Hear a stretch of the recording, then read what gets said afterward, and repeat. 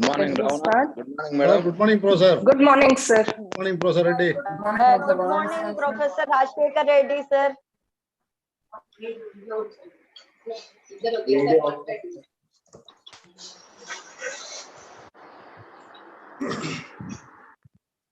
Good morning, Professor Rajshekar Reddy garu. Shall I start?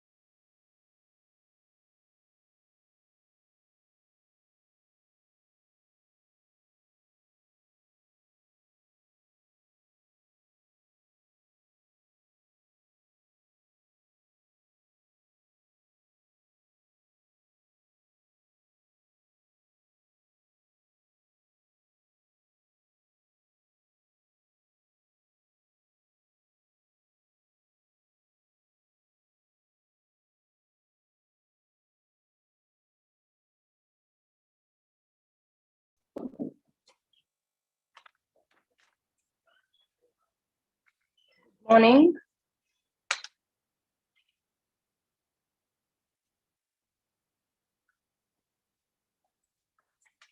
Good morning, all the participants.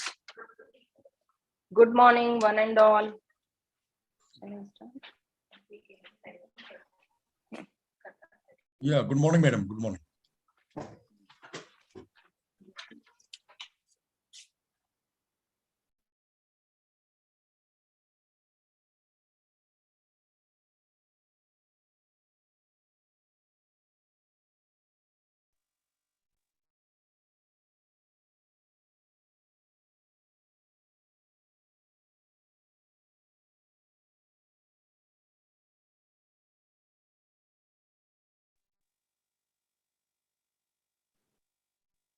Good morning, Malik.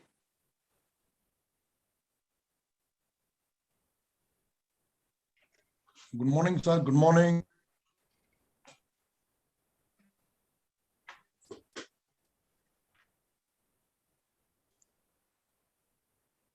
Good morning, Ravanan. Oh, good morning, sir. Hi, Balakrishna. Good morning. Good Good morning. morning, Good Professor morning. Srinivasarao garu. Very good morning to you all. Yeah, good morning, sir. Good morning. Yes, we are happy to receive you.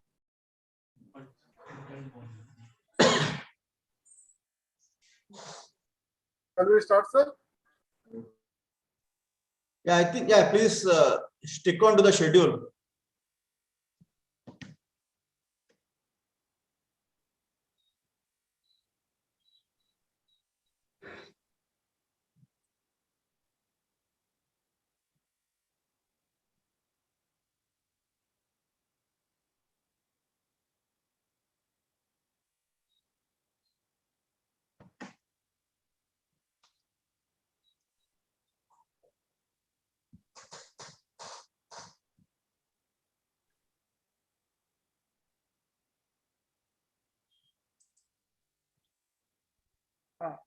Madam, shall we start? Sorry, sir. Yes, sir. We'll start, sir. Good morning, one and all. On behalf of the Department of Statistics, University College of Science, Usmania University, I extend a warm welcome to all the dignitaries, speakers, and participants for the inaugural function of the International Virtual Conference on Statistics and Data Science, Theory and Practice for Progress and Prosperity. I invite the guest of honor, Professor A. Balakrishna Garu, Dean Faculty of Science, Usmania University, to occupy the chair. Thank you. Thank you, sir. I invite our chief guest, Professor B. Redanayak Garu, Officer on Special Duty to Vice Chancellor, Usmania University, to occupy the chair.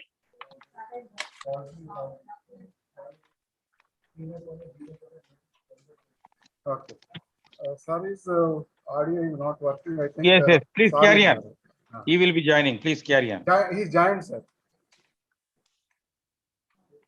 Sir is already there, but. Please I think carry the on. mic is. Yes. Okay. I invite guest of honor, Professor B. Veeraya Garu, Principal, University College of Science, Usmania University, to occupy the chair. I invite Professor N. Balakrishna Garu, Senior Professor, Department of Statistics, Cochin University of Science and Technology, Cochin, Kerala, and the Indian Society for Probability and Statistics, ISPS President, to occupy the chair. I invite Professor S.A. Malik Garu, Department of Statistics, Maharshi Dayanand University, Rohtak, Haryana, ISPS General Secretary, to occupy the chair. I invite Professor P. Rajshekhar Reddy Garu, Sri Venkateshwara University, Tirupati, Andhra Pradesh, ISPS Honorary Secretary President, to occupy the chair. I invite Professor G. Jayashree Garu, Vice Principal, University College of Science, Usmania University, Convener, ICSDS 2021, to occupy the chair. I invite Dr. N.C.H. Bhattacharyalu Garu, Head Department of Statistics, University College of Science, Usmania University, Organizing Secretary of ICSDS 2021, to occupy the chair. I invite Dr. S.A. Jyotirani Garu, Chairperson, Board of Studies, to Usmania University, to occupy the chair. Now we'll start the program with the prayer song by Sri Harini.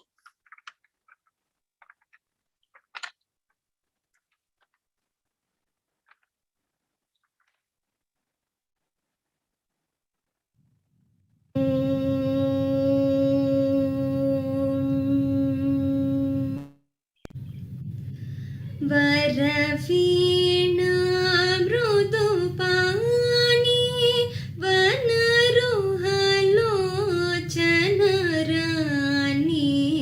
सुरुचिरबम्बरवेणि सुरनुतकल्याणि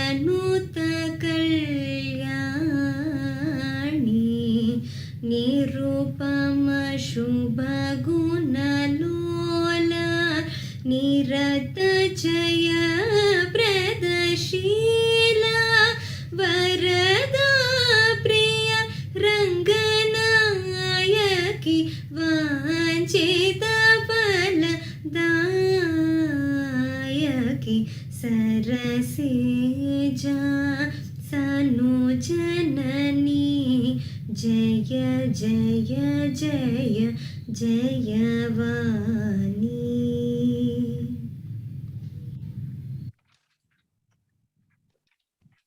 Thank you, Sri Harini. A small request from the organizer to the dignitaries to confine to the duration and timings as mentioned in the program sheet. I request Dr. N.C.H. Bhattacharyalu Garu, Head Department of Statistics, Organizing Secretary, ICSDS 2021, to give the welcome address. 1 second, Dr. Shirisha. Yes, sir. Before speaking anybody, please tell them or tell us the time limit, so that we will try to confine ourselves, because many of us, we are not having that printed sheet in our hands. Please tell us the time schedule, so that we will try to be in our own time limit.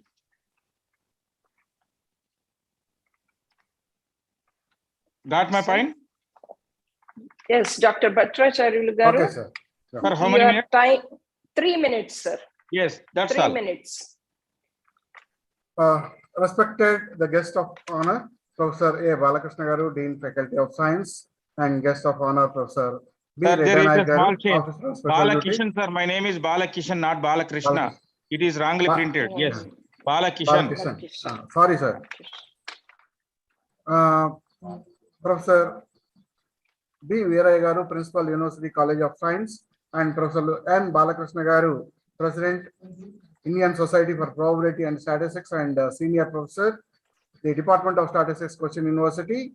And question, Professor S.C. Malik Garu, General Secretary, Indian Society for Probability and Statistics, the Senior Professor, Maharshi Dayanand University, Rohtak, and Professor G. Jayasri Garu, convener of this conference and Vice Principal, University College of Science, Dr. S. A. Jyoti Rani, Chairman, Board of Studies, Department of Statistics, and respected senior professors, research scholars, students, and their participants. Good morning to all. Here I am welcoming to all the invited speakers, invited chairs, contributory paper speakers, participants, and on the behalf of Department of Statistics, Osmania University, Hyderabad. It is a great pleasure and hosting the 41st annual conference of the Indian Society for Probability and Statistics in Osmania University. We are treating that it is honor for us. We are grateful to Professor Rajasekhar Reddy Garu for giving a chance to us to host this conference in Osmania University by keeping confidence on us by considering our request. I'm also thankful to Professor N. Balakrishna Garu, Professor S.C. Malik Garu, and to all the executive committee members of Indian Society for Probability and Statistics by keeping confidence on us, our request, and given the chance to host this conference in the Osmania University. So this after the 27 years that we are hosting this Indian Society for Probability and Statistics, the annual conference after 1995. I'm apologizing to all the participants due to the pandemic situation in December 2021. We are unable to conduct this conference in offline mode as per the original schedule in January 27 to 29, 2022. I'm very much thankful to Professor Rajasekhar Reddy Garu, Professor N. Balakrishna Garu, Professor S.C. Malik Garu, and Professor C. Satish Kumar Garu for their kind advices and suggestions in making the arrangements of the speakers, chairs, and also in scheduling. Also thankful to Dr. Venkateswaran Garu, Treasurer, ISPS, for supporting all the time. And the Department of Statistics was established in 1969 on December 8, even though the course was started in 1959 in the Osmania University. In the Osmania University, under the Department of Statistics, there are 150 undergraduate and 22 PG colleges who are pursuing more than 5,000 undergraduate students offering the statistics, and around 750 postgraduate students who are pursuing it. Also offering the statistics in the distance mode, and more than the 200 members in the graduation and also in post-graduation. And 2 years back, the department also introduced the data science course at undergraduation level, and also planning to introduce MSc data science course. This conference is with 3 plenary talks with the distinguished professors in the country and outside in the globe, and 6 endowment invited talks, 3 symposium talks, and Professor S.N. Narahar Pandit Memorial Talk, who is the one of the senior professor of this department. And 36 the sessional invited talks across the globe and 200 contributory talks, which were arranged in 4 parallel sessions in these 3 days of schedule. I request all the speakers, chairs, and contributory speakers and the participants to cooperate for its grand success and hope the same. Thank you to one and all.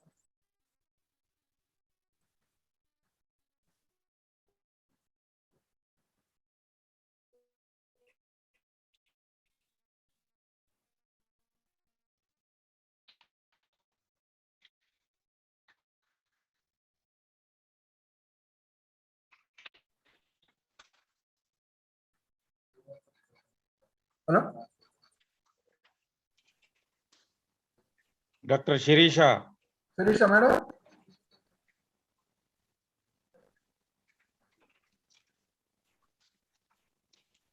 Hello? Thank you, sir. I request Professor G.J. Srigaru, the Vice Principal, Convener Reference. 3 minutes.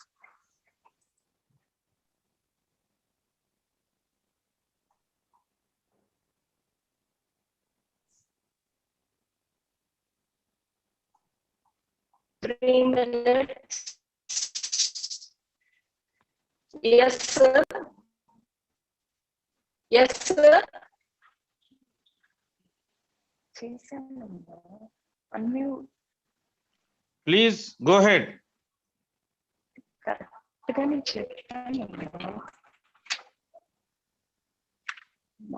Ma'am, your voice is not audible.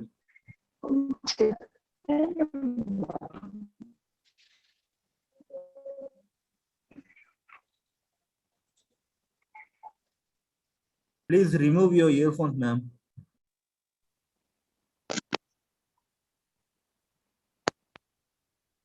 Can you hear me now? Yes. Yes, ma'am, yes. Okay, thank you. A very good morning to all and warm welcome to the dignitaries on the dais. Our guest of honor of today's function, Professor A. Balkishan Sir, Dean Faculty of Science, Osmania University. Our honorable chief guest of today's function, Professor B. Redyan Nayak, Officer on Special Duty to Vice Chancellor Sir. Guest of honor of today's function, Professor B. Veeraya Sir, Principal, University College of Science, Osmania University. Respected Professor N. Balakrishna Sir, Senior Professor, Department of Statistics, Cochin University, Kerala, and President of ICSDS. Respected Professor S.C. Malik Sir, Department of Statistics, Maharshi Dayanand University, Rohtak, Haryana, and General Secretary of ICSDS. Respected Professor P. Rajshekar Reddy Sir, Retired Professor of Department of Statistics, Sri Venkateshwara University, Andhra Pradesh, and Honorary President of ICSDS. Dr. N.C.H. Bhattacharya Sir, Head Department of Statistics, University College of Science, Osmania University, and Organizing Secretary of this International Virtual Conference. Dr. S.A. Jyotirani Madam, Chairperson, Board of Studies, Department of Statistics, University College of Science, Osmania University, and respected senior professors, and delegates, participants, students. Thank you for joining all. Thank you for joining us. Some of the highlights of this International Virtual Conference on Statistics and Data Science, Theory and Practice for Progress and Prosperity are 3 plenary talks by the eminent statisticians, Professor B.L.S. Prakash Rao Sir, Professor Emeritus, Indian Statistical Institute, former Director of Indian Statistical Institute, Calcutta, INSA Senior Scientist, and Sir is a Shanti Swarup Bhatnagar Awardee for Science and Technology. We are proud to have you here, sir. Professor Arup Bose, Sir, Indian Statistical Institute, Calcutta. Sir is also a Shanti Swarup Bhatnagar Awardee for Science and Technology. Proud to have you here, sir. And Professor A.M. Mathai, sir, who has established the Center for Mathematical Sciences, in Pala, Kerala, and received Founders Award from the Statistical Society of Canada. We are also proud of you, sir, to listen to you in this particular conference. The conference has also organized Professor P.V. Sukhatme Endowment Lecture given by Professor P.G. Sankaran, sir, Professor R. Ravanan Endowment Lecture given by Professor K. Srinivas Rao, sir, and a series of 3 lectures under Professor G. Shankar Narayan Symposium Lectures given by Professor G. Aravarignan, sir, Professor S. Uday Bhaskaran, sir, and Professor Thangarajan, sir. Thank you, sir, for accepting our invitation. A feather of Department of Statistics, Usmania University, Professor S.N. Narahari Pandit, sir, who joined in the Department of Statistics in 1978 from REC Warangal and previously worked in IIT Kanpur. I take pride in announcing a sequence of memorial lectures in the honor of Professor S.N. Narahari Pandit, sir, were arranged by his students, and I am thankful to his students who contributed for this sequence of lectures. Thank you, sir. The conference also has MSc Students Project Competition, Best Research Paper Competition, and also Young Statistician Award. I thank all the organizers of ISPS who had given us this opportunity to conduct this particular conference. Previously, my supervisor, Professor R.J. Ramalinga Swami Garu, also worked as secretary for ISPS, and sir hosted an international conference in collaboration with ISPS in 1995. And now, after 27 years, again, the Department of Statistics, Usmania University, is hosting an international conference in collaboration with ISPS. So it is proud to host this conference with the prestigious highest statistical body, ISPS, for its 41st annual convention in Usmania Universities. And thank you, sir, for making our dream come true. We were working on this since 2019. I'm sure that this platform helps the participants to enhance the knowledge in statistics and also give a way for research. Thank you for giving me this opportunity. And if there are any confusion about the presentation of the contributory papers or anything in the conference, please contact us so that the queries will be sorted out. Thank you for giving me this opportunity. Thank you. Over to you, Shirisha. Thank you, ma'am. Thank you, madam. Now I request Professor N. Balakrishna, Senior Professor, ISPS President, to give his presidential remarks. Am I audible? Yes, Am I yes, audible? yes. Yeah, Yes, okay. sir. Yes, yes. Thank you. So, respected dignitaries on the dais, respected members of Executive Committee of ISPS, Associate Executive Committee members of ISPS, invited speakers, contributing speakers, delegates of the conference, my dear students, ladies and gentlemen. Very good morning to you and all. On behalf of the Executive Committee of ISPS, I once again welcome you for your active participation in the proposed seminar. So this is the second annual convention of ISPS we are holding online due to the COVID pandemic situation. In fact, our earlier plan was to hold it offline at Usmania University, Hyderabad, but suddenly the third wave cropped up and we are forced to change the plan. Anyway, we hope that things will become normal soon. In fact, I still remember that in 1995, I attended this ISPS conference at Usmania University, Hyderabad as a contributory speaker. And I still remember the nice hospitality we enjoyed there. In fact, the department seminars were on the, I think, second floor. And there was a big tent on the rooftop to serve the food. And in fact, they are preparing the food there itself. And also we had a very nice trip to different places in Hyderabad. So we are missing that this time. Anyway, as we are all aware, the annual convention of ISPS is an important event as far as the statistics community in India is concerned. We are happy that several departments are volunteering to host the annual conventions nowadays. Thanks to my colleagues in the Department of Statistics, Usmania University, for hosting this 41st annual convention.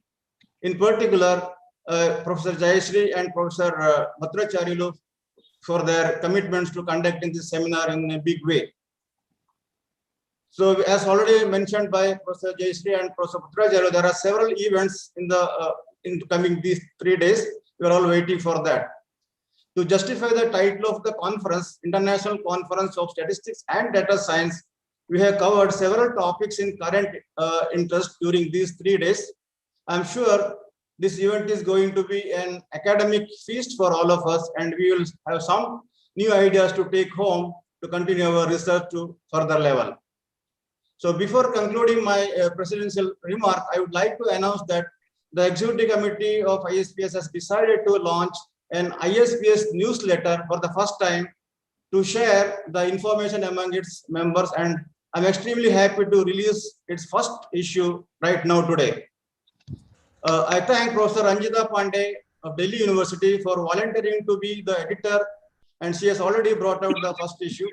I declare that the ISPS newsletter is officially released now, and you will receive a copy of the first issue in your registered email soon.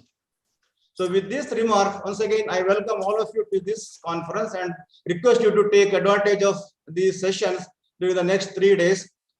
And I wish the conference a very big success. Thank you, and all. Thank you.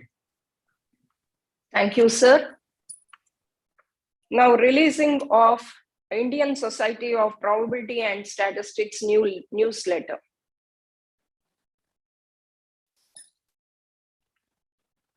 Sorry. So we have not printed it. We will receive the email, the copy of the newsletter soon in your email. I hope Dr. Venkatesh is hearing me. Okay, sir. Thank you, sir. Then we'll continue. I request Dr. S.A. Jyotirani Garu, Chairperson, Board of Studies, Department of Statistics, Usmania University, to address the gathering.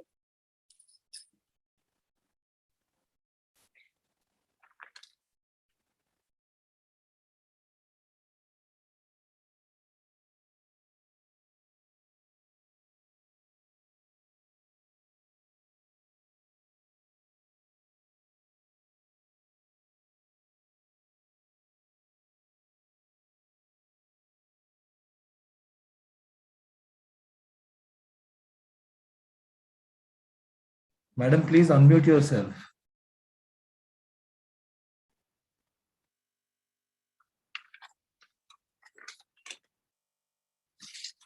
I request Dr. S.A. Jyotirani Garu, Chairperson, Board of Studies, Usmania University, Department of Statistics, to address the gathering.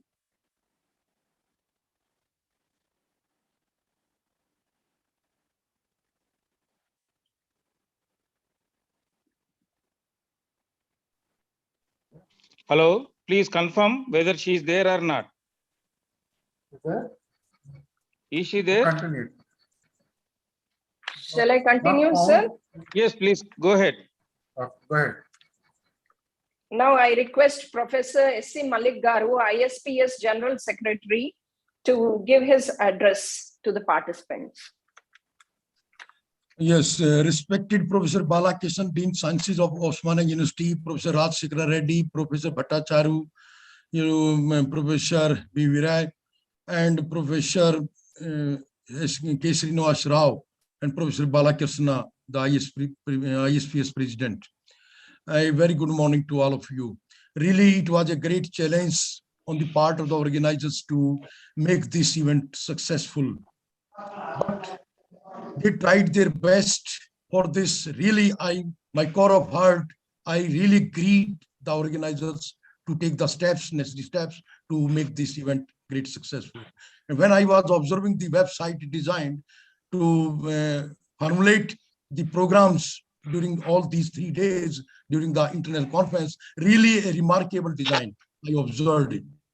And they have tried their best to formulate the program very smoothly And whenever they ask to do so, they always ready to cooperate with the ISPS community. And for this, really, the ISPS whole community is very grateful to the organizers, particularly the Osmania University, for giving this platform to organize this 41st annual convention of ISPS.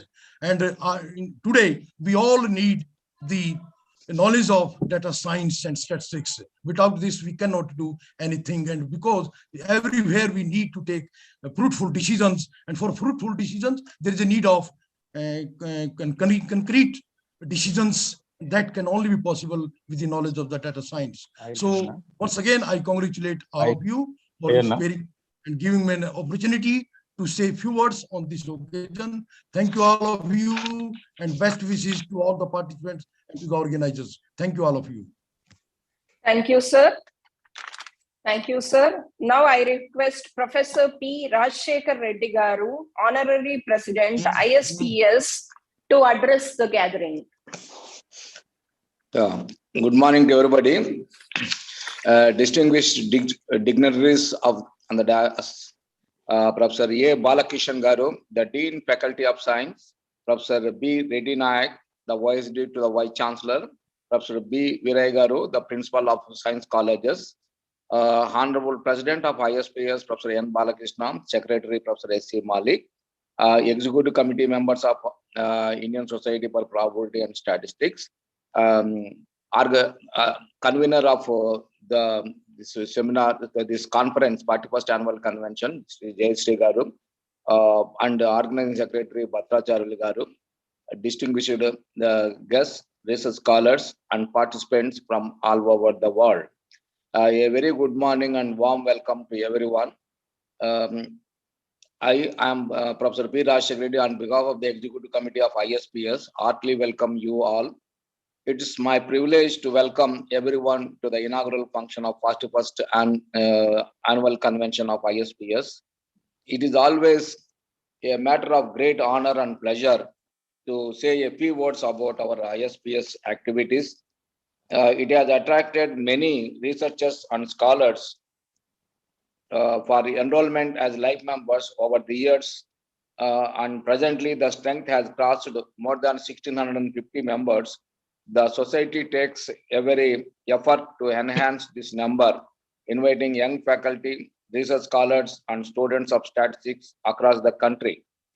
The ISPS publishes the journal biannual by Springer publication, annual convention, conferences, workshops, symposium of ISPS being organized every year in one of the reputed national universities.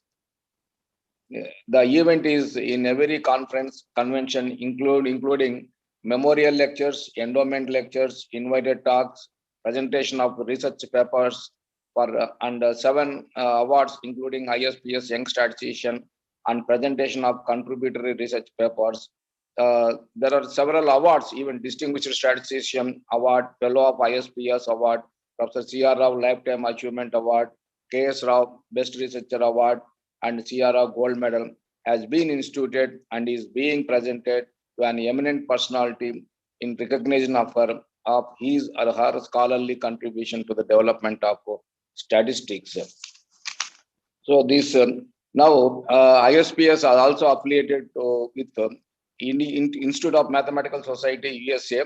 So now on behalf for the benefit of research students, this year we have done one special session in the name of Professor S.N. Pandit, who has served several years in Osmania University.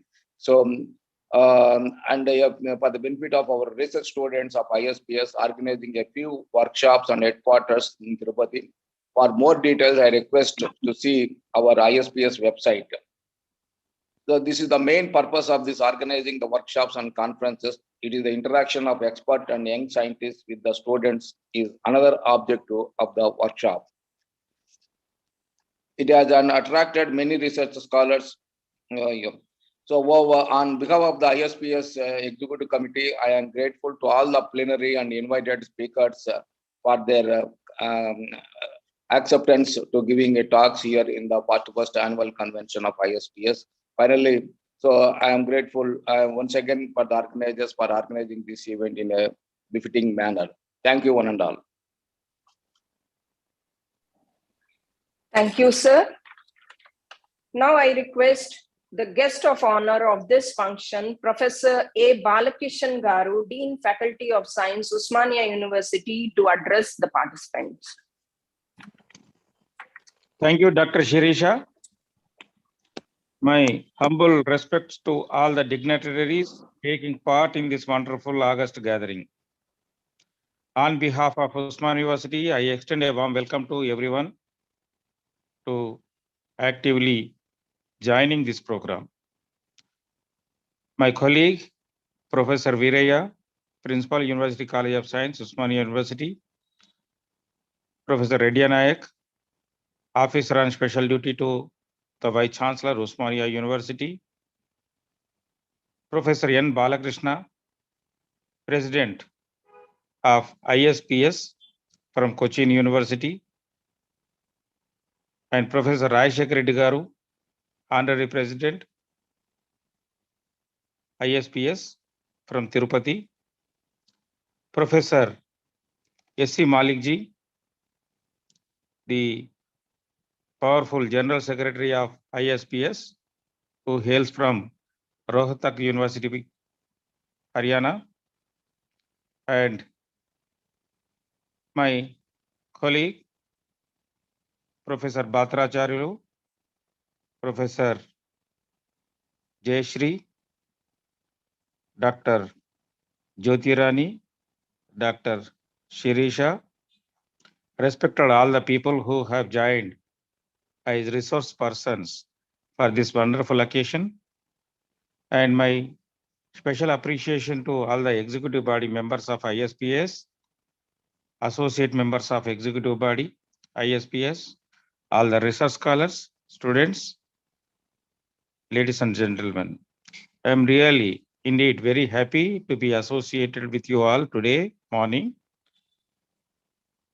Though after 27 years of long time, long waiting, our Department of Statistics, Usman University, conducting this program, wonderful program.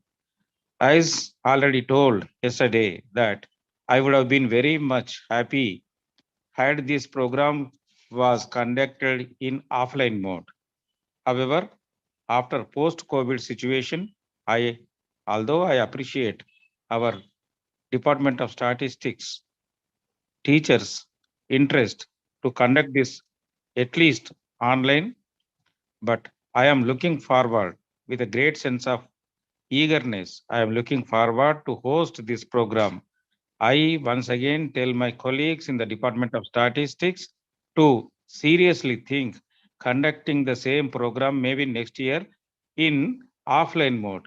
As Professor Balakrishna from Cochin, the president of the ISPS, rightly pointed out by bringing his memories. He was telling, how the program was conducted 27 years ago, 1995. And he was telling that, the tents were erected on the terrace and the cooking was also being done there 27 years back. He was still, the memories are fresh in his mind. I really appreciate. Similarly, had this program was conducted in offline mode, probably he would have more happier to see the latest technology, latest changes in our hospitality. As I always tell that, Hyderabad is known for minars and seminars. And moreover, my Usmania University is very, very popular and very, very, it is known for its hospitality in entire Indian universities.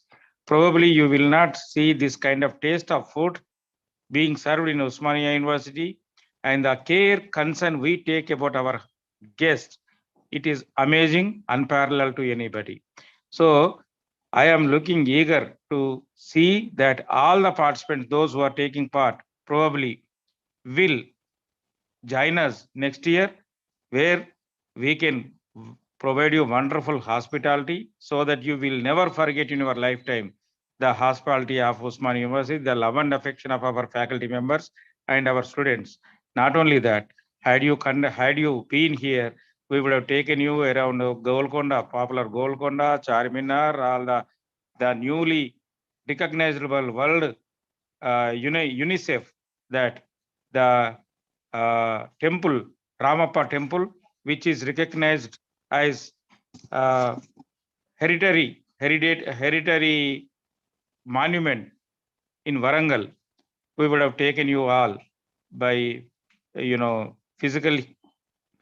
And my another request to the Department of Statistics Organizing Committee, while congratulating them, please seriously think about bringing all the papers in a book form and with a ISBN number.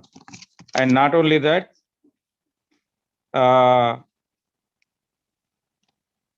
while taking this opportunity of thanking and welcoming everybody, I am really honored to be with you all, and we eagerly look forward to meet you all offline some nearing day in coming future. With these few words, I thank one and all. Thank you very much. Thank you, sir. Now I request the chief guest of today's function, Professor B. Redaya Nayak Garu, officer on special duty to Vice Chancellor, Usmania University, to address the gathering.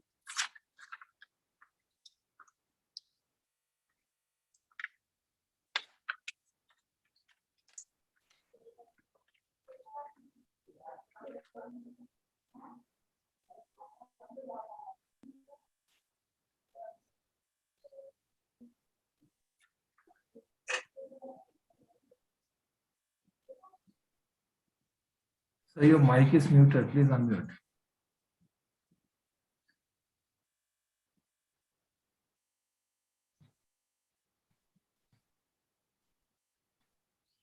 Hello.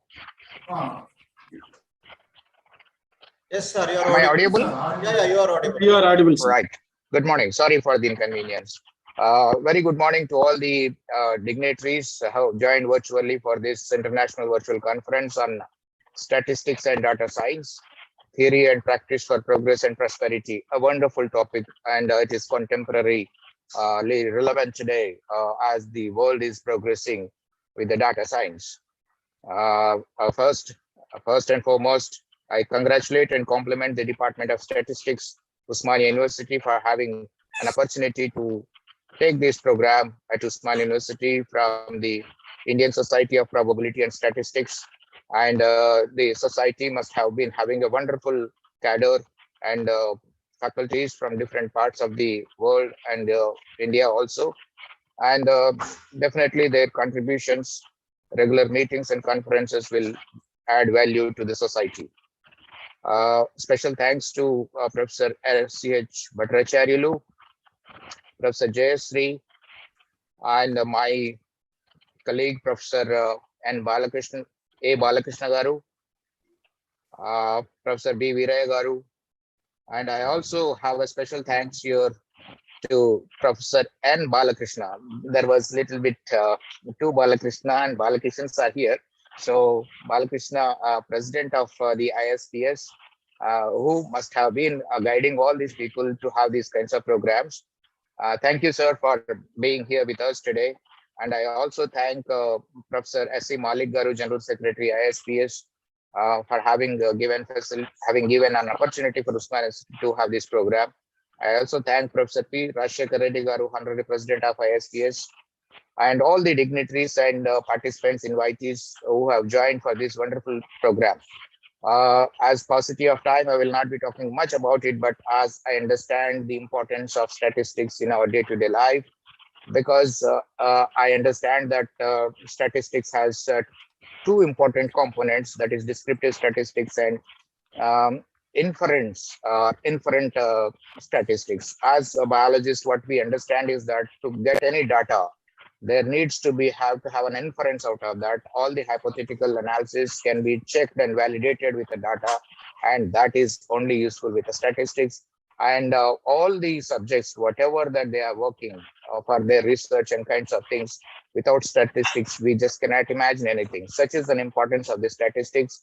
And to draw any programs, any policies, people cannot go to have a real data. Rather, they have to have a statistical data.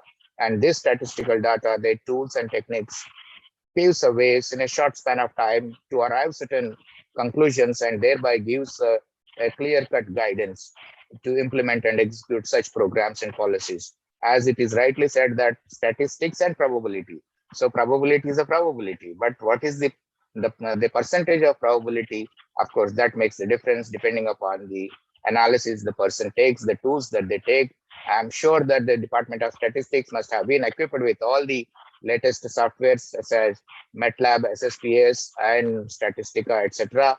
And all these advanced tools and techniques are definitely paving the way for the analyzing the facts and figures that have been collected as samples for better interpretation. I also would like to emphasize here that the data science today is playing a pivotal role, and because of the having data and its permutations and combinations are giving us so many clues. Always making a mention that because of the availability of data, the science can progress further. And the best example that we can take is the discovery of the vaccine in the recent past. The vaccine discovery usually takes nearly 4 to 5 years, but it has been happened just because of the availability of data, and making use of that data and making the interpretation, we could able to discover the vaccine within a short span of 1 year. So such is the power of the data and its analysis. So I am sure that this conference gives a wonderful learning lessons, take home messages for all the participants, and benefits for the society at the large. I thank the ISPS and Usman City Department of Statistics for having this wonderful program. Good luck and all the very best. And I wish all the participants will take utmost benefit of this conference. Thank you very much. Thank you, sir. Now I request guest of honor of this function, Professor B. Veeraya Garu, Principal, University College of Science, Usmania University, to address the participants. Very good morning to all of you. Is it audible? Yes, sir. Yes, sir. A warm welcome to the inaugural ceremony of International Virtual Conference on Statistics and Data Science, Theory and Practice for Progress and Prosperity of the countries. And so in conjunction with the 41st Annual Convention of Indian Society for Probability and Statistics, ICSDS. Very good morning to the dignitaries on the dais. The chief guest of this today's function, Professor B. Reddy Nayak Garu, the officer on special duty to Vice Chancellor, Usmania University. The guest of honor, Professor A. Balakrishnan, Dean, Faculty of Science, Usmania University, and the Professor N. Balakrishna, Senior Professor and the ISPS President, and the Professor S.C. Malik, ISPS General Secretary, Professor P. Rajshekar Reddy Garu, Honorary President, ISPS, and Head Department of Statistics, Dr. N.C.H. Bhattacharya Garu, Professor Jayasri, the convener of the seminar, the Vice Principal, University College of Science, Usmania University, the Dr. S.A. Jyoti Rani Garu, Chairperson, Board of Studies in the Department of Statistics, Usmania University, and other dignitaries and the keynote speakers, faculty members, delegates, research scholars, students, and all other ladies and gentlemen. It is a pleasure to have you people on this virtual conference for discussing the importance of the statistics, its theory, practices for the progress and prosperity of this subject, and particularly the data science. And I wish all the delegates, participants to have the wonderful journey all these 3 days by having the good knowledge in the from the experts which are who are present in this the international event. Nowadays, if you look at the applicability of the statistics everywhere and without statistics and the probabilities, as our the dean faculty of science and the today's chief guest has told. So everywhere, starting from the earth science to the atmosphere, the astronomy. So we'll use the statistical approach and the statistical methods to assess the data and interpret the data in a meaningful manner. So the wonderful applications will drive the subject into everywhere, and it will have its own impact on the development of any country.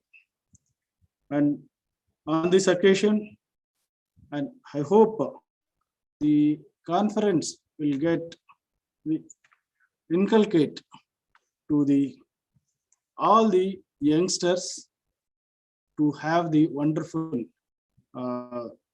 expertise in these discussions, and all the research scholars will get benefited for their research work as well as the applications in the data sciences.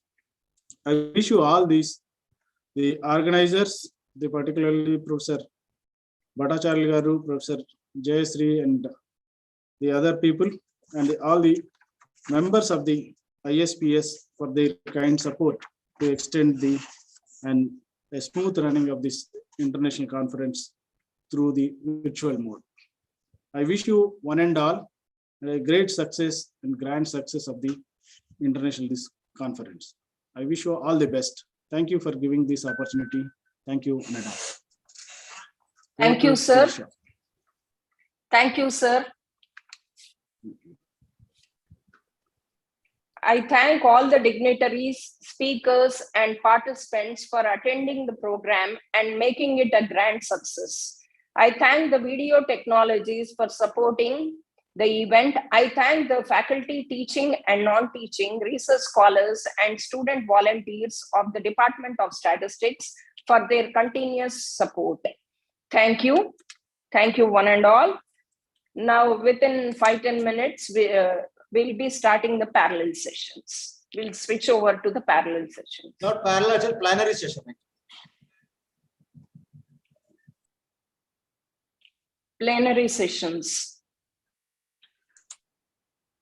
Thank you, Ananda. Thank you to one and all, and 5 minutes that will join. I request all the participants to join the concerned session halls. So as for the links that I provided, session hall A, B, CRD.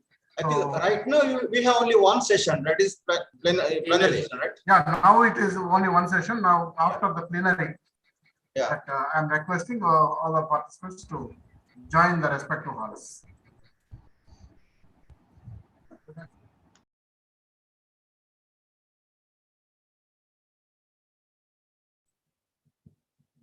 You are muted, sir. You are muted. Even if you have joined in any of the session, automatically you will come to the only one session for the plenary. Okay. The chairman of the session is ready. Yeah. Okay, good. Speaker is also ready. Yes, sir. You have been ready since morning, actually. Sir, Prakash Rao garu. Yeah, చెప్పండి. Namaskaram. నమస్తే అండి. చాలా రోజులైంది sir మీ voice విని. After a long time I am hearing your voice. Sir, Hargopal here, sir. Good morning, sir. Prakash Rao garu, Srinivasa Rao, Rajshekhar Reddy, Very good and morning. Malik and Balkrishna. Yeah, Victor Babu. Dr. Babu sir is there, Professor Tangaraj is there, Somesh Kumar is there. Yeah, Tangaraj. Alangavan. Good morning, sir. Yeah. Thank you.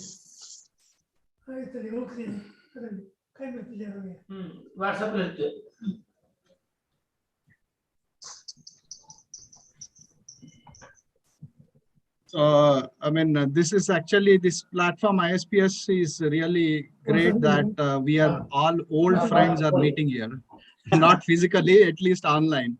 That's good. That's good.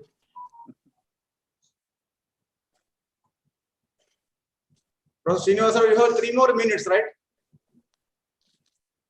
I think I'll be back. Just a moment.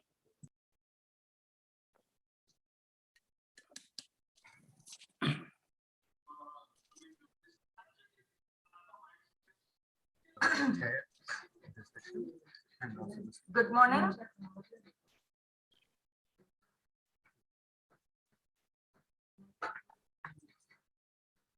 Good morning.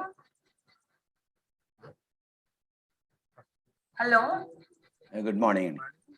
Can you hear, sir? Yeah, we can. Okay, thank you. Now I request Professor K. Srinivas Rao, sir, to chair the session. I just want to introduce sir. Sir received many distinguished awards like Statistician Award by ISPS Fellow or ISPS, and sir is a Fellow of AP Academy of Sciences, Fellow of ORSI, and presently sir is serving as a Member Secretary APSCT since 2015, and sir is principal of Andhra University of College of Science and Technology, Visakhapatnam, and sir's research and academic extension activities are to name a few. Number of PhD students guided under sir are 54. Number of research projects are 13. Number of patents received by sir are 3, and list of research papers published by sir are 237, and number of international conferences organized by sir are 28. I am privileged and to introduce sir for this particular session. Sir, please take the chair and honor us, and also please I request you to chair the session, as well as please introduce Professor BLS Prakash Rao, sir. Thank you, sir. Thank you, Jayasri Garu, Professor Jayasri Garu. Thank you, sir. Thank all the members of the organizing committee and ISPS executive for the given honor to me. And really, I feel it is a privilege for me to chair the session of the plenary session, first session. And the talk is given by none other than the Dian of Statistics, living legend of statistics, Professor BLS Prakash Rao Garu. And I feel Professor BLS Prakash Rao Garu does not require any introduction.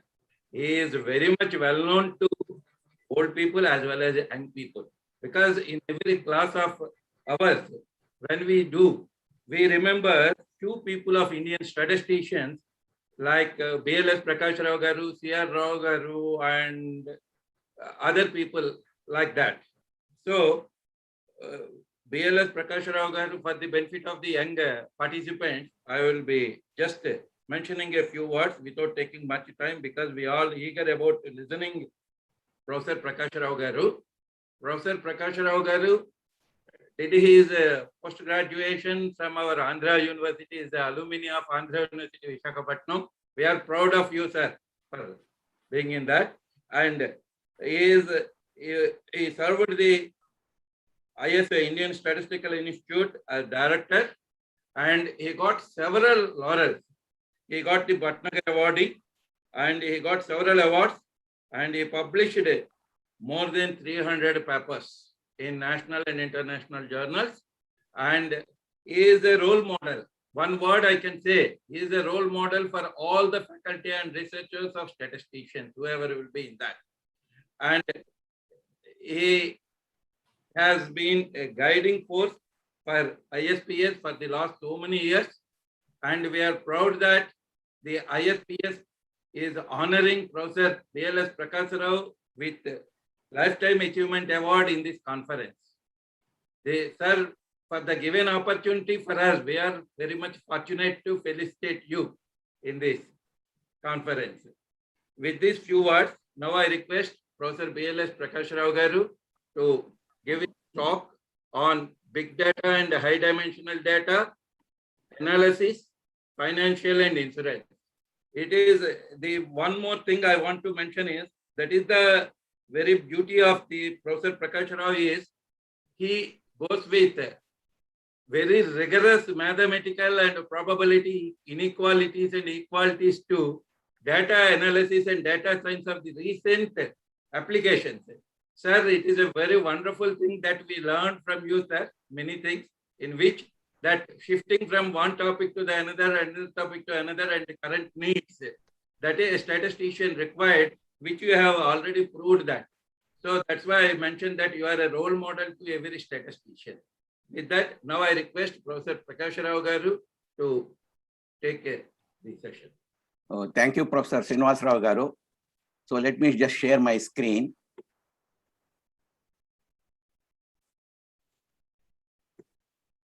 Can you see the screen? Yeah, it's visible now.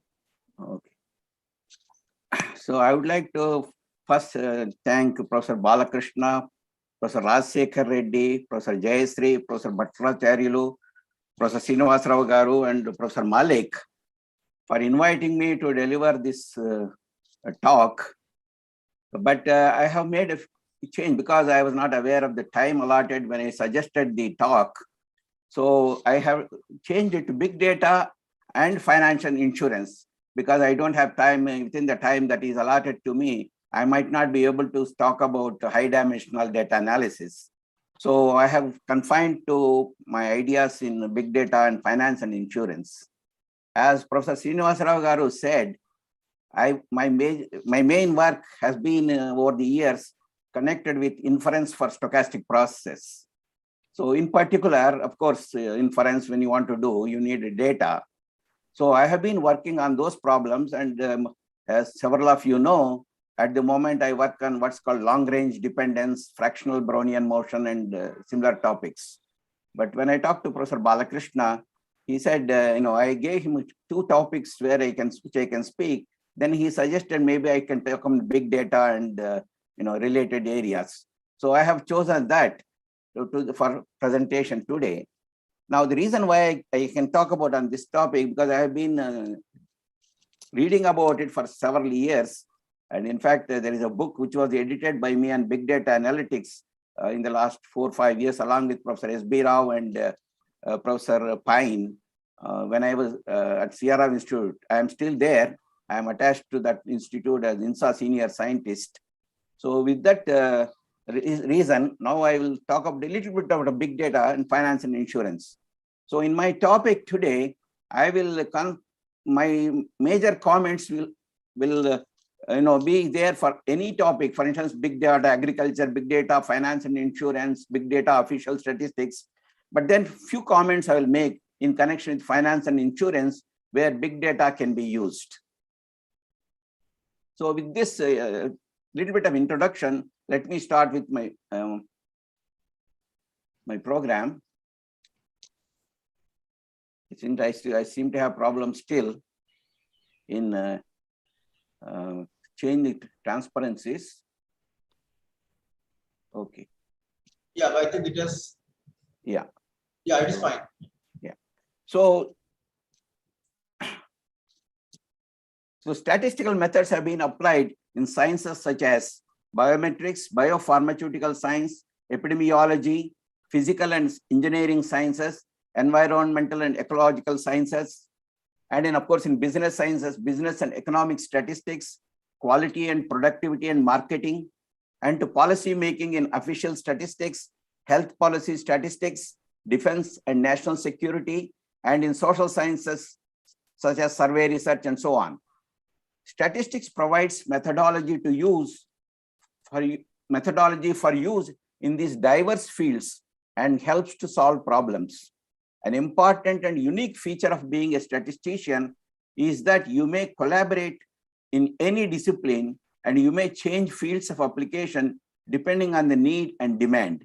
Statistics improves human welfare by its contributions to all fields. It serves society. Some statisticians are doing research or involved in teaching. Others are applying the methodology, so applied statisticians are developing software tools for applying the tools of statistics. Without any doubt, the most discussed current trend in statistics is big data. Different people think of different things when they hear about big data. The current trend in statistics, there are 2-3 areas where there is important changes in statistical affairs. I will explain now in a few minutes. The classical statistical methods need to be modified especially when you are dealing with big data. And of course, there is also called high dimensional data. I will not have time, but I will just say a little bit about that.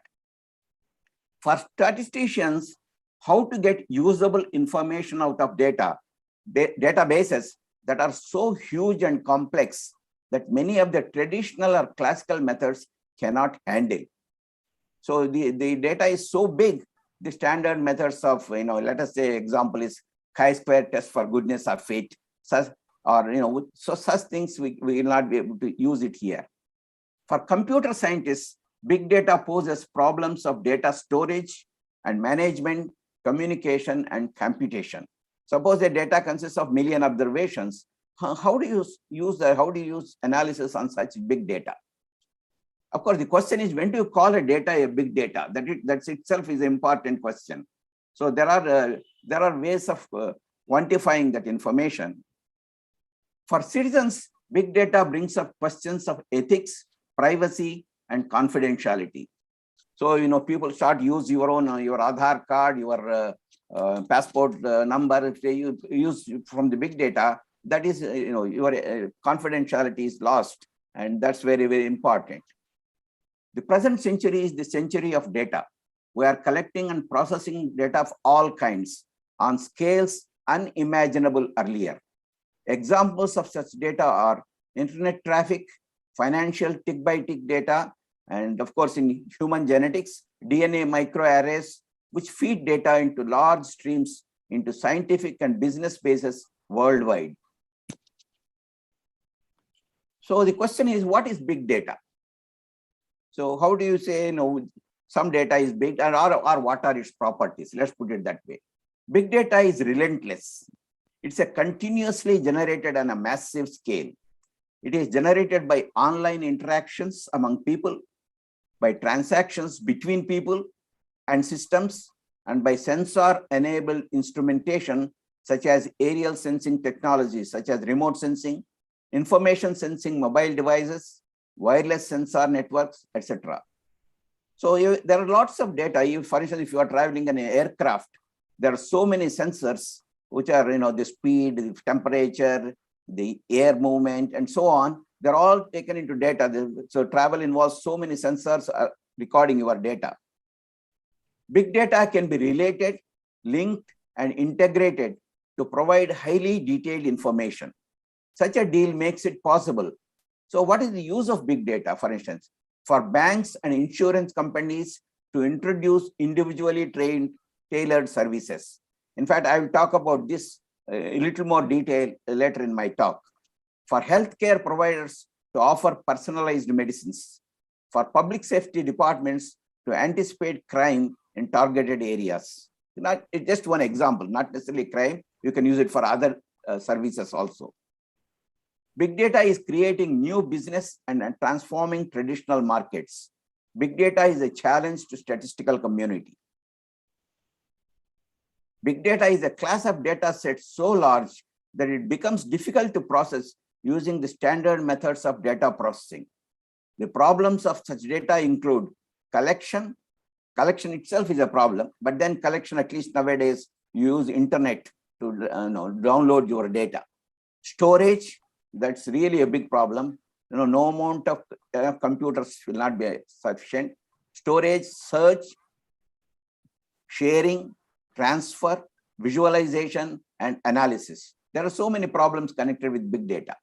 Collection, storage, search, sharing, transfer, visualization. How do you see them? And analysis. Standard methods of histograms, scatter plots, they are useless for big data. Big data is difficult to work with using relational database, management systems, desktop statistics, and visualization packages. Big data usually includes data sets beyond the ability of commonly used software tools. For instance, tools like Minitab, SPSS, these are not useful for big data. So that is why we have to develop new methods, new tools, new mathematical methods even for analysis. Why do we say that? When do we say that big data is a big data? Is there a way of quantifying the amount of data? So I don't have time today to answer this question, but there are answers to this. An important advantage of analysis of big data is the additional information that can be obtained from a single large set as opposed to separate smaller sets. Big data allows correlations to be found, for instance, to spot business trends, especially if you are using business data like amount of sales, amount of purchase, inventory systems, and so on. You can use correlations, and then that can be used to spot business trends, whether you are selling a product more often or the product is not being purchased, and so on. Big data involves increasing volume, that is amount of data. That is the reason, of course, one reason is called big data. Amount of data itself is large. Velocity, that is the speed at which the data is in and out. And variety, that is the range of data types and sources. It's high in volume, high in velocity, and also high in variety. This requires new forms of processing for decision making. So the old methods of statistical analysis are not useful, at least as of now. Big data can make important contributions to international development as it gives a cost-effective way to improve decision-making in areas such as healthcare, employment, economic productivity, resource management, and natural disasters. At the time of a natural disaster like earthquake and so on, it's important you get more information so that you can help people and when they are having disaster. There are of course concerns such as ethics, privacy, confidentiality with collection of such data. This is what I mentioned a few minutes back. Whether people, if big data is collected, what is the consequence of that in day-to-day lives of people. Big data has unique features that are not shared by the traditional data sets. It's characterized by massive sample size and possibly high dimensionality. Massive sample sizes allows us to discover hidden patterns associated with small subpopulations. Modeling intrinsic heterogeneity of big data requires sophisticated methods. Big data have special features such as noise accumulation, spurious correlation, and incidental endogeneity. So I will not be able to explain this incidental endogeneity. That means suppose you are looking at you are in a city and you see two people. They might look alike, but then they might not all be related at all. Okay, or there might be because of the sheer size of population, there could be another person who looks like you. You might not be even related. So like that, two variables might not be even connected at all, but they might give you similar information. So that's why it's a spurious correlation. They might not have connection. For instance, you might be dealing with the number of cars produced in India, say income in England. Income in England and cars produced in India, they don't have connection, but still in a big data, it might show up. That's what I'm saying. Big data is a combination of many data sources coming from different subpopulations. It's unstructured. Each subpopulation may exhibit features which are not shared by others. A mixture model may be appropriate to model big data. So if you have a big data, it's a mixture of several populations. So if you really want to model it, you have to have a mixture population distribution.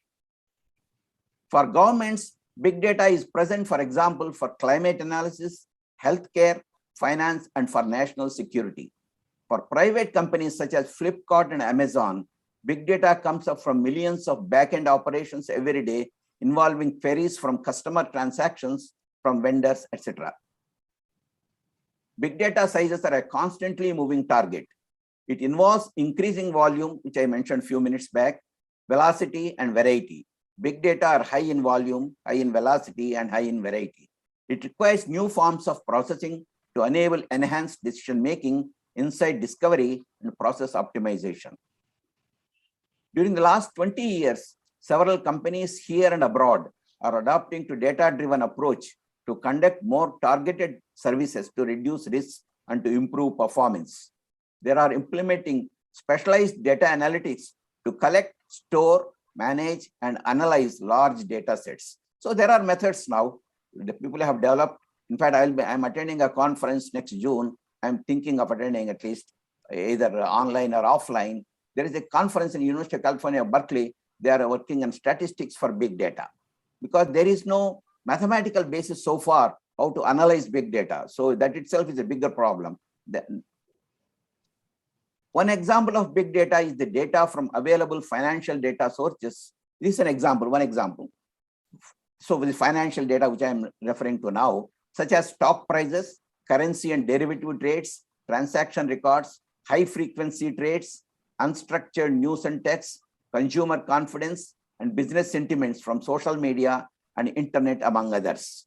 So this is a big amount of data. Every day, there's so many things, so many people are transacting. People are buying stocks, people are selling stocks. Tick by tick, every minute is varying. So there is so much information that's coming up. Analyzing these massive data sets help firms to gauge risk of investment as well as systemic risks. Analysis of data require people who are familiar with sophisticated statistical techniques such as portfolio management, stock regulation, proprietary trading, financial consulting, and risk management. Risk management, especially with the insurance sector, which I will tell you in a minute. Big data are of various types and sizes. In traditional statistical data analysis, we think of observations of instances of a particular phenomenon. These observations being a vector of values measured on several variables, such as blood pressure, weight, height, etc. In traditional statistical methodology, we assumed many observations and few selected variables, which are well chosen to explain the phenomenon. So you lose when you want to model some data in traditional ideas. When you don't have millions of observations, we look at the variables which explain, like through the R square. For those who are familiar with regression analysis, if R square is close to 1, that means your variables are all explaining it, information. The trend today is towards more observations, but even more so to a very large number of variables, automatic, systematic collection of a large amount of detailed information about each observation.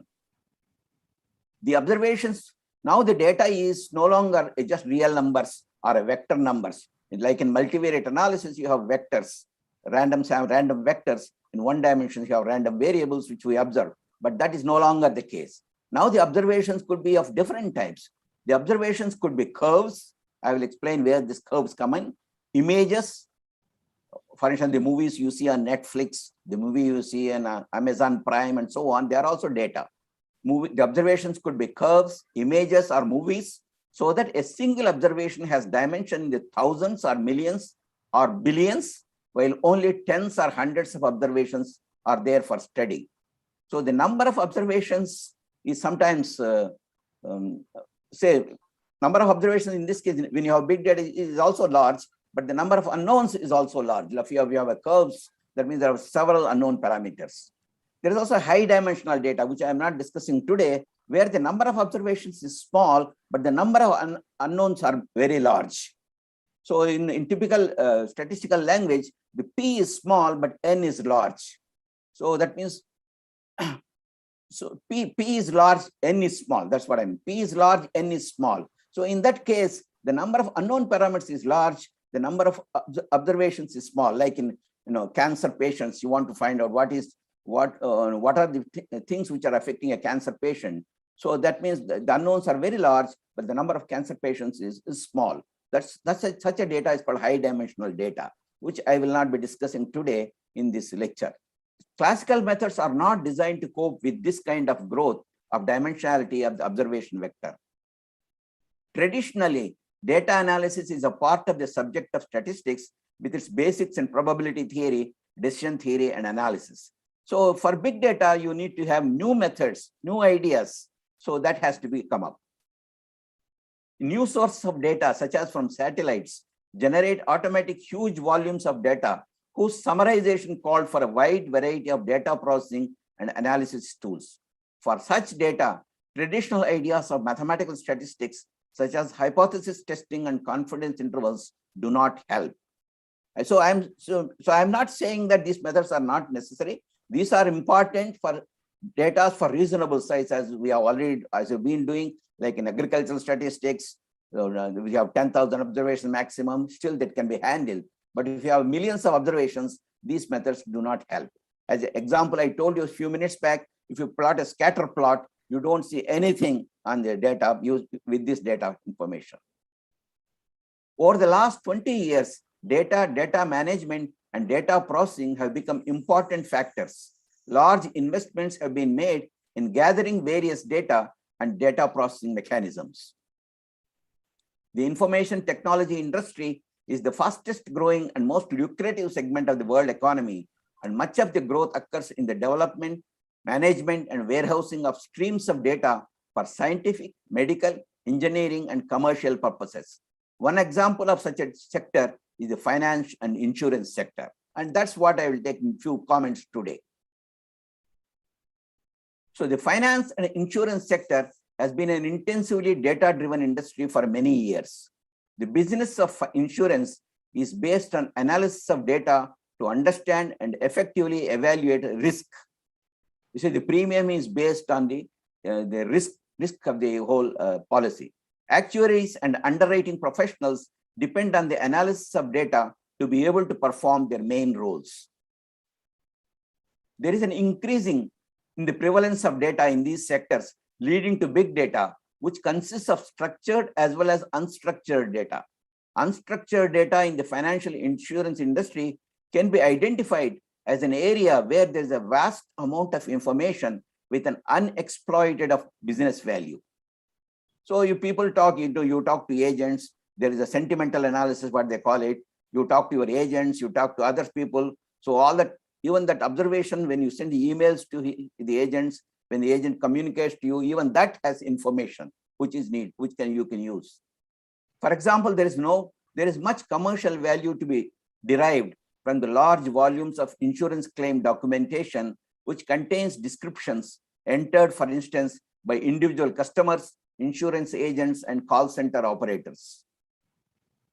With the help of big data techniques, not only can commercial value be extracted from such a data source, but the analysis of the unstructured data in conjunction with a wide variety of data sets lead to faster extraction of information with commercial value. An important attribute of big data in this industry is its commercial value. It's important not only to collect and manage big data, I'm talking about insurance sector now, but to identify the data which holds the value and take appropriate steps ahead of time, or what you call forward engineering, as opposed to retrospectively evaluate commercial value. So if you can manage using big data and see how the people are managing their insurance activities, so you can use that. So ahead of time you do and plan. That's what I mean. Consumer financial data. Every transaction we make on the web, whether a visit, a search, or a purchase, is being recorded, correlated, compiled in databases, and sold and resold as advertisers scramble to correlate consumer action with pockets of demand for various goods and services. So whenever we go to a shop, you buy few things, and suddenly the bill, he gives the bill, but the data is stored. Whatever our mobile numbers are stored, probably our credit card numbers are also stored. So the amount we spend each month, that is the information is there, and they have information on what we purchase every month. So this is a big amount of data which they have, and that's they can use for various activities. The advent of big data in financial services can bring many advantages to financial institutions. There are benefits that come with large commercial impact by usage of big data. For instance, I am now listing some of the advantages. Enhanced level of customer insight, engagement, and experience. Social media will be helpful in this context. Enhanced fraud detection and prevention capabilities. This is very important, especially for credit card transactions and so on. In the past, banks analyzed just a small sample of transactions in an attempt to detect fraud. Because it's very difficult to handle a large number, they look at only a small number. This could lead to some fraudulent activities go undetected and other false positives being highlighted. So that means even if something is not a fraud, you might declare it, false, that's called false positive. Utilization of big data will lead to identify the trends that indicate fraud, which in turn help to minimize exposure to such risk. Enhanced market trading analysis. Big data has brought in trading strategies that make use of sophisticated algorithms to rapidly trade in financial markets. Now let's look at some potential big data applications. Market manipulation detection. Okay, this can be, so if there's, suppose let's take insurance sector, there are several companies who float insurance policies. So detection of false rumors that try to manipulate the market. So you want to know whether the company, which is another company who is looking at that, whether they are doing any, they are doing some market manipulation. Financial markets are often influenced by rumors.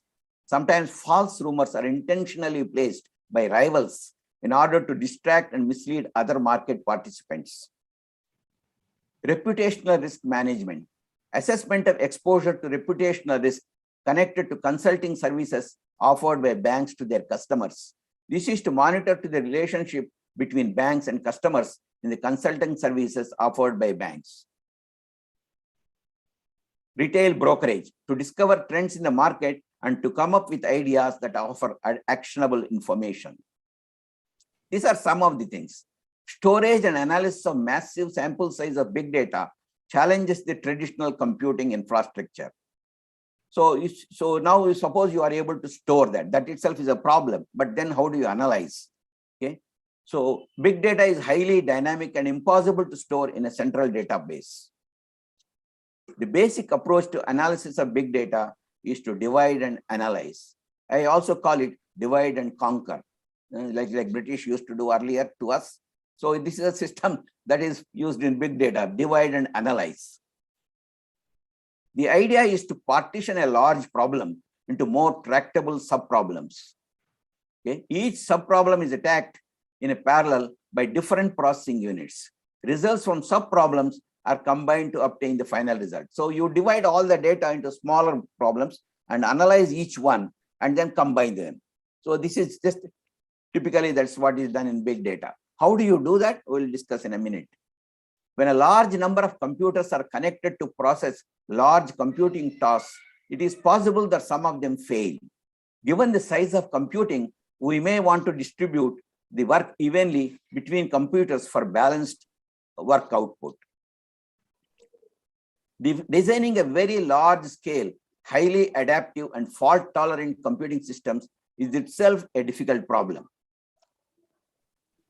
Analysis of big data leads to problems of large scale optimization.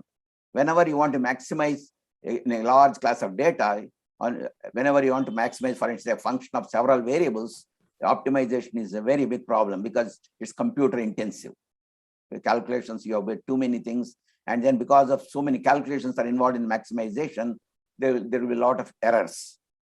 Okay. Optimization with a large number of variables is not only expensive, but also suffers from slow numerical rates of convergence. Methods of implementation of large-scale, non-smooth optimization procedures have to be investigated. This is for those who are interested in research topics. It's often computationally infeasible to directly make inferences based on raw big data. To handle big data from both statistical and computational views, the idea of dimension reduction is an important step before start of processing of big data. So if it is possible, not that in every case you can do dimension reduction, but in some cases you can do, and that will help in analysis. There are generally three ideas in big data, which everybody, any statistician should know. One is classification methods, the other is regression methods, the third is clustering. So these are the three areas which you have to be, especially if you want to really analyze a big data. Classification. In classification, one of the P variables is an indicator of a class membership. For instance, in a consumer financial database, most of the variable measures consumer payment history, and one of the variables indicates whether the consumer has a declared bankruptcy. The analyst would like to predict bankruptcy from credit history. For instance, credit card companies would like to have this information. They want to know whether a certain person is regularly paying his bill or he will default. So such information they can extract now. Many approaches are suggested for classification, ranging from identifying hyperplanes, that's called, sometimes called support vectors, they call it, which partition the sample space in non-overlapping groups, to k nearest neighbor classification. Regression. No, I'm not going into details of mathematics behind regression. In regression setting, one of the P variables is a qualitative response variable. Examples include, for instance, in financial database, the variability of exchange rates today given recent exchange rates. Clustering. This is the third one which I was talking. Here one seeks to arrange an unordered collection of objects in a fashion so that nearby objects are similar by methods for clustering. So how do you declare two objects are nearby? This sort of some distance concept you introduce. The basic idea of clustering is that similar patterns should cluster in the same class and dissimilar patterns should be in different classes, where dissimilarity is based on a distance concept. Of course, distance is subjective. So the classification or clustering you do, it's your own choice of distance. One of the popular clustering approach is k-means clustering. How huge resources are now invested on a global scale on the collection of massive databases. In spite of large variety of phenomenon, the data can be measuring from the astronomical to financial data.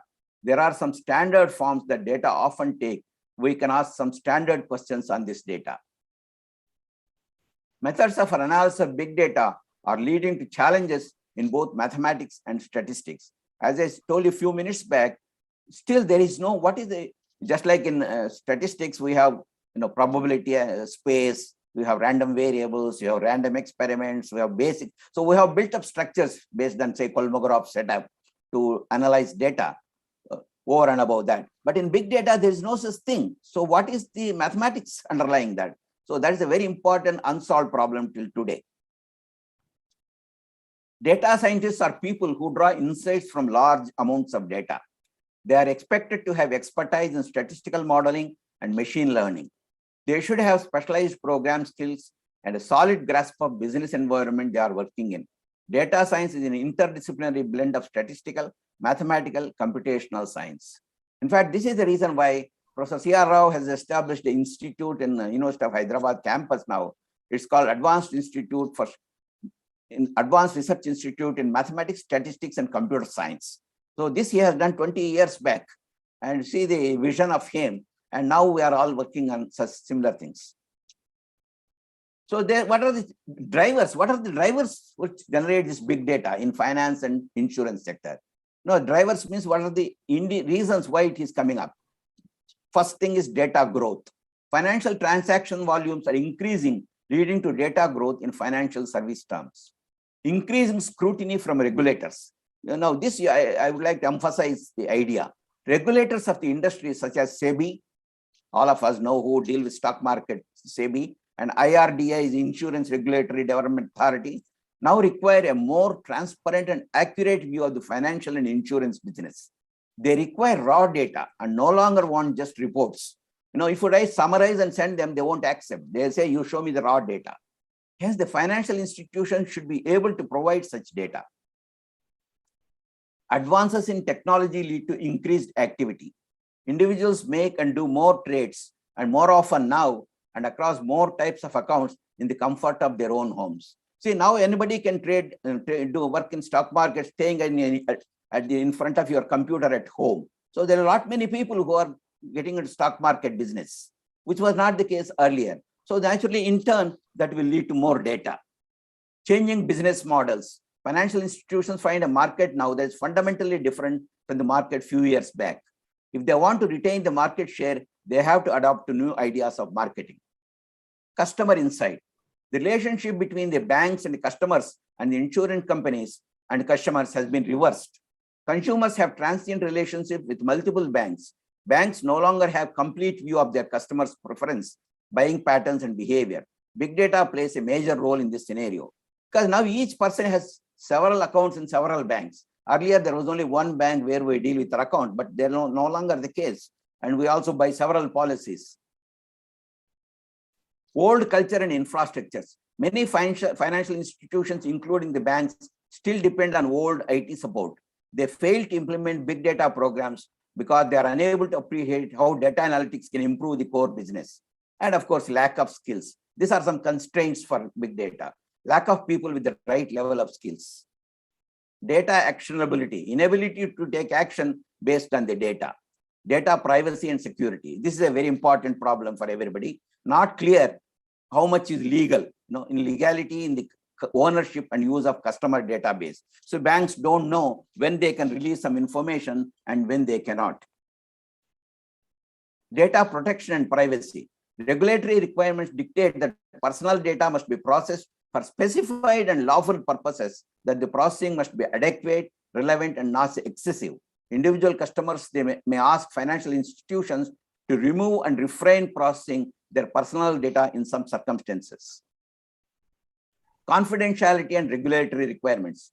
Any information provided by the customer that is subject to big data analysis should be confidential, and organizations should and must ensure that they comply with it. Liability issues. Big data contains a large amount of information, but is not based on a representative sample. This is a very important defect with big data. It's not representative sample. Hence, there is a risk of misinterpreting the information produced, and liability may arise where reliance is placed on that information. And now another area of financial big data is e-commerce. It looks like I have only 7 minutes left over for me. I will not be able to explain to you in e-commerce. E-commerce transformed the economy, eliminated borders, opened the door to many innovations, created new ways. Now, the reason why I brought e-commerce, here the data is like functions, curves. It's not numbers. E-commerce transactions include activities such as online buying, selling, or investing, e-book stores, e-grocers, web-based reservation systems, and ticket purchasing, online banking, etc. E-commerce data arrives with many new statistical issues and challenges, starting from data collection to data exploration and to analysis and modeling. E-commerce data is usually very large in both dimensionality and size. It's often a combination of longitudinal and cross-sectional data. So there is a fairly new branch of statistics called functional data analysis, which is being used for analyzing data obtained via e-commerce. Here the data are like functions, not vectors or numbers. So you have to use new techniques called functional data analysis. Here the object of interest are a set of curves or shapes, and in general a set of functional observations. In classical statistics, there is an interest in around data values and data vectors. In fact, there is another which I have not mentioned here. There is also called topological data analysis. There the data is in terms of shapes of activities, not even curves. So you know only the shapes of the data and how to analyze such data. This is called topological data analysis. So there is the data is coming, big data is sometimes comes in sequentialization. Big data is delivered generally in sequential and incremental manner, leading to online learning methods. Online algorithms have the important advantage that the data does not have to be stored in memory. All that is required is in the storage of the built model at the given time, in the sense the stored model is akin to the underlying model. If the sample size n is very large, the data cannot fit into the computer memory. One can consider building a learning method that receives the data sequentially or incrementally rather than trying to load the complete data into memory. Sequentialization is useful for streaming data and for massive data that is too large to be loaded in memory at all. So there is a problem also missing values in big data. There are techniques by which you can adapt, just like you do in design of experiments. So I will skip that because of lack of time. I'm going to skip this information. Most of the, so this again, so this is the important one which people should know about big data. There is a selection bias and quality. This I mentioned a few minutes back. When big data is discussed in relation to official statistics, one point of criticism is that big data are collected by mechanisms unrelated to probability sampling and are therefore not suitable for production of official statistics. This is mainly because big data sets are not representative of a population of interest. That's important. That might be a selection bias. So one has to be very careful in using big data for policy formulation. In other words, they are selected by nature and therefore yield biased results. When a data set becomes available through some mechanisms other than random sampling, there is no guarantee whatsoever that the data is represented. You see, this doesn't come, big data doesn't come through any sampling method. It is just, the data is there on the internet, we download it.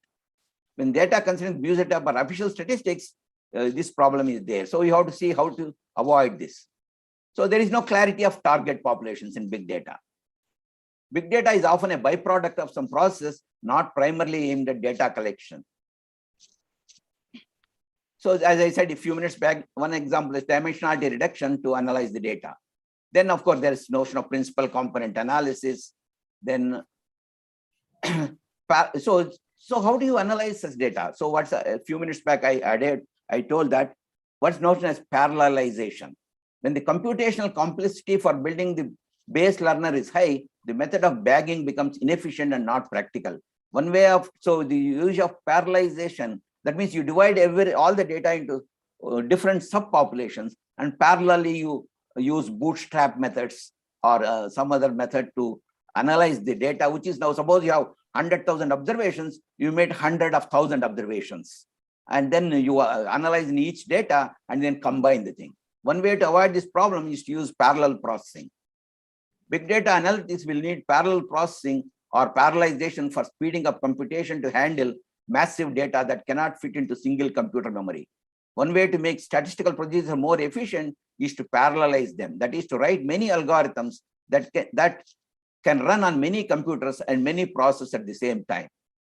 And of course, as I said a few minutes ago, bootstrap is one statistical method that can be used. And there is a notion of what's called assumption of sparsity.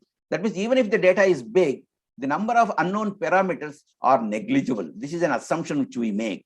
But most of the time this works, and then you can reduce the problem to a finite dimensional information and solve the data. So there are methods how to solve.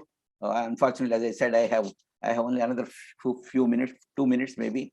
So if you are considering a big data with a large number of parameters, it is possible for the event to occur by chance and not due to significance and testing. That is the problem with big data. Whereas in small data, if there is something, most of this in small sample data, we don't have this problem. So this I would like to say. So if there is a big data, especially if you by using a big company, if you want to market some data, you are not looking for a main or important optimum result. You are looking for some result which you can use quickly. So the web company might have only milliseconds to decide how to respond to a user's click. So the model constantly has to change to adopt new users. The objective, the person who is analyzing the data may not be able to deliver a perfect answer, but to deliver a good answer. So that is the important thing in this. See, privacy and confidentiality, which I mentioned a few minutes back. So there are ways of masking big data that is done in cryptography and so on. So I will have to skip this. So big data is highly dynamic and not feasible or possible to store in a centralized database. The fundamental approach to store and process such data is to divide and conquer. The idea is partition a large problem into more tractable and independent subproblems. This is a basic philosophy. Each subproblem is tackled in parallel by different processing units. Results from individual subproblems are then combined to get the final result. So there are techniques that were developed by computer science specialists, what's called Hadoop. Hadoop is an example of basic software and programming infrastructure for big data processing. MapReduce is a programming model for processing large data sets in parallel fashion. Cloud computing is suitable for storing and processing big data. So there are, of course, articles with titles that the parable of Google flu, traps in big data analytics. Big data, are we making a big mistake? Google flu trends, the limits of big data, 8 problems with big data. So there are all things which essentially tells you what are the perils which you face if you use the big data. So all of the articles listed and online point out the problems of big data, such as sampling populations, multiple testing, multicollinearity, those who are familiar with regression, selection bias, and overfitting. There is a tendency of big data researchers and more traditional applied statisticians to live in different forms. Big data offers enormous possibilities for understanding human interactions at a social scale, societal scale, with research spatial and temporal dynamics, and for detecting complex interactions. So however, small data often informs that is not contained in big data. So there are a few references, which some lecture notes which I have written, which is available on the internet, and some books which I have published.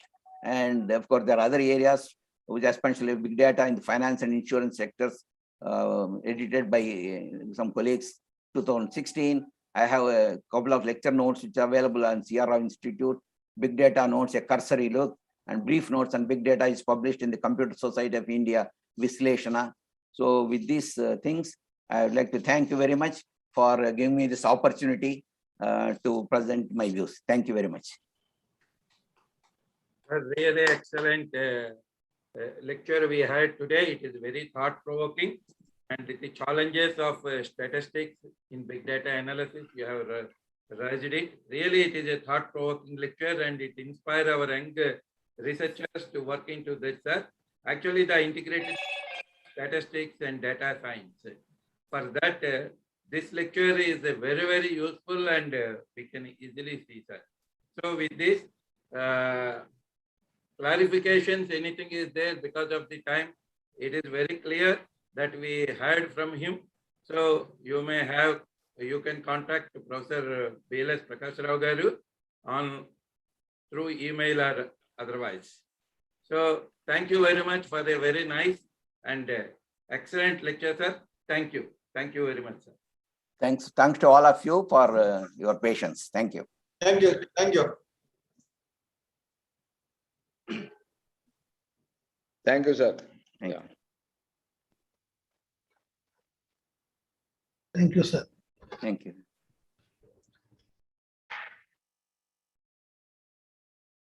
I think for next section, we have to shift to our parallel session. Yeah, I think, yeah, you're right. So we have to split for parallel session now. Yeah. From this link itself, we have to, so I think that rooms has to be created here so that we can visit the rooms. There are 4 different links. Okay. Which are emailed to the participants. So they can choose the room of their preference. This is hall A. There are other 3 halls, B, C, D, like that. The same email contains 4 links. So we request. Okay, fortunately, I'm in hall A, so I will remain here. Yeah. Yes, sir. You need to leave hall A and you need to go to your respected hall. Yeah. Click on the respected hall. So please see that there are some people in other halls also. Yeah, people are there, sir. Okay, okay. To help.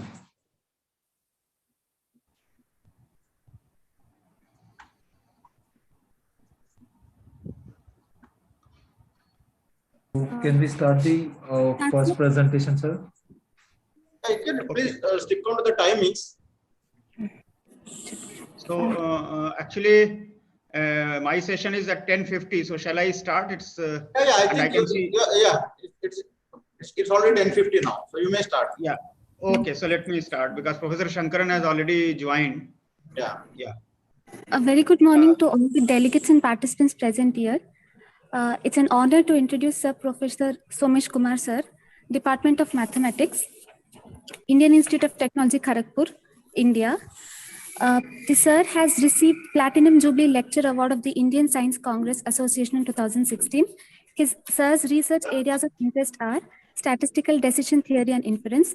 Sir has also helped in the development of 4 courses under NPTEL project of MHRD. Sir, now we would request you to chair the session and introduce the speakers, sir. Thank you. So first of all, I would like to thank all the ISPS organizers who have given me this opportunity to chair this prestigious Professor P.V. Sukhatme Endowment Lecture. by another eminent statistician, Professor P.G. Shankaran.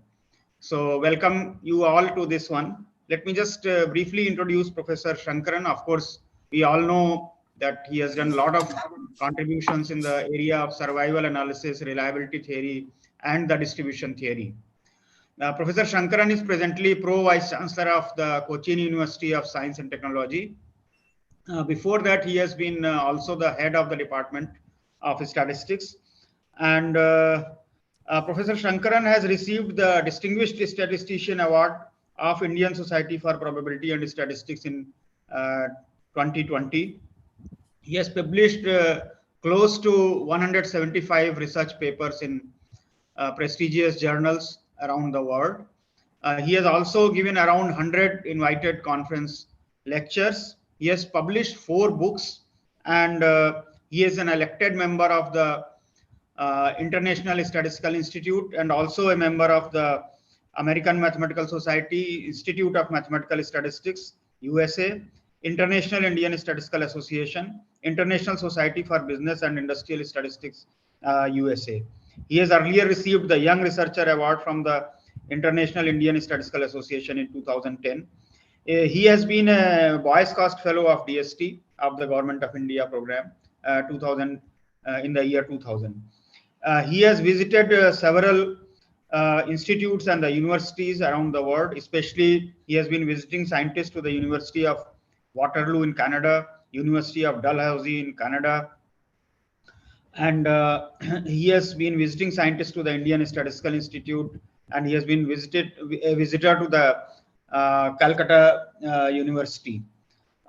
He has guided 13 PhD students, and now I would request Professor Shankaran to deliver his talk on proportional cause specific hazards model for recurrent events. Since we have to maintain the time in this online conference, I would request Professor Shankaran to restrict his talk to 30 minutes so that we can have 2-3 minutes discussion session also. Over to Professor Shankaran. Thank you, Professor Somesh Kumar, for your nice introduction. At the outset, I thank ISPS for inviting me to deliver the prestigious lecture, P.V. Sugatme Memorial Lecture. I am really honored to deliver this lecture. As you know, P.V. Sugatme was one of the greatest statisticians of India. He born on 27 July 1911 and died in 1997, and he received PhD in 1931 from London University, and the PhD advisors of P.V. Sugatme were Professor Fisher, Professor Neyman, and Professor Pearson. So he is known for his pioneering work of applying random sampling method in agriculture statistics and in biometry in the year 1914. He has established the prestigious institute IASRI, that is in Indian Agriculture Statistics Research Institute. As a part of his work at FAO, Food Agriculture Organization, he developed a statistical method for assessing dimension of hunger and future food supplies for the world. He has several publications in various topics of agriculture, nutrition, and biometry. He received several awards, including one of the 3rd civilian award, Padma Bhushan. So my topic is related to survival analysis, which is basically the study of lifetime data. The topic of this talk is proportional hazards model for recurrent event death. I cannot share the screen. Yes, sir, you can share this page. No. No, you may have to permit it to share the screen, I think. Is the permission is granted? Yes, sir, No, it is host granted. It is disabled. granted. Host disabled. Yeah, please, just- please enable the host. I'm requesting the people at Hyderabad. Yes, sir, it is enabled only. Sir, you please try once again to share your screen. Just close the PPT and then share. So please retry. Yeah. Last. Yeah, now it's coming. It's coming. It's coming. Yeah, now Yes, it's sir, coming. please put But it on now it's full showing screen. the conclusion. Please go to the introduction part. Yeah. I know. Yeah, good.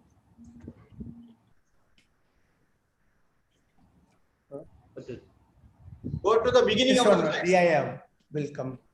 It's a problem with this system.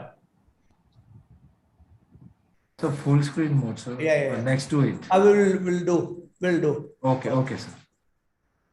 So, You can use control home, then it will go to the, okay, fine. okay, full screen. Okay, is it okay? Yeah, now we are okay. Yeah, perfect, sir. You can go ahead. Oh, the title of talk is Proportional for Specific Hazards Model for Recurrent Event. So, so the outline of the talk is in the following way. We have a brief introduction and motivation of this work, and the model and associated data will be explained in the next section. Then we consider the semi-parametric inference procedure for the estimation of regression parameter and related quantities. The asymptotic properties of these will be briefly stated. A simulation study is conducted to assess the finite sample properties of the estimators. Finally, we analyze a data set related to kidney data analysis, kidney disease data, and a brief conclusion of the study is given at the end. As you know, the recurrent events arise in many survival studies, especially in longitudinal studies, where many diseases or clinical outcome may occur in the same subject or individual or patient.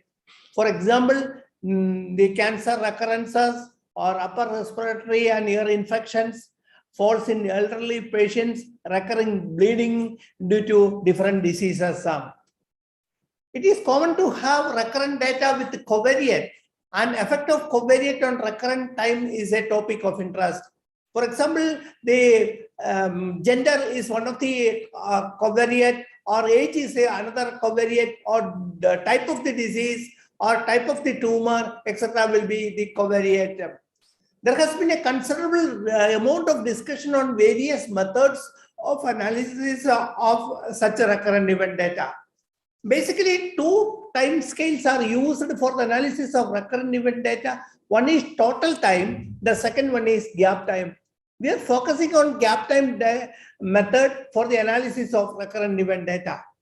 In the recurrent events of the subjects are modeled as a realization of counting process in Anderson et al. 2012, and the early references in this direction are Prentice et al. 1981, Anderson and Gill 1982. These two papers are basically used the idea of intensity function, then the number of recurrences during a time interval, that is there. Then Liu et al.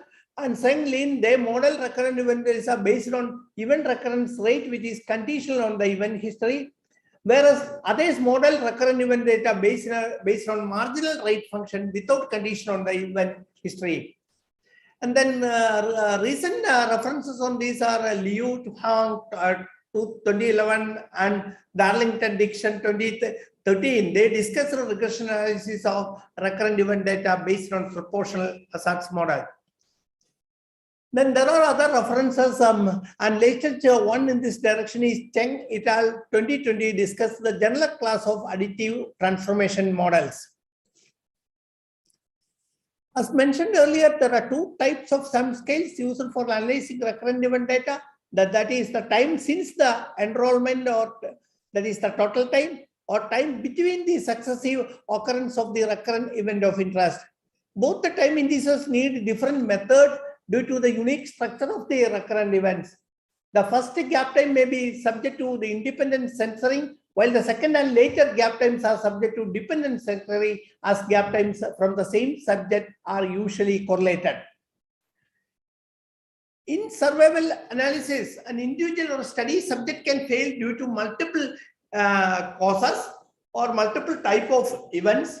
The popular approach for the analysis of such data are the cause-specific hazard rate function or cause-specific intensity function, and another one is cumulative incidence function. Then we will define this cause-specific hazard function and cumulative incidence function later. And Larson and Dinsey developed a mixture model for the regression analysis of such a competing risk data. We have proposed a semi-parametric regression model for recurrent event data, and the shared frailty model and additive model were also proposed in these two papers. All these work were used or were based on the idea of risk set and counting process.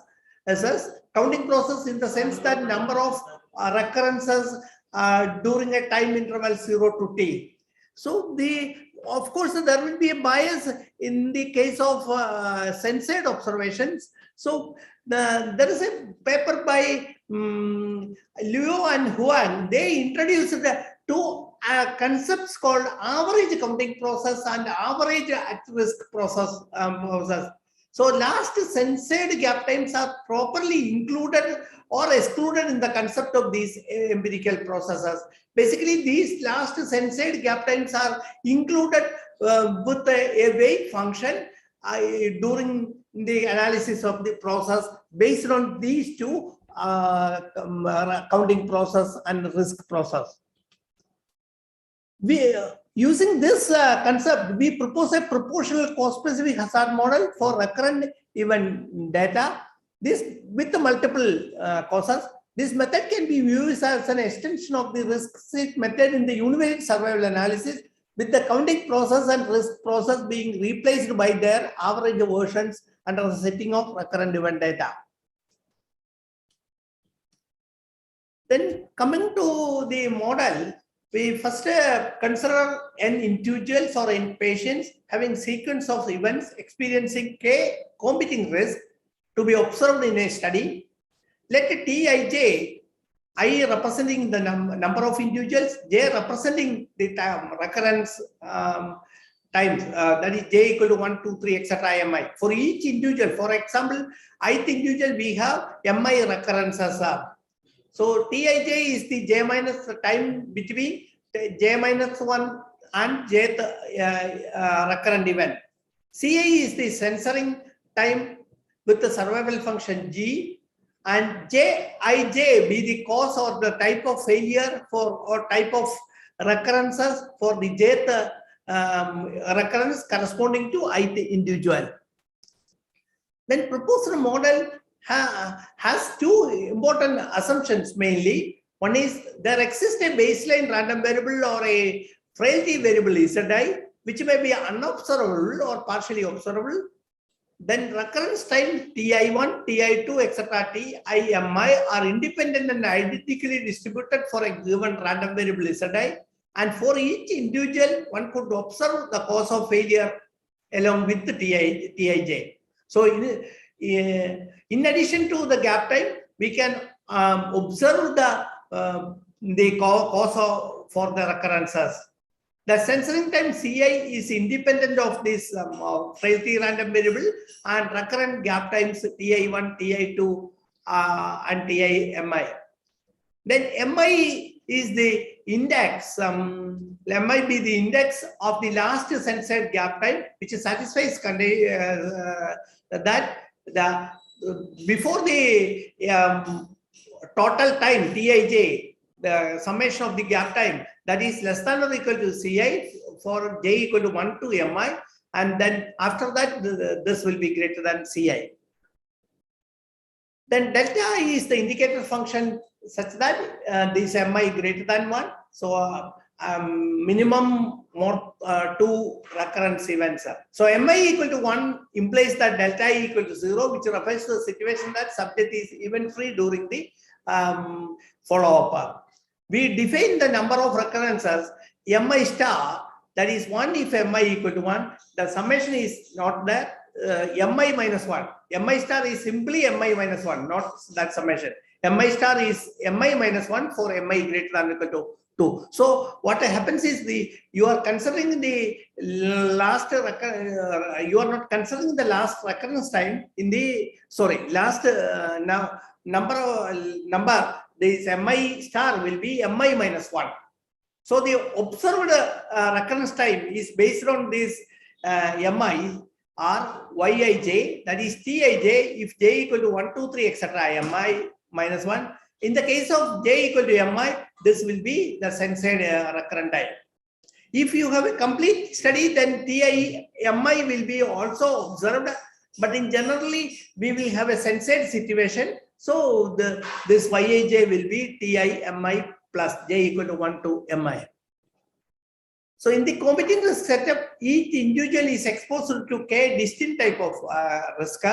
Then the cause-specific recurrent hazard function is defined by lambda LT, that is given by the probability that the Tij lies between this small interval Jij equal to L, that is cause corresponding to that ith individual, and jth recurrence will be L, given that Tij greater than or equal to. This is an extension of the usual hazard function.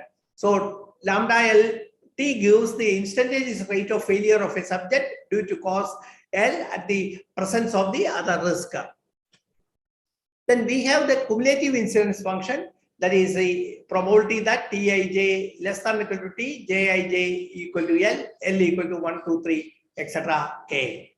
Here FLT gives the probability of the recurrence failure of a subject due to cause L before time T in the presence of other risk. The recurrent hazard function or total hazard function is defined by summation lambda LT. Then the survival function of the recurrent event data is uniquely determined using the well-known relation between hazard function and survival function, and you can represent ST in terms of cause-specific cumulative hazard function. Similarly, the cumulative incident function is also defined in terms of cumulative cause-specific hazard function, which is given in the representation FL T is integral 0 to TSU into the derivative of this. Then, of course, the non-parametric estimator of cumulative incident function can be obtained by substituting the estimators of the survival function and the cause-specific hazard function. Then the proportional hazard for recurrent events postulate the multiplicative effect of the covariate on the baseline hazard function of recurrent events. We introduce a proportional cumulative cause-specific hazard regression model for recurrent event data to study the relationship between recurrent time and the covariate in the presence of various risk. Then the model is defined by equation 11, that is capital lambda L T given X is lambda naught L T into e to the power of beta L X, where capital lambda L T given X is the recurrent cumulative cause-specific hazard function due to cause L, X is the vector of P covariate, beta is the regression parameter corresponding to this covariate, and capital lambda naught L is the baseline recurrent cumulative cause-specific hazard rate function. So now, when beta equal to 0, then that means there is no covariate effect. It will automatically reduce us to the baseline cause-specific hazard function. Then how to tackle this problem? For this, we use the partial likelihood approach to estimate the regression parameter. For that, we consider the counting process NIJLT, that is the capital delta I, which means that number of recurrences is greater than 1. Indicator function mi greater than 1. An indicator of this Yij less than or equal to T, delta I equal to 1, Gij equal to L. And then risk set Rij T is the usual one, which here the indicator function of Yij greater than or equal to T. Then for subject I, the average counting process is defined by this Ni star T, which is summation of all L and J divided by the number of recurrences Mi star. The sum Ni star over all subject is denoted by N star T. We are basically focusing on this Ni star T. Then similarly, average at risk process is also defined by taking average of this Rij, then divided by total of this Rij divided by Mi star. So R star T denote the sum of Ri star T. The average counting process is defined by just counting the corresponding to this process L, that is this Ni dot L star T. This is the average with respect to the number of recurrences. This is then NL star T, that is the total number corresponding to health cost is given by this. Then the process NL star T is assumed to be a counting process such that NL star T is measurable with respect to a sigma field, which represents a filtration, and we denote the history up to time T is Ft minus. Now these Ni dot L star T and Ri star T have jumps at jump size 1 by Mi star and minus 1 by Mi star respectively at each uncensored gap times. Subjects with no events receive weight Mi star equal to 1, as do subject with however, for subject with no events, Ni dot L star T equal to 0. And Ri star T has jump of size minus 1. Then these earlier cost-specific proportional hazard mode can be represented in terms of counting process. It is represented by this equation, particular equation, expectation of D Ni star T. This is then we consider this model 80, and so that we can construct a partial likelihood approach, which is very famous, introduced by Cox in 1971 and 74 papers, and this is the partial likelihood. Here, what is the difference is here we are using the average of the risk cut process. Then we can write log likelihood, log partial likelihood by taking the logarithm of this, and maximization of this logarithm of L, that will provide the estimate of the beta. The maximum partial likelihood estimate of beta hat L of beta L is obtained, maximization of that log L. One has to use iterative procedure to compute MLE of beta L. Then this is this. Then the Breslow type estimator for the cumulative baseline cost specific hazard function of the recurrent event can be obtained by this expression 24. This is also based on this average risk cut processor. Now the estimator of cumulative incidence function can be obtained using this identity 25. Once you estimate these quantities and beta, you can estimate this capital lambda L hat U given X, and you can also estimate this S hat U. From this, you can estimate the cumulative incidence function. That is idea. To check the proportionality assumption, one can use Anderson-Gill 1982 type plot. For this, we write the full covariate vector into two parts. One x2, x1 is the set of one covariate, and x2 is the set of remaining p-1 plot. The plot requires that covariate x1 has only r possible values. For continuous covariate, we classify the covariate into r distinct classes. For discrete covariate, we assume that it takes the values the discrete values 1, 2, etc. are, we then fit the proportional cause-specific hazard of the recurrent event model for each class, and then estimate cumulative baseline cause-specific hazard rate for recurrent event based on the equation 24 given earlier. And if the proportional anti-assumption holds, then the baseline cumulative cause-specific hazard function in each of the classes should be a constant multiple of each other. That means when you plot this baseline hazard, cumulative hazard functions, then you will get a straight line passing through origin. We will illustrate this using data set later. I'm not going to discuss the asymptotic property in detail. To prove the asymptotic normality of this recursion parameter estimator and cause-specific cumulative hazard function, we use the counting process. So basically, we use this martingale in 28, which is given here. Then you can finally get an estimating equation, and we can prove the consistency of estimator from here.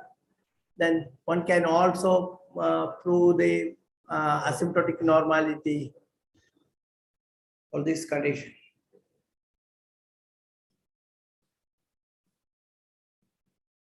So fixed T and L, then one can also prove the asymptotic normality of this quantity.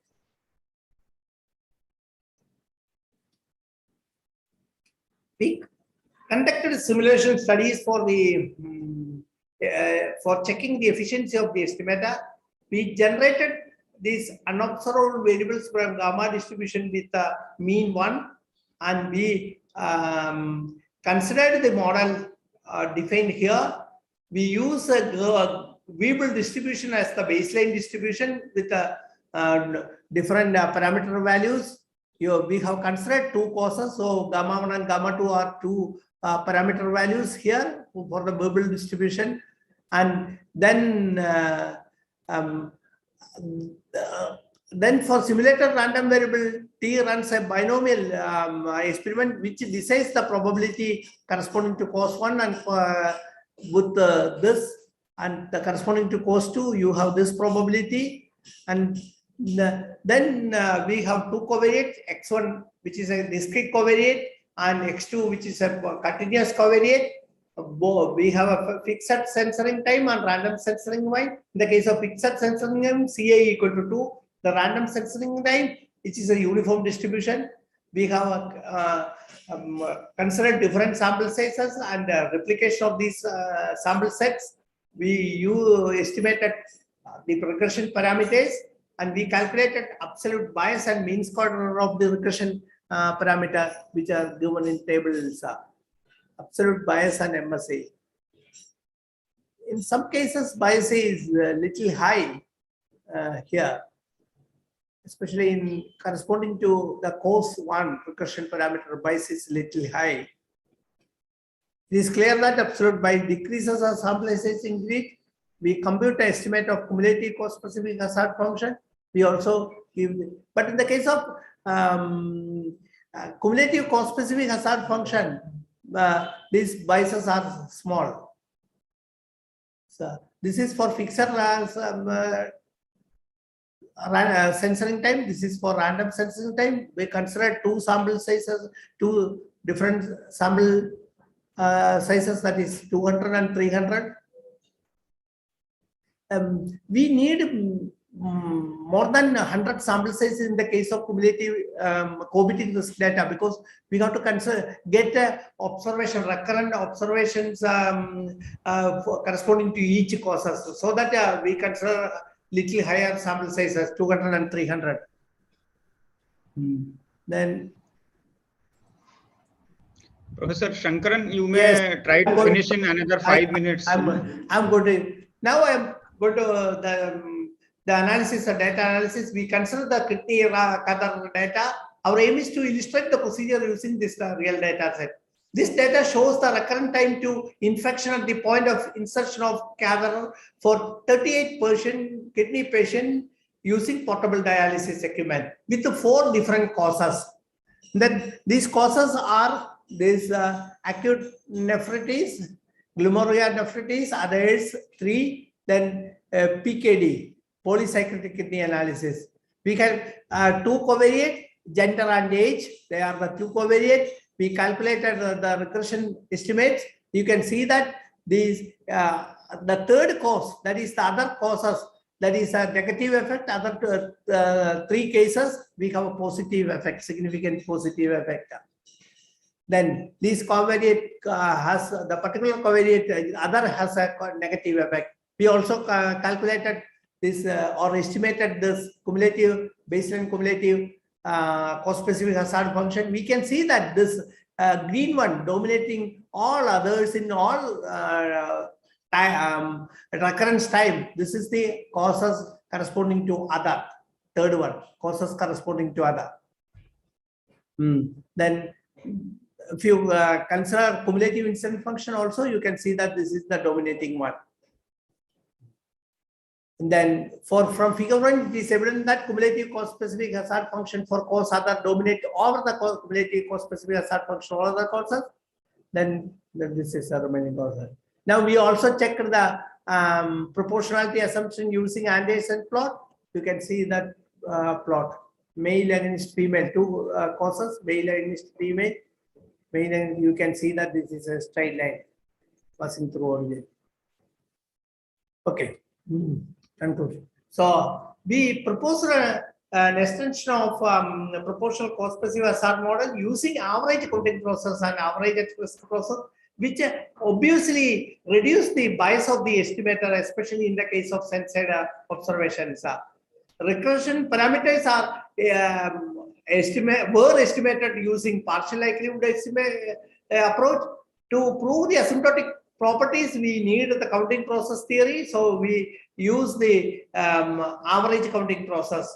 Then absolute bias and MSE of the estimates of regression parameters and cumulative cause-specific hazard function decrease as sample size increase. We analyze a particular data set to illustrate the applicability of the model. Then references. Then we have recently we have extended this idea using frailty models, and another area of interest is the panel count data. Recurrent event data, particular type of data is the panel count data, where you are observing events at a certain discrete time points. Then how to model such situations. So we considered that problem recently. Okay, thank you. These are some of the references.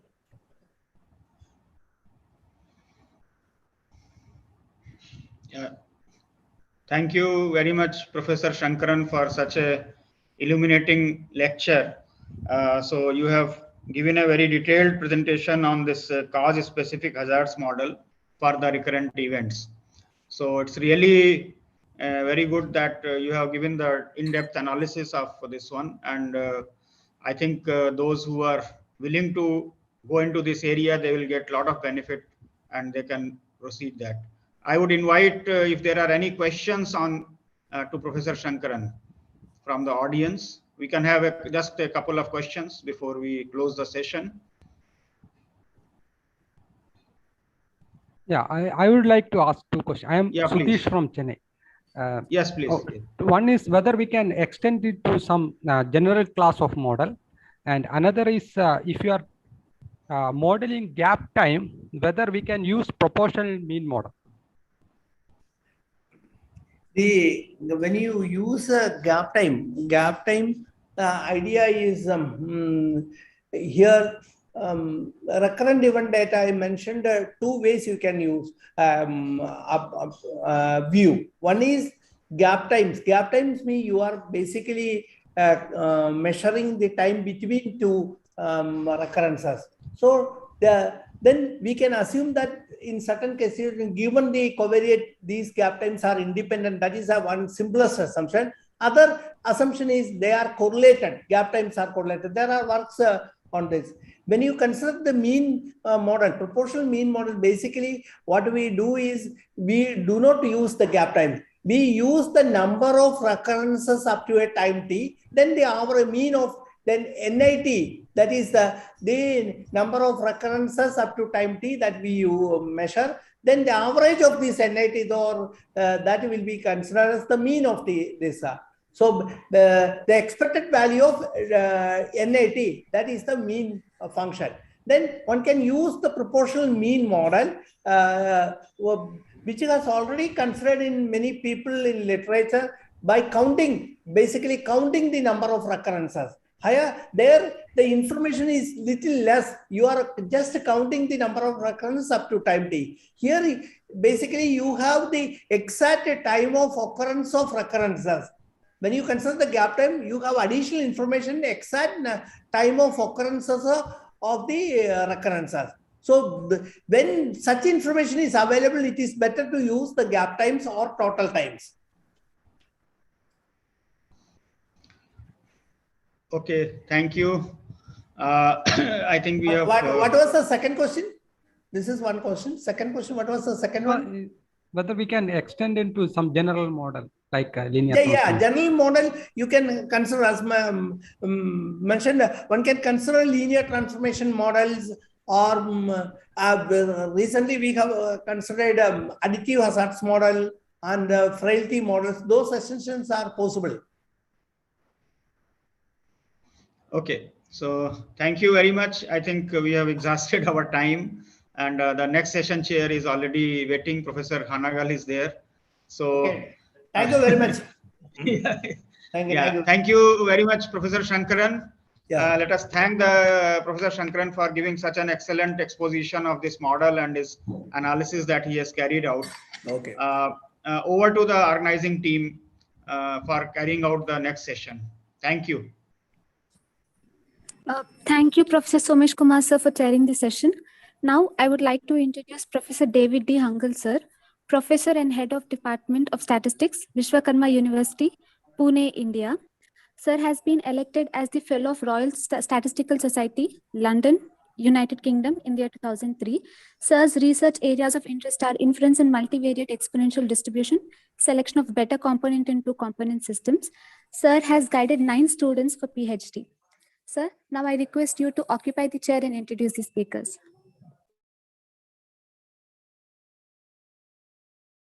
David, you are muted. All right, can you hear me? Yeah, now you are, yes. Now you are. Okay. Okay, good morning to all of you. Welcome to the next session on probability model 1. The speaker of this session is Professor Satish Kumar from Department of Statistics, University of Kerala. He's the Director of School of Physical and Mathematical Science, University of Kerala.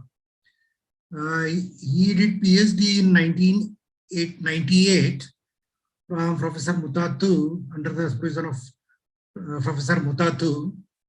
And he has published more than 125 research papers in the peer-reviewed journals. He has guided more than 10 PhD students and more than 35 MPhil students. And he is the editor of several statistics journals, editorial board member of several statistical journals, and president of Kerala Statistical Association. And he's an advisor to UGC several committees, organized several international, national level conferences, seminars, workshops, training programs. Area of research is statistical distribution theory, area of interest probability theory, stochastic process, multivariate analysis, climatology, marketing research. With this brief introduction, I invite Professor Satish Kumar, and the title of his talk is A Journey Beyond Standard Bivariate Discrete Models. Thank you, Professor Henagel, for your nice introduction. And I'm very much happy to be here in this gathering. of especially with the annual conference of our Indian Society for Probability and Statistics. In fact, now the time is, we have a precious. Why? Because now it is 11:31, and we have to start our project competition at 12. So by that also I have to chair in the hall D.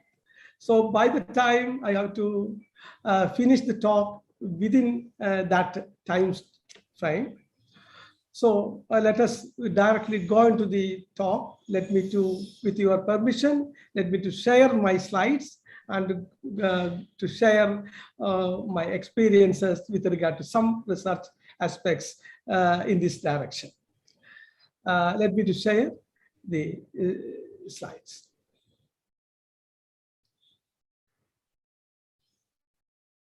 I hope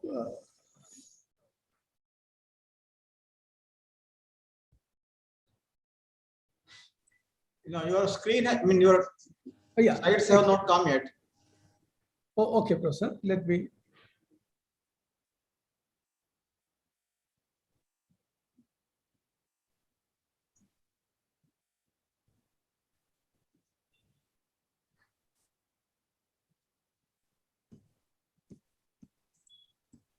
Uh-oh.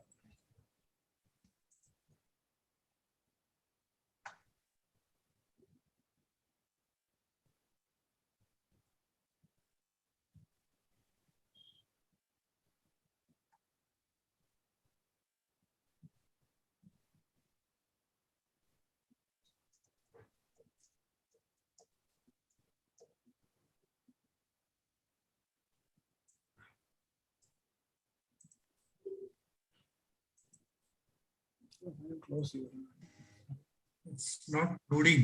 There is some problem. Just a minute.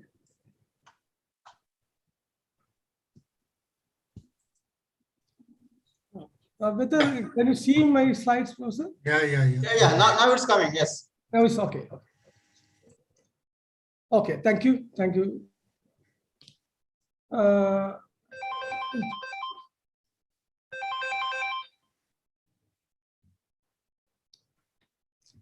In fact, here we try to discuss something related to this. In fact, this basic, starting from the basic level, related to some Gaussian hypergeometric distribution.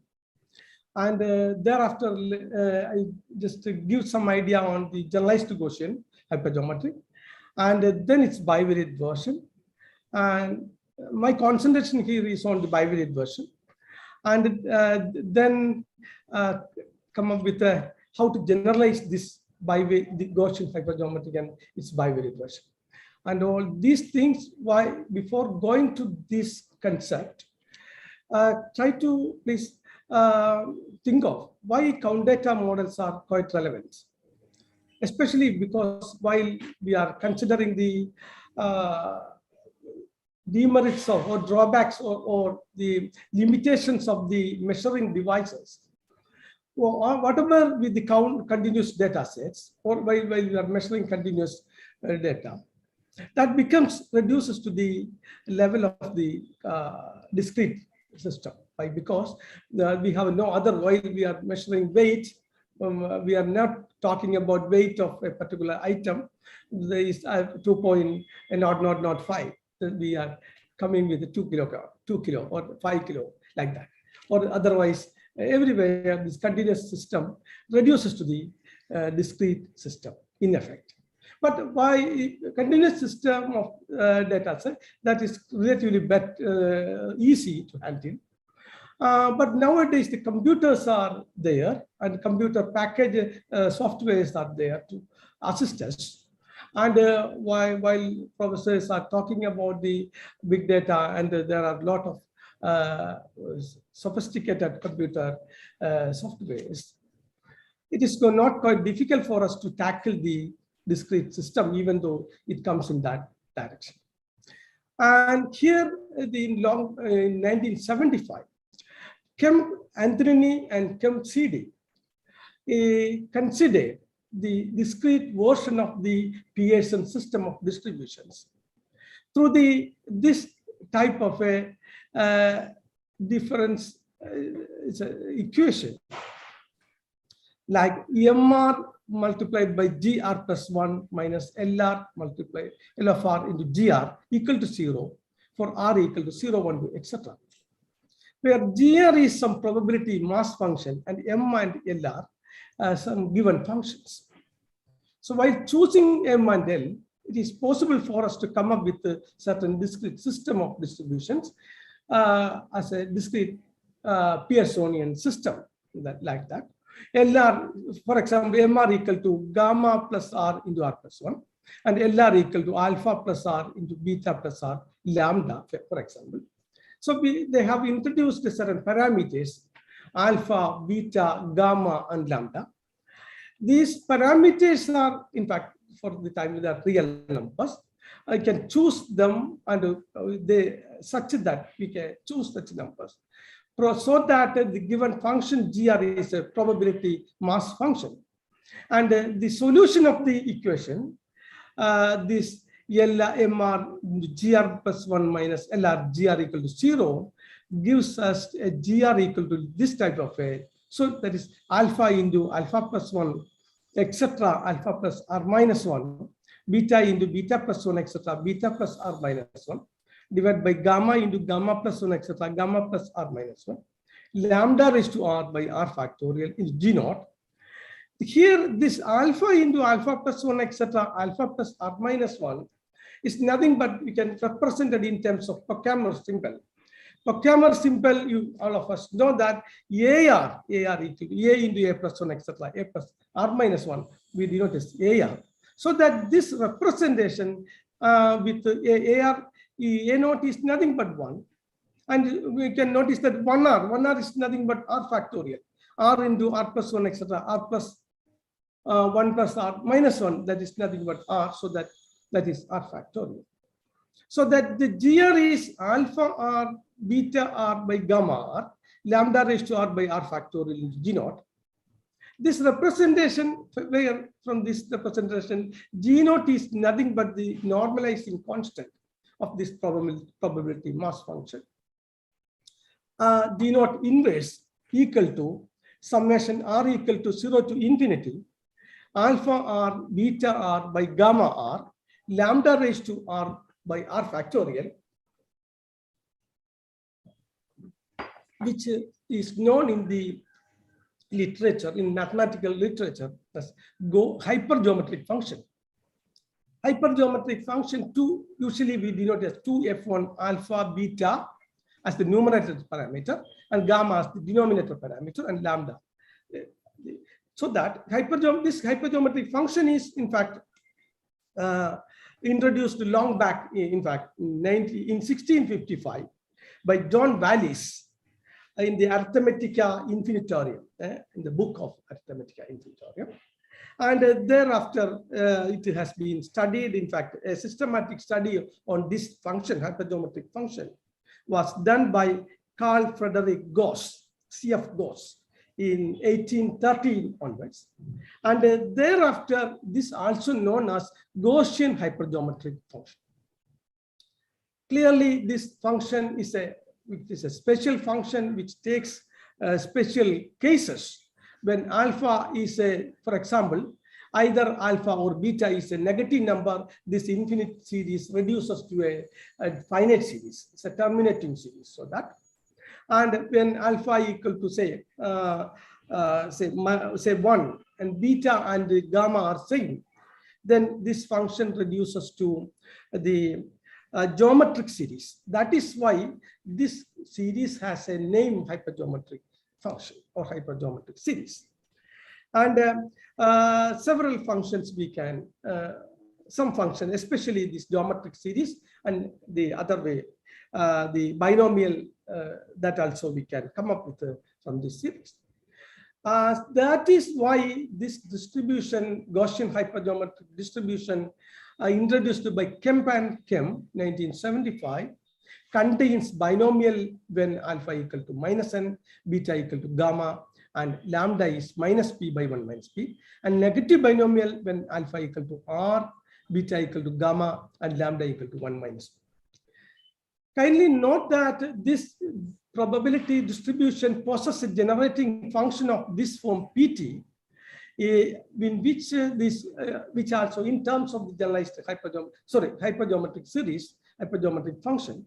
And for details regarding the hypergeometric function, the participants, you can refer, those who are interested can refer the Slatte's book on 1965, generalized hypergeometric functions, or Mathai and Saxona's book on generalized hypergeometric functions with applications in statistics and physical sciences, or Mathai and Hubbard in 2008, special functions for applied statistics, etc. In fact, thereafter, Rodrigo and his team, Rodrigo, Avi, and et al., studied several aspects of this Gaussian hypergeometric function distribution in statistical papers, 2003. You can see also communications in theory and methods, statistical purpose, and several papers during 2003, 2004, 5, and 2007, etc. And it contains several special cases also. I'm not going into more details. These distributions have been found applications in actuarial science, biological sciences, accident statistics, etc. And Rodrigo and his team also utilize this distribution to permit to model complex data sets with one or more model value, two or more model values, or one or two model values, and heavy tails and infinite variance, such situations. In fact, the Rodrigo, this distribution has, once its probability mass function satisfies a recurrence relation of this form available in our paper, the paper in 2009 Statistica. And in that also some other results are there, because Rodrigo Avi et al.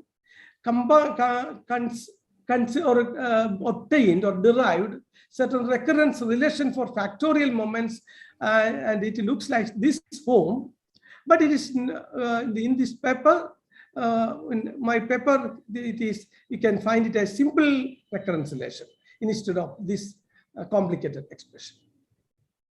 Also, there is a simple recurrence relation for raw moments available here compared to Rodrigo Avi's works, and so several other things are there.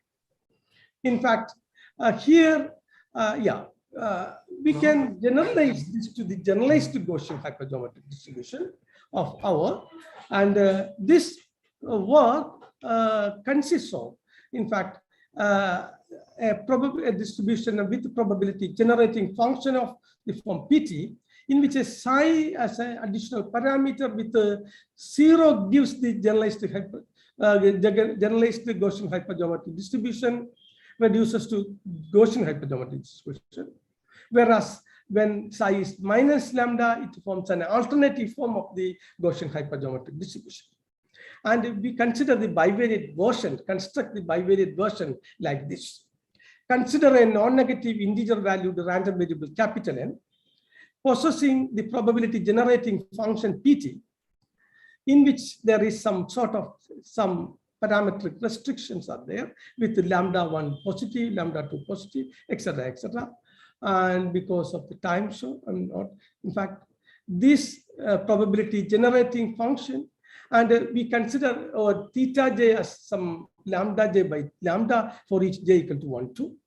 And considering a sequence of independent and identically distributed bivariate Bernoulli random variables, each with PGF theta 1 T1 plus theta 2 T2 plus theta 3 T1 T2. And considering this sequence of random variables, Bernoulli random variables, and N as statistically independent, and we consider the random sum of these bivariate random variables, bivariate Bernoulli random variables, so that the probability generating function G T1 T2 equal to C times 2F1 alpha beta gamma lambda 1 T1 plus lambda 2 T2 plus lambda 3 T1 T2 plus psi. And this distribution, we call it as bivariate generalized Gaussian hypergeometric distribution. And this distribution corresponding to every special cases, you can find these corresponding bivariate models. For example, there is a beautiful book of bivariate distributions, discrete distributions by Kocherlakota and Kocherlakota in 1992, in which a full chapter is devoted to bivariate binomial. And bivariate binomial distribution possesses the probability generating function of this form, which can be viewed as a special case of this family of generalized Gaussian hypergeometric distribution. And other bivariate negative binomial available in Kocherlakota and Kocherlakota. This is another chapter, full chapter on bivariate negative binomial in Kocherlakota that also consists of as a special case of this family. And apart from that, there are several bivariate discrete distributions defined in that book, especially bivariate hypergeometric, bivariate negative hypergeometric, bivariate beta Pascal, bivariate Polya, bivariate beta binomial, bivariate Waring, bivariate generalized Waring. These distributions are special cases of this family. And apart from that, please notice that this bivariate distribution possesses a bivariate random sum structure. And we note that the univariate random sum structure is quite relevant in the literature. Especially, you can see the details in the Johnson, Kemp and Coates in 2005, the univariate discrete distributions book. There is chapter 9 fully devoted to the univariate random sum distributions. Here, the concept of bivariate random sum structure distribution comes. And several bivariate random sum distributions are also studied in the literature. You can see Kumar SPL, Structure and Probability Letters, 2002, and myself and Muthad, myself in the Journal of Korean Statistical Society, 2006, JSR, Brazilian Journal, JSTP, Journal of Statistical Theory and Practice, and several other journal articles are there, which consists of this bivariate random sum structure. Also, these families also possess bivariate random sum structure, and so we can see Kumar Metrica, this 2008 is a family of distribution that also possess the bivariate random sum structure. And several others are there. Kindly note that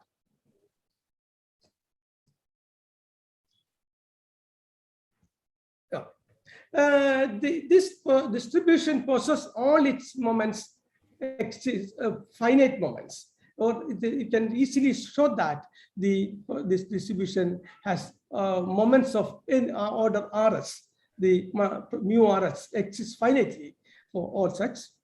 And further, you can see that the marginal distributions we can come up with are again belongs to the same family, the generalized Gaussian hypergeometric family. And the conditional distribution, while talking about the conditional distribution, it is possible for us to derive certain things in here. I'm not going to the details, but we can come up with the conditional distribution of Y2 given Y1 can be viewed as the distribution of the sum of two independent random variates, say W1 with the PG of this and W2 with the PG of this, where W1 is nothing but the binomial distribution, and the other is the generalized Gaussian belongs to generalized Gaussian hypergeometric distribution. In fact, that result helps us to find the conditional mean, conditional variance, etc. And the probability mass function you can find. This is the probability mass function, FRS. This also we can corresponding to each of these families, these distributions also can reduce to with particular situations. Also, the factorial moments I can express in this way, and certain further the covariance factor, and apart from that, several recurrence relations for probability mass function, probability factorial moments, raw moments can be derived, and thereby it is not difficult for one to compute the moments and probabilities of this distribution, even with the help of the package. Our computers or software can utilize that. And or otherwise MathCAD, Mathematica, MATLAB, etc. also helps us. And mixtures of the, once we can think, psi1 say, psi1 possesses a probability, a distribution with the probability density function of this form, and in which a psi, given the psi1, if the, let the discrete random vector Z has the distribution with the PGF this form, then the unconditional distribution also belongs to the this Gaussian, generalized Gaussian family. So that generalized Gaussian hypergeometric distribution possesses this. This is a beta type mixture. Similarly, you can come up with a gamma type mixture also, e raised to minus gamma psi 2 raised to p minus 1 by gamma p, generalized gamma family. And so that here also we can come up with the unconditional distribution. For given psi 2, we can determine the distribution of V equal to V1, V2 as again belongs to the generalized Gaussian hypergeometric family. I think there are several distributions we can come up with as a limiting case of this generalized family as a consequence of this lemma. And this is the theorem which states that this Gaussian hypergeometric family can be obtained as a limiting case of some sort of similar types of distributions. Now the interest is how to generalize this Gaussian hypergeometry and why we need to generalize. Certain families, certain discrete distributions are not belongs to this family. For example, Poisson is not there in this group. So that how to include that? For that, this is what we done through this earlier. But how to generalize further? This is the thing version. For example, Kemp and Kemp considered the discrete version of the Pearson system like this, where MR and LR we considered earlier in this form, but we can consider this here, this alpha plus alpha equal to say A1, beta equal to A2, and gamma equal to B1 say, so that we can A1, A2, etc. AP for more parameters we can introduce, while Professor or BLS Prakash Rao talk about the big data and high dimensional data things.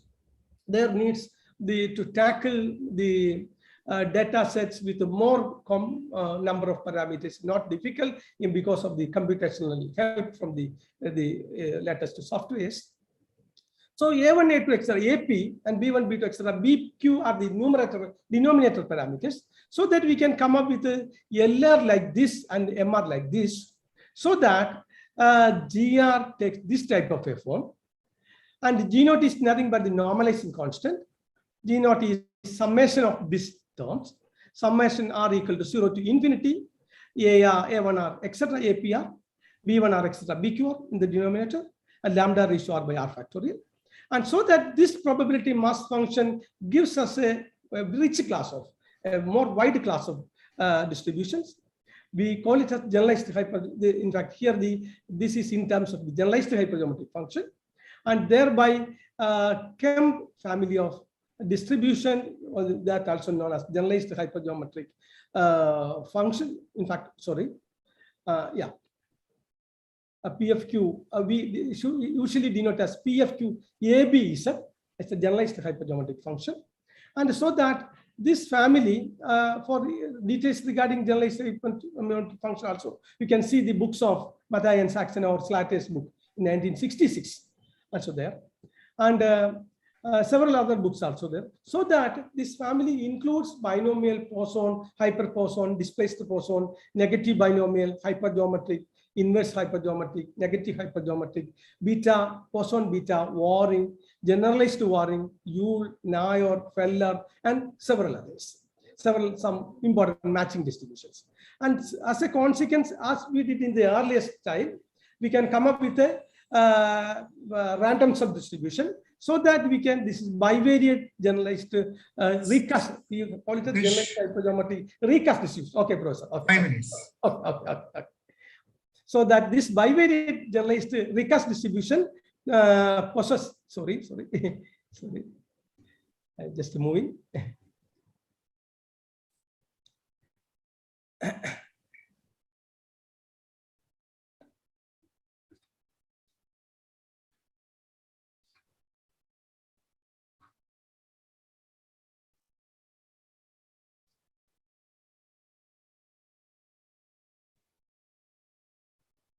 Okay.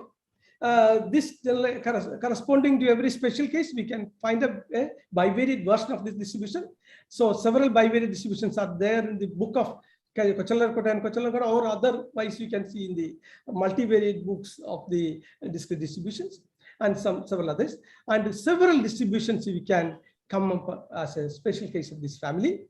So bivariate family, several families come under the same umbrella. So apart from that, it is possible for us to come up with the bivariate version of the extended Katz family, bivariate version of the extended Cohen-Badwell family of Tribadi and Gurland, and bivariate generalized hypergeometric probability distribution, bivariate generalized hypergeometric factorial moment distribution of Kumar.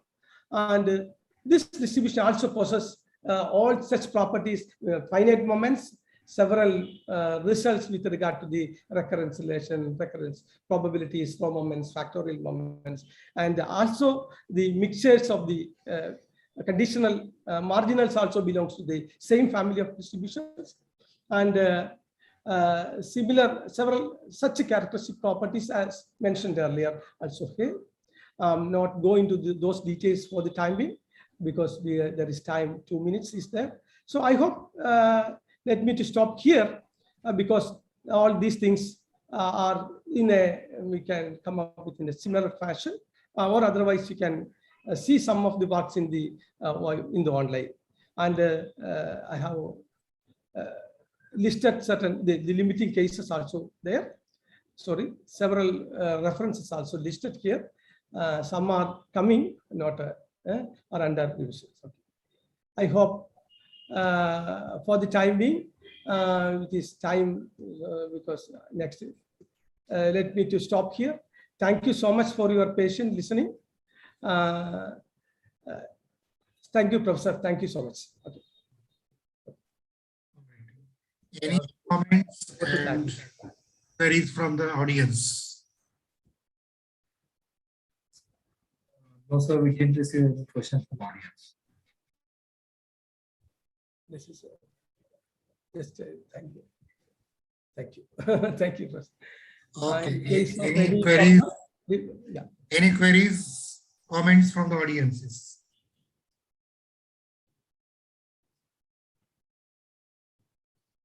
Okay, if there are no comments or queries from the audience, let us thank the speaker. Thank you. Thank you. Very interesting talk. And go to the organizers now. Thank you so much for all the professors for your listening. And now I have to shift to the class, our hall D, to execute our project competition. So I'm leaving from this hall. Okay. With your permission. Okay. We'll start at class D now. D, hall D. In case of any doubt or any question, you can contact me via email. Okay? Let me to leave. Okay, Professor. Okay, sir. Okay, all right. Thank you, sir. Thank you, Professor. Thank you. Thank you so much. Thank you, David, sir, for chairing the session. Now, moving on to the next session, I would like to introduce Dr. Professor Jayashree Ma'am, Vice Principal of University College of Science, Osmania University. Ma'am has the major area of research in probability distributions. She has published 15 research articles in the reputable and international journals in statistics and also 10 research international conferences. Ma'am has organized many workshops, faculty development programs, symposiums, and conferences. Ma'am has delivered many invited faculty development programs organized by the various institutions. Member of Board of Studies in Statistics, departmental member of Board of Statistics, departmental Department of Statistics, right in 2017. Ma'am, now I would like you to chair this session and conduct the contributory papers session within the stipulated time period. Thank you for that, Haripriya, and good morning. Good morning. In this particular session, we have the contributory papers to be presented by various speakers, research scholars, and maybe the faculty also. So I congratulate all of you to be here to present your papers, and each paper is given 8 minutes to be presented. So please adhere to the timings given to you. Okay. The first paper is discriminating among the log normal and log logistic distributions in the presence of type 2 censoring wave sync. Please start your presentation. Yes, so should I share the screen, madam? Am Yes, I audible? please. Yes, please. You are audible, sir. Not Please click on the share screen button.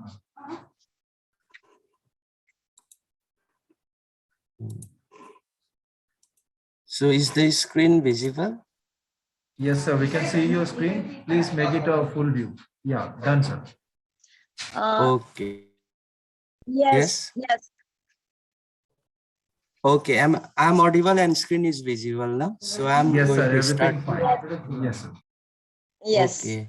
So very good morning to the respected chairperson and all those who are present here. My name is Vishal Diali and I'm a research scholar from the Department of Statistics in Central University of Haryana. Today I'm going to present my paper on discriminating between the log normal and log logistic distribution in the presence of type 2 censoring. So the outline of my presentation is like this follows. So I'm gonna skip this one. So live testing experiments. In reliability experiments, the experiments are conducted to draw the sound knowledge about the lifetime characteristics and failure times and all about the items in the experiment, and those experiments conducted for those purposes are generally called as lifetime experiments, and the time and the time elapsed from the start of the experiment until the first failure is observed or any failure is observed which is considered as failures are generally lifetimes. Like in these lifetimes are modeled using statistical distributions whose supports are on the real line from positive real line, and the models that are used to study these lifetimes from lifetime experiments are all comes under lifetime models. So what happens is in lifetime experiments, there can be many models which can fit the data very well. So the selecting a very proper model is a very important problem, because selecting a wrong model can lead us to wrong conclusion, and which can very much affect with our inferences. And also selecting a proper model or the model which best fits the model is a very important problem. So selection of a lifetime model is very important, because many lifetime models can fit the data very well. So here equation 1 and equation 2. Equation 1 shows the PDF and CDF of the log normal distributions with the scale parameter mu and the shape parameter sigma for x greater than 0. Here capital phi is the CDF of the standard normal distribution. And equation 2 gives the PDF and CDF of the log logistic distribution with shape parameter gamma and the scale parameter xi for x greater than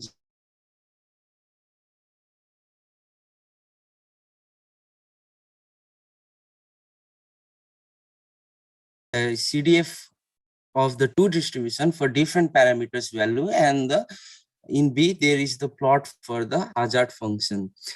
From this plot in one CDF, we can see that the two distribution lie very close to each other, and the hazard function also shows pretty similar kind of shape. So the if the data are coming from any one of the two distribution, then the another one can be easily used for modeling the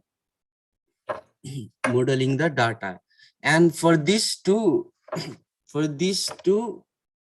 distribution with these two parameters, the 5th and 95th percentile points are 1.2 and 8.64 for log normal, and 1.3 and 10.21 for the log logistics. And these two can be seen to be very significantly different. So the proper choice of the model is very important, because if we have to infer about the percentile points, and if you are taking data from log normal and we are modeling with the log logistic, then the inferences can lead us to very misleading conclusions and all. So here the I have been this presentation is this discrimination censoring. So because of the time constraints and cost constraints, the reliability experiments cannot be conducted until the all number of items fail or the full failure times are received. So sometimes the experiment is concluded after a fixed time is reached, or sometimes the fixed number of failures are achieved. So in type 2 censoring, the experiments are concluded, or experiment stops after a certain number of failures are observed, or which are predefined number of failures, okay, are failures.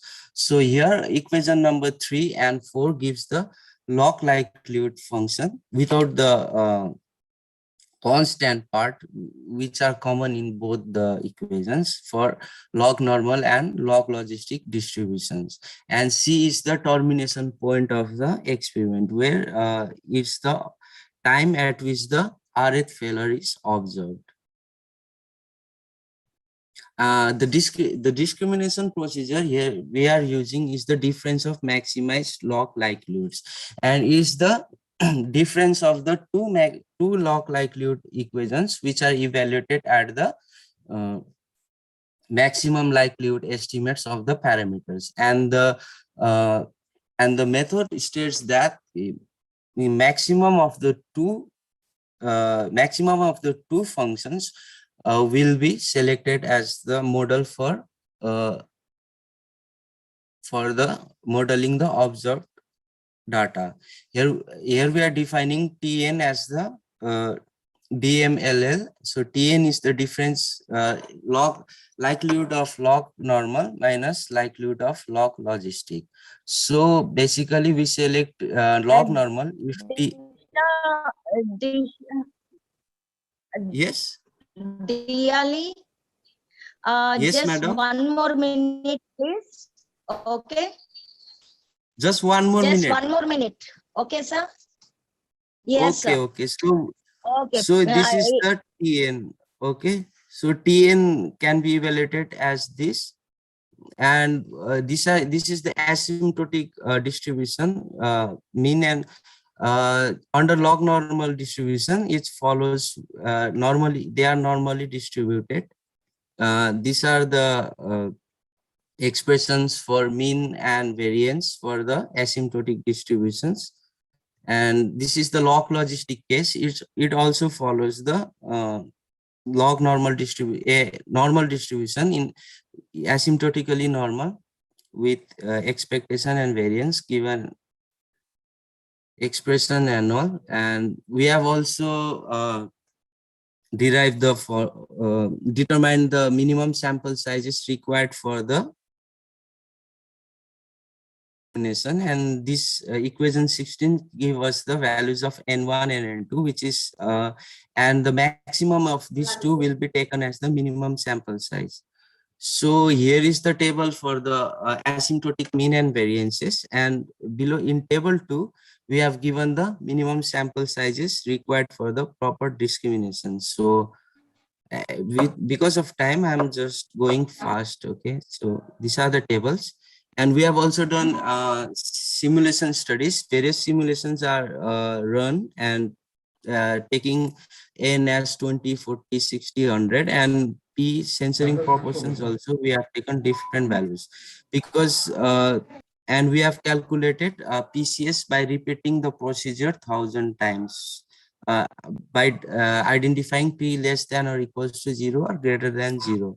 So this table 3 is the summary of the simulations, and the PCS derived using the asymptotic distributions for when the case is when the parent distribution is log normal, and this table 4 is for the when the parent distribution is a log logistic distribution.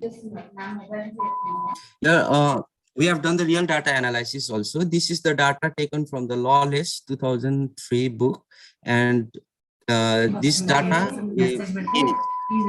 CDF and the TTT plot shows that these two distribution fits pretty quite well, and as the empirical as the fitted hazard plots for. So these are the tables. So my conclusion, we have addressed the problem for the log normal and log logistic distribution. Asymptotic properties are minimum sample sizes have been determined. PCS have been calculated using Monte Carlo simulation and asymptotic findings. And the asymptotic PCS are found to work quite well even for small sample sizes. And they matched quite well also for large sample sizes. And these are my references. And thank you so much. So.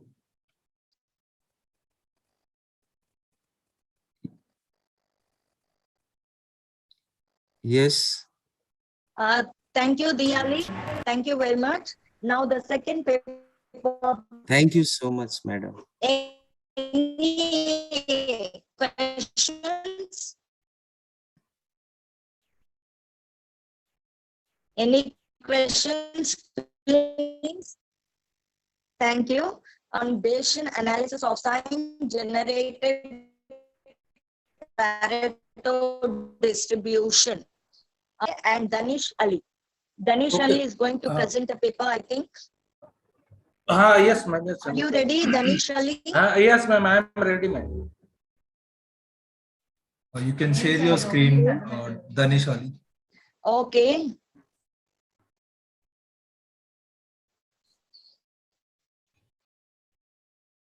It's 12:14 now, so plus 8 minutes. Okay, ma'am. Danish, yes, ma'am. you need to complete it by 12:22. Okay. Okay, ma'am. Am I audible, ma'am? Yes. Yes, you're audible, and we can see your screen. Please put it on full screen mode.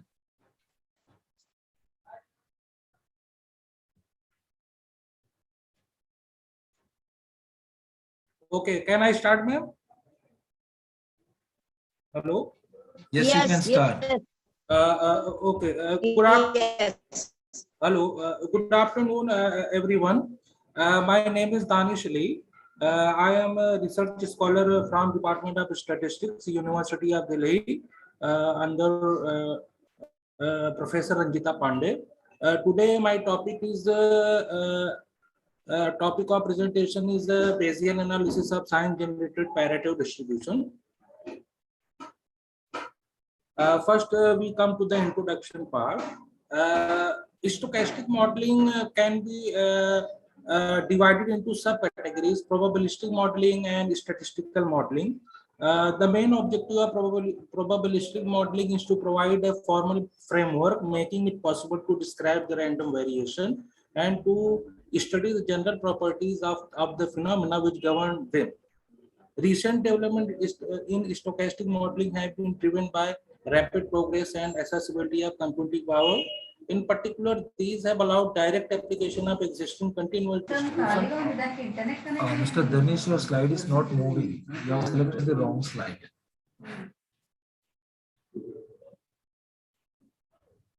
My slide is not moving, man. No, it is not moving.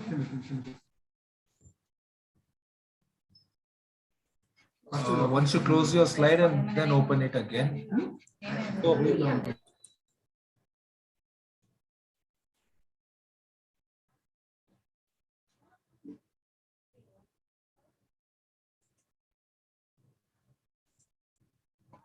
Please share the screen again.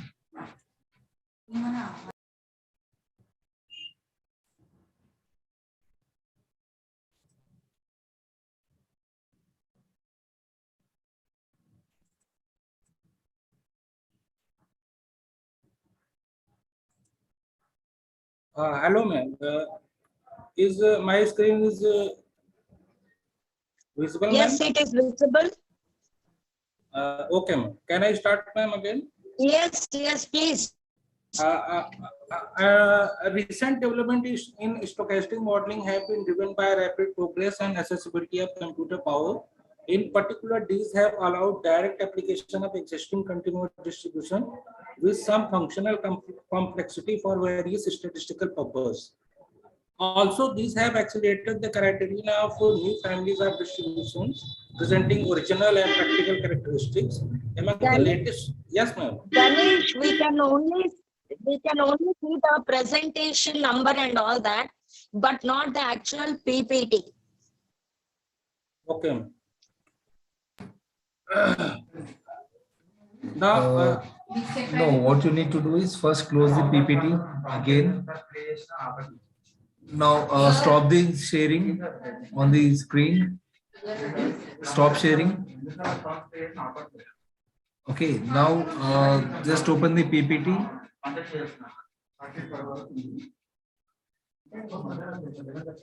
Now select, now click on share screen and select the PPT. Open PPT.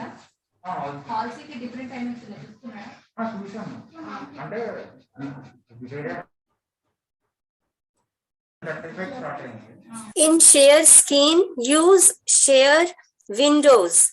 First go to share screen, use share windows. And then use only one window, your PPT.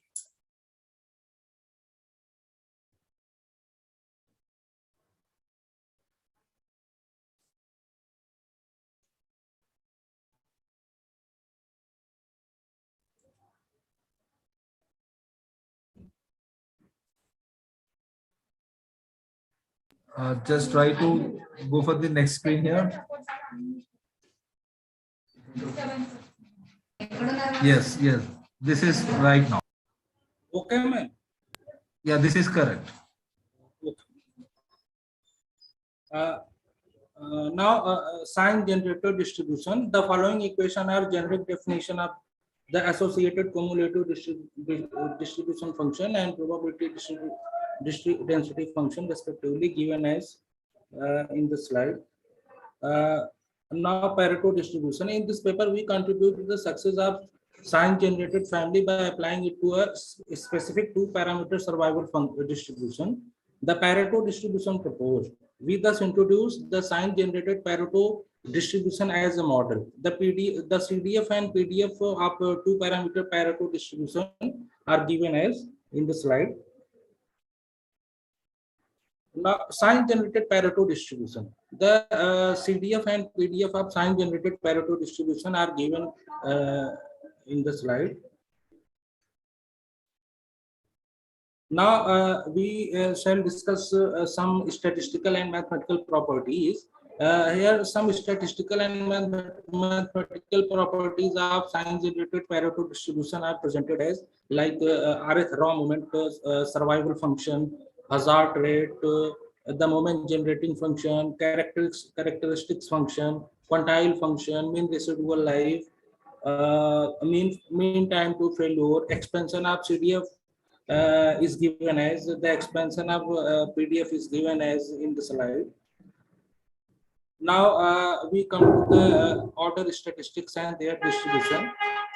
Here we derived the PDF of first order statistics and the PDF of highest order statistics, which are given as. Now we come to the entropy. As we know that entropy is a measurement of randomness. When we want to minimize the loss of information, then we use the entropy. Here we have used the two type of entropy. One is Renault entropy and second one is Shannon entropy, which are given as. These are the graphical representation of density function and distribution function, survival function, and hazard function for different combination of parameter values. Now we come to the inference part. First, the classical inference. Here we obtain the estimation of parameter using maximum likelihood estimation method. As here, this is the normal equation. Here we can see that the normal equation is not in closed form. So here we use Newton-Raphson iterative numerical approximation method for approximate the estimator. Now we come to the Bayesian estimation part. Here we choose the prior for shape parameter alpha and the scale parameter beta for both gamma distribution. Then using Bayes theorem, we obtained the joint posterior distribution of alpha and beta, which are given below. Now we obtain marginal posterior density function for parameter alpha and parameter beta, which are given below. Now the Bayes estimator of parameters alpha and beta under square. Danishali, please try to wind it off. Okay, ma'am. Okay, under square error loss function and linear exponential loss function, which are given as. These are the Bayes estimator of beta under self and items. Simulation part here. We use MCMC method for Bayes estimators. These are the table for MLEs and Bayes estimates. Results on the basis of simulation. Here, if we can see in the tables, we observe that the MSE are found to be smaller values as n is increased. We can also see that MSE Bayes estimate is decreased rapidly when a sample size n increase in compared to MLEs. A real data application. Here we took two types of data.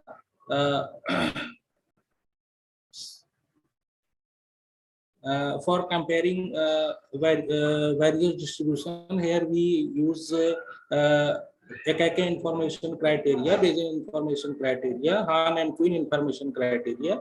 This is the table for AIC, BIC, and HQIC for different model. Result based on the different information criteria. On the basis of this, we found that our proposed model is found to fit most suitably to the chosen data sets. Now conclusion part. The main contribution of this article is to propose a new efficient statistical modeling strategy through a flexible trigonometric extension of Pareto distribution with two parameters. In this regard, we use the functionalities of science-generated family of distribution, introduce the science-generated Pareto distribution. Simulation application illustrate the usefulness of considered SPL model. In particular, we carried out two practical data sets for the evaluation of science-generated Pareto model with main existing model derived from the Pareto model. Thus, the results obtained are quite satisfactory, showing that the SGP model can be used fairly to efficiently analyze a large panel of data set. Now, these are the references. Thank you.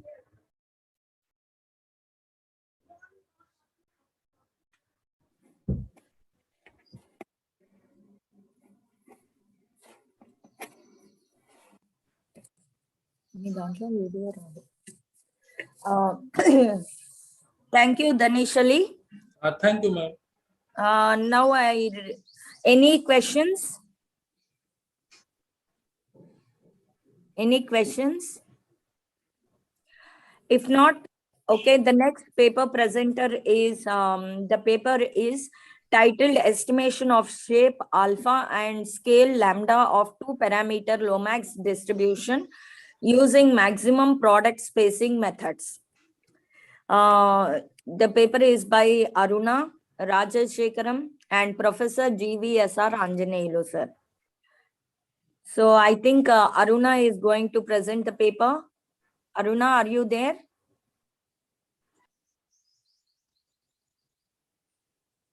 Aruna, are you there?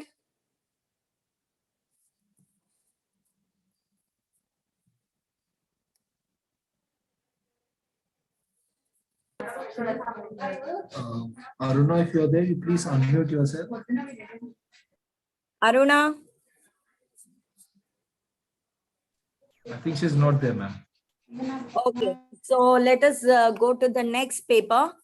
The next paper is titled Characterizations through Generalized and Dual Generalized Order Statistics with an application to statistical prediction problem by Imtiaz Ahmad Shah. Unmute. Yes, ma'am. Yes, ma'am.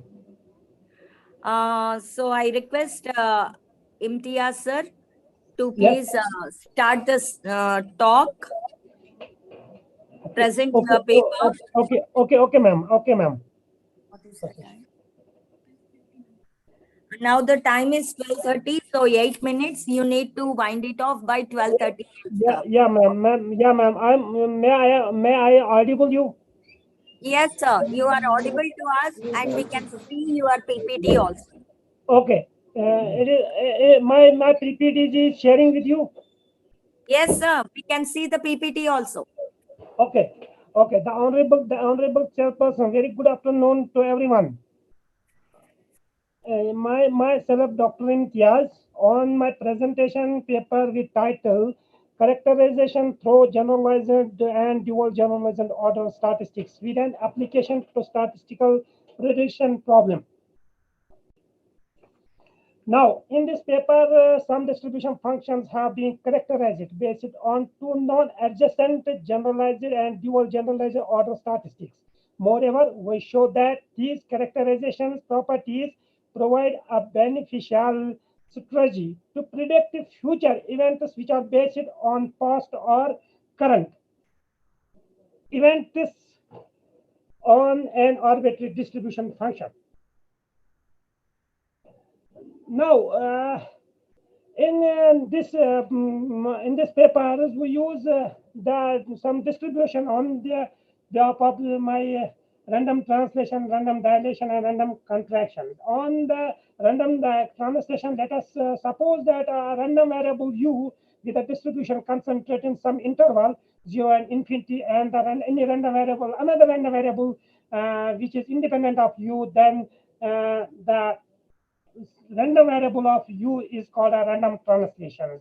Also, also random variable which is denoted as b, be a distribution concentrated on some interval which is denoted as 1 and infinity, and another random variable will be x. This is which is independent of v. Then the distribution will called as a random dilation. And also the one of the random variable which is denoted as a w, but random variable is simply nothing. It is an unvalued function defined on the sample space of a random experiment with concentration on interval 0 and 1. And the random variable, another random variable which is x, then the random variable W is called concentration, random concentration of X. In this paper, the introduction CAPS 1995 introduced the concept of generalized order statistics as a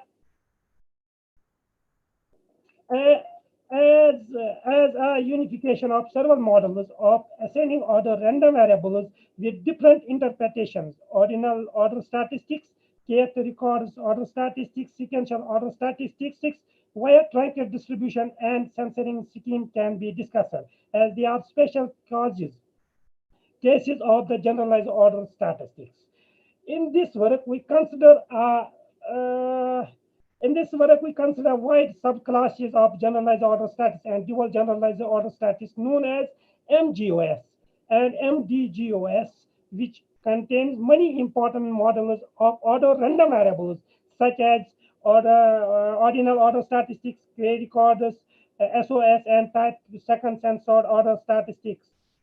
Now, we suppose that one of the function which is denoted fx or f dot be an arbitrary continuous distribution function with yes, ma'am, please. With the random variables R and X K be the RF generalized order statistics from a sample of size n drawn from a continuous population with the probability density function fx and the density function capital Fx. Furthermore, let some parameters which are denoted as R, N1, N2, and Mk be a random variable which are independent of X and satisfy the relation of 2.1, where the X equal to y means that the random variable X and Y have the same distribution function. Then the distributions will be the same. Then some parameters will be generalized order statistics from a sample of size n1 minus are drawn from the distribution function, which is denoted from Fy, and the random variable which is Y follows the exponential distribution if and only if the random variable follows general logistic distribution with parameter alpha and m. This theorem will be proved on the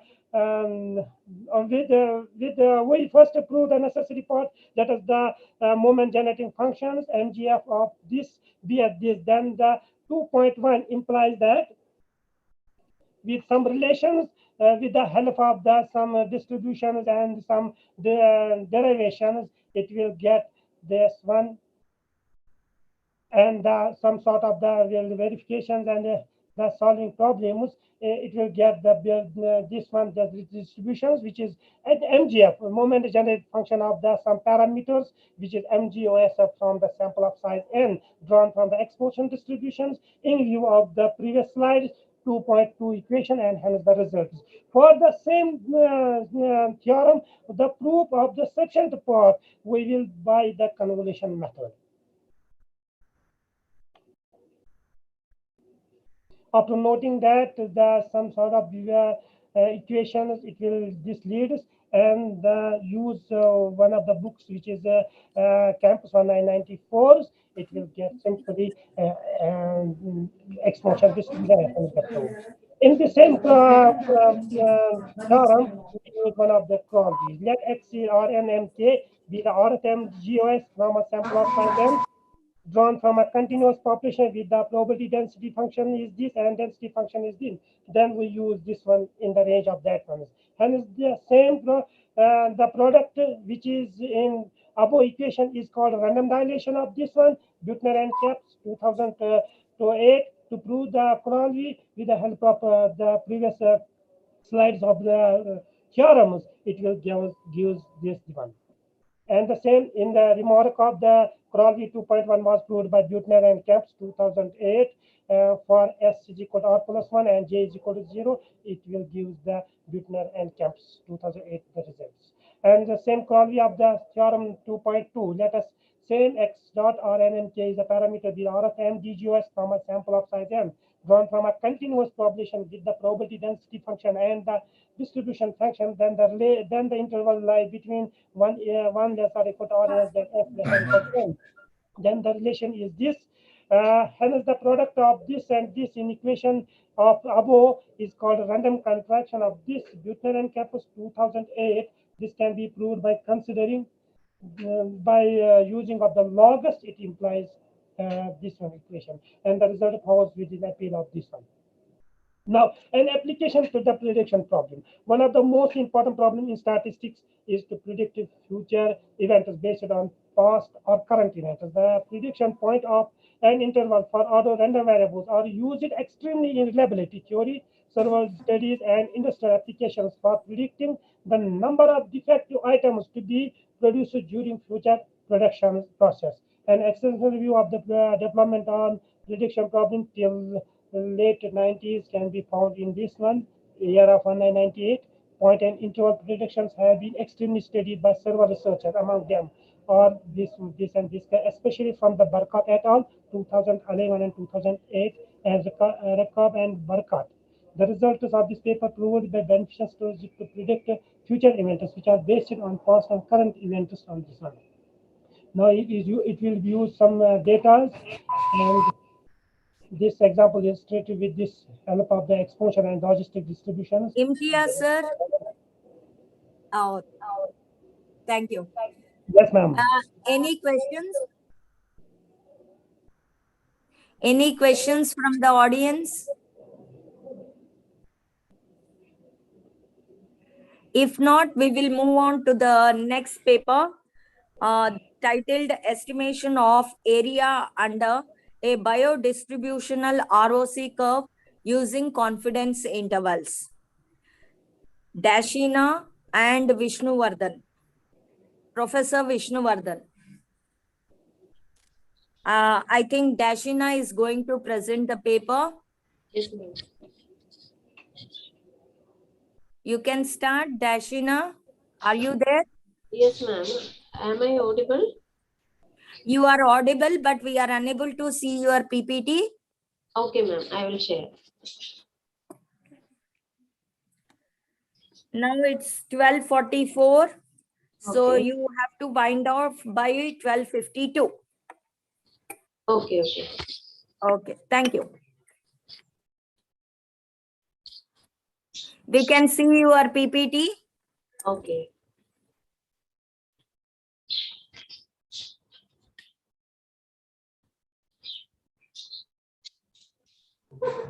$12:38 is the time, or 12:48.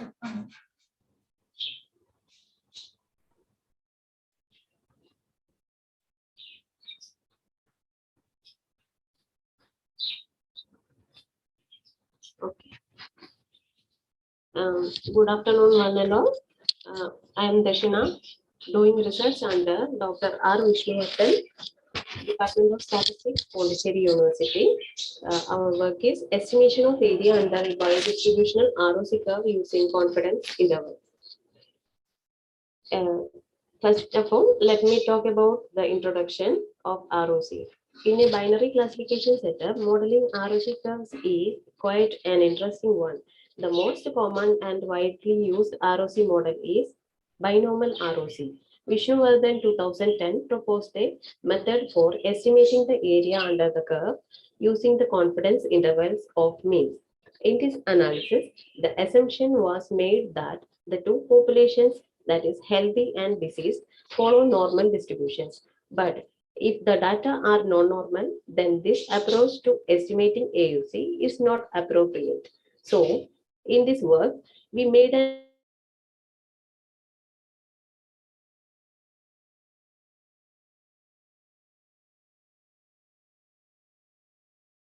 estimate the AUC where the data, the methodology is developed. The expressions for AUC and its variants are derived, and the methodology is supported by simulation studies. Estimation of AUC using the confidence intervals for bi-generalized exponential distribution. Here, we showcase the advantages of GED in constructing ROC and estimating the AUC using the confidence intervals of shape parameter. Further, the asymptotic results for AUC and variances are also discussed. The density function and the CDF, cumulative distribution function of one parameter GED is given below, where theta is the shape parameter of the distribution. This is the density plot of generalized exponential distribution at various values of shape parameters.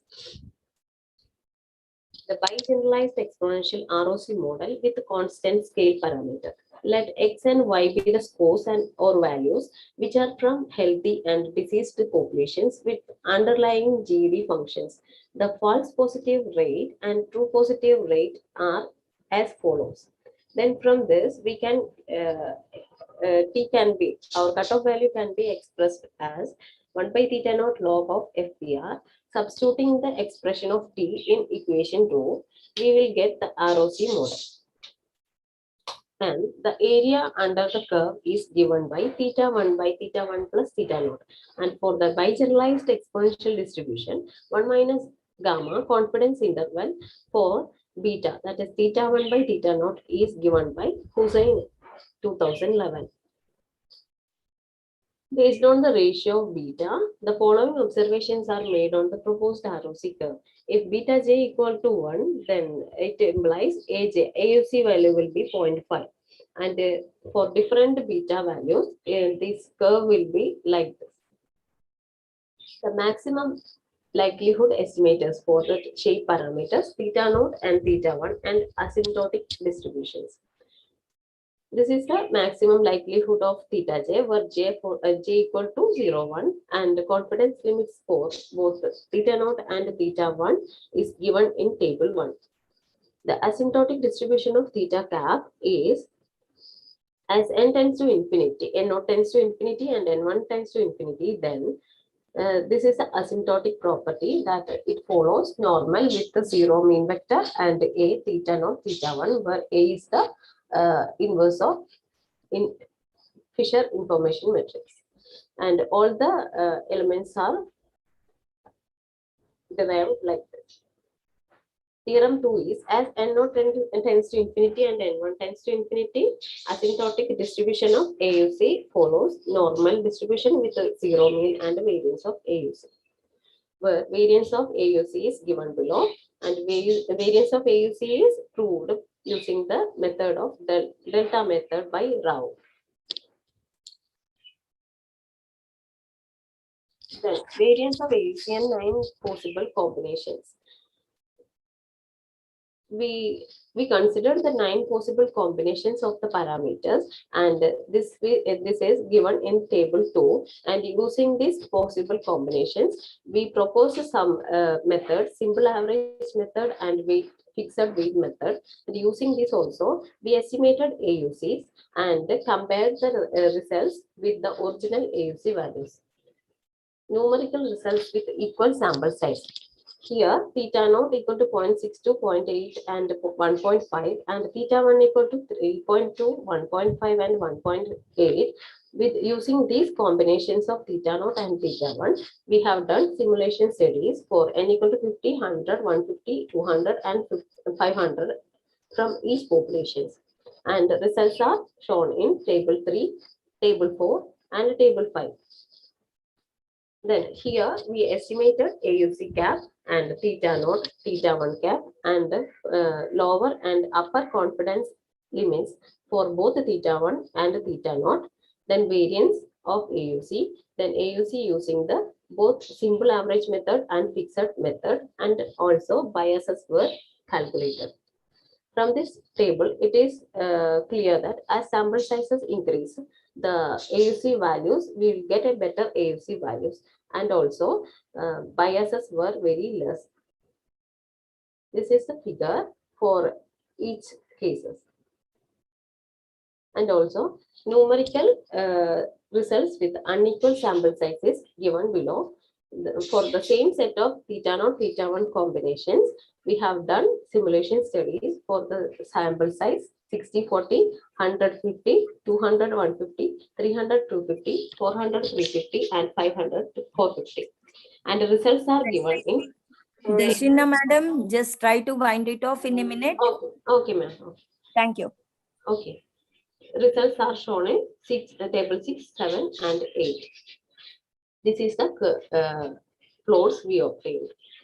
Conclusion: in this work, the upper and lower confidence limits for the shape parameters theta naught and theta 1 cap are obtained. Then we estimated AUC values using the confidence intervals of the parameters by considering different possibilities of the parameters to lie within.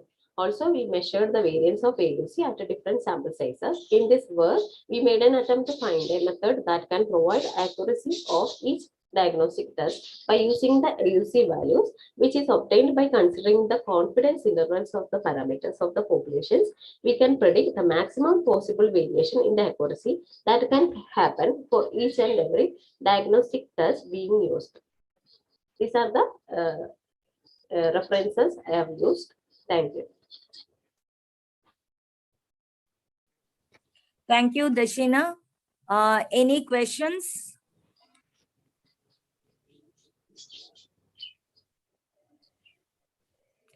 Any questions from the audience? If not, let us move on to the next paper titled Comparison of Estimation Methods for Weibull Parameters by Devi, Suchitra, and Vishwanathan.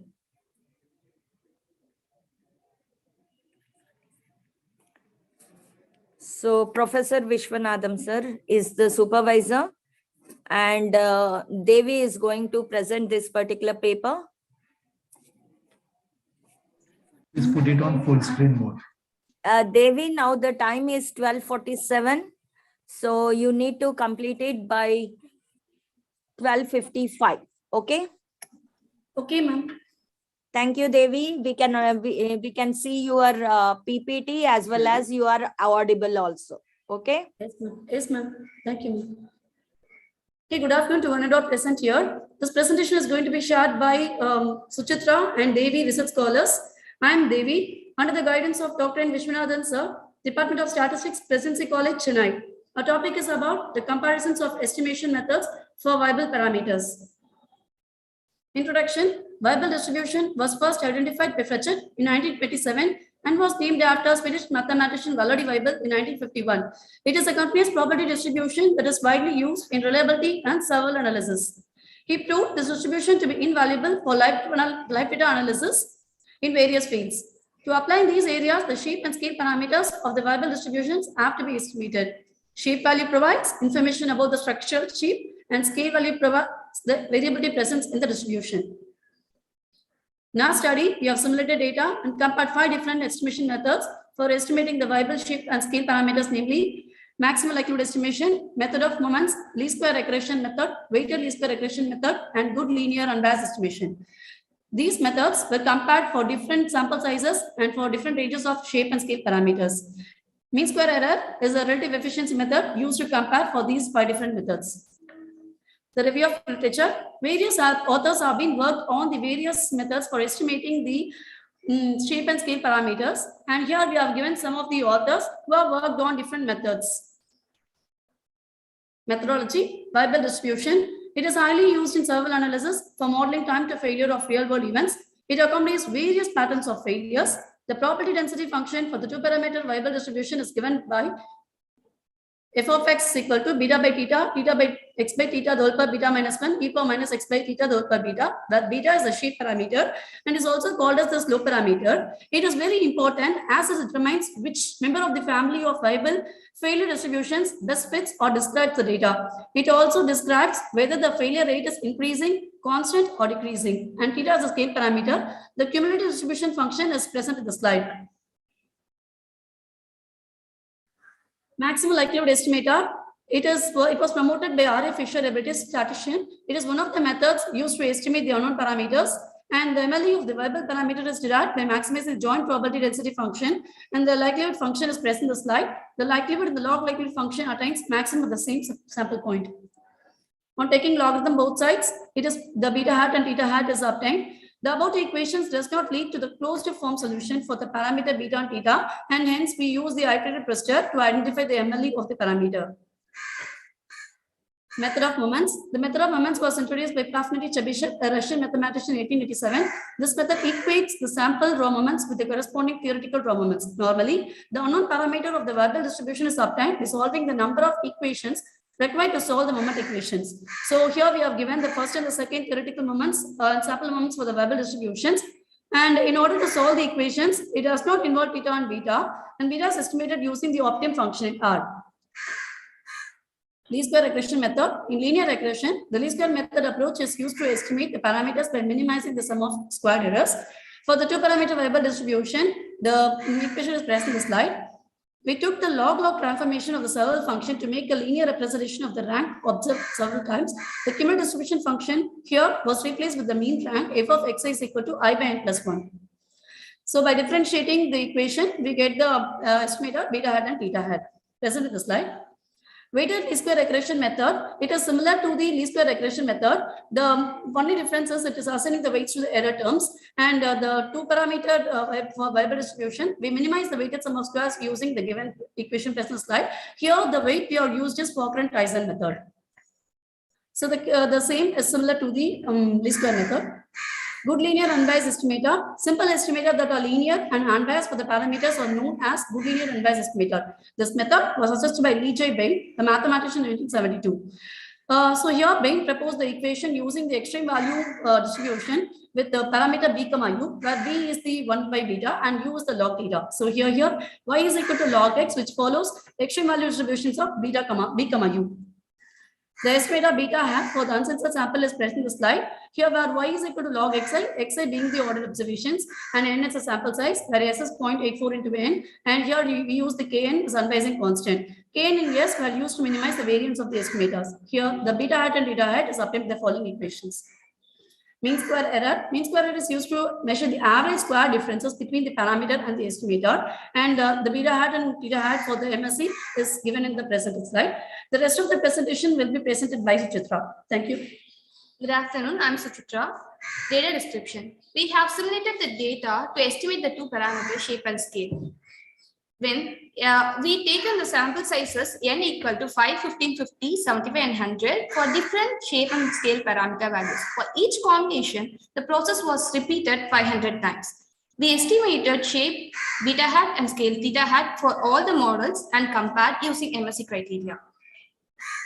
In this slide, we have shared like what's the MSE for each model at when n equal to 5, changing shape values with fixed theta 1. This is just a representation because we have a lot of tables like this, and here we would like to share that in the above chart, in the above graph, we can see that as the shape value increases, the MSE is also increasing. Initially, it's in the same line, and when it comes to n, we can see a lot of variation among the model. And here we can see that WLS gives the least MSE, and in the second, in the chart below, comparing MSE of theta for changing theta with fixed beta hat, we can see the same. Like when the shape value is less at 0.3, all the model in the same line at the end, it's showing a lot of variance, and MOM provides the less MSE.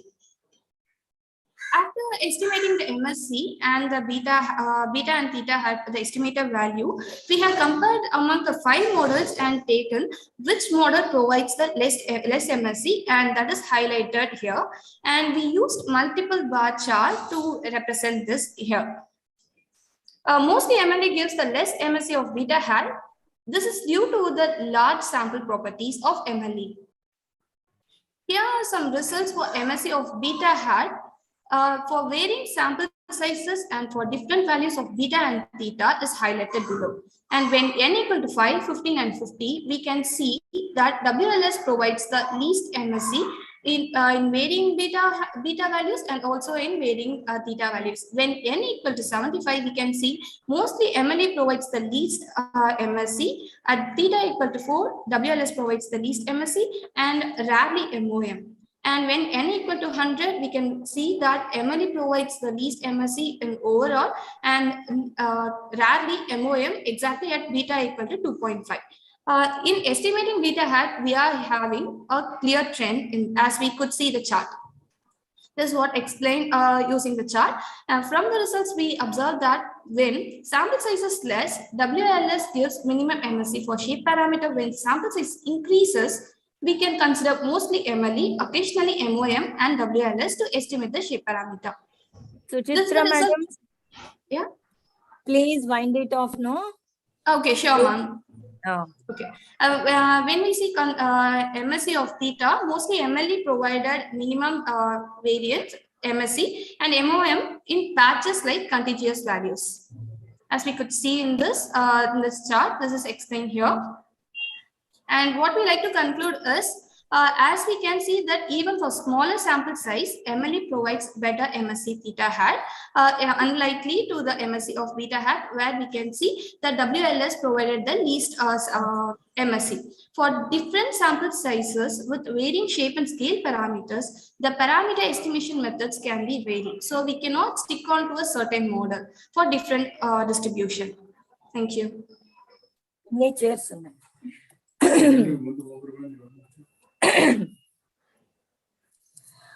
Thank you, Devi and Suchitra. Any questions? Hello, ma'am. I have a question, ma'am. Yes, sir. This is Danish Ali. Okay. Can I ask, ma'am? Yes, please. Devi, my question is, according to you have chosen many method of estimation. Hello? Okay. So according to you, which method is the best? We cannot tell which method is best, sir.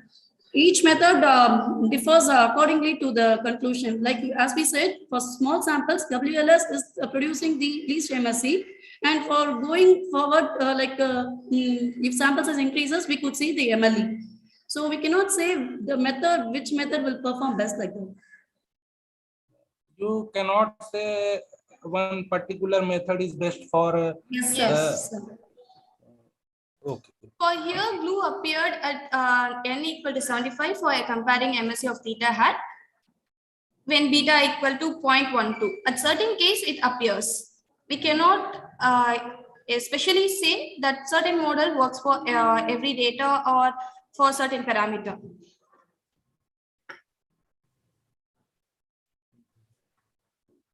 So is it fine, sir? Any questions, sir? Okay, thank you. Any more questions? If no, let us move on to the next speaker. The title, next paper title. Thank you. Next paper title is Aging Characteristics of the Finite Mixture of Geometric Distribution by Maya T. Nair.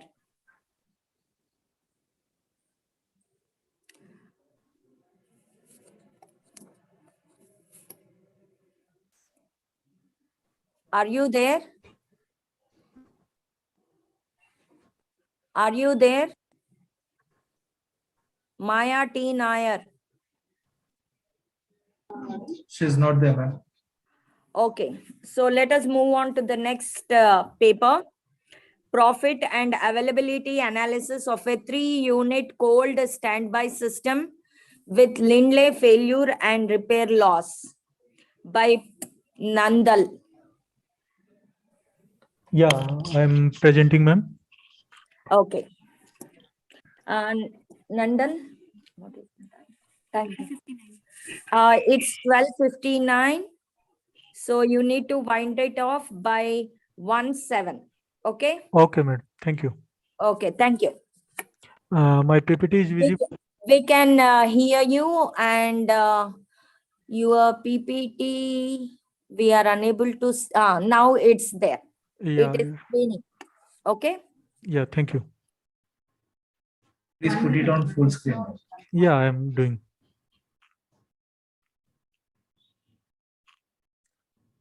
Yes. A very good afternoon to the Honorable Chair and other participants. I, Dr. Naveen Nandal, researcher in the Department of Statistics, Maharishi Dayanand University, Rohtak. Today, I am presenting my research paper with the title Profit and Availability Analysis of a 3-unit cold standby system with Lindley failure and repair loss.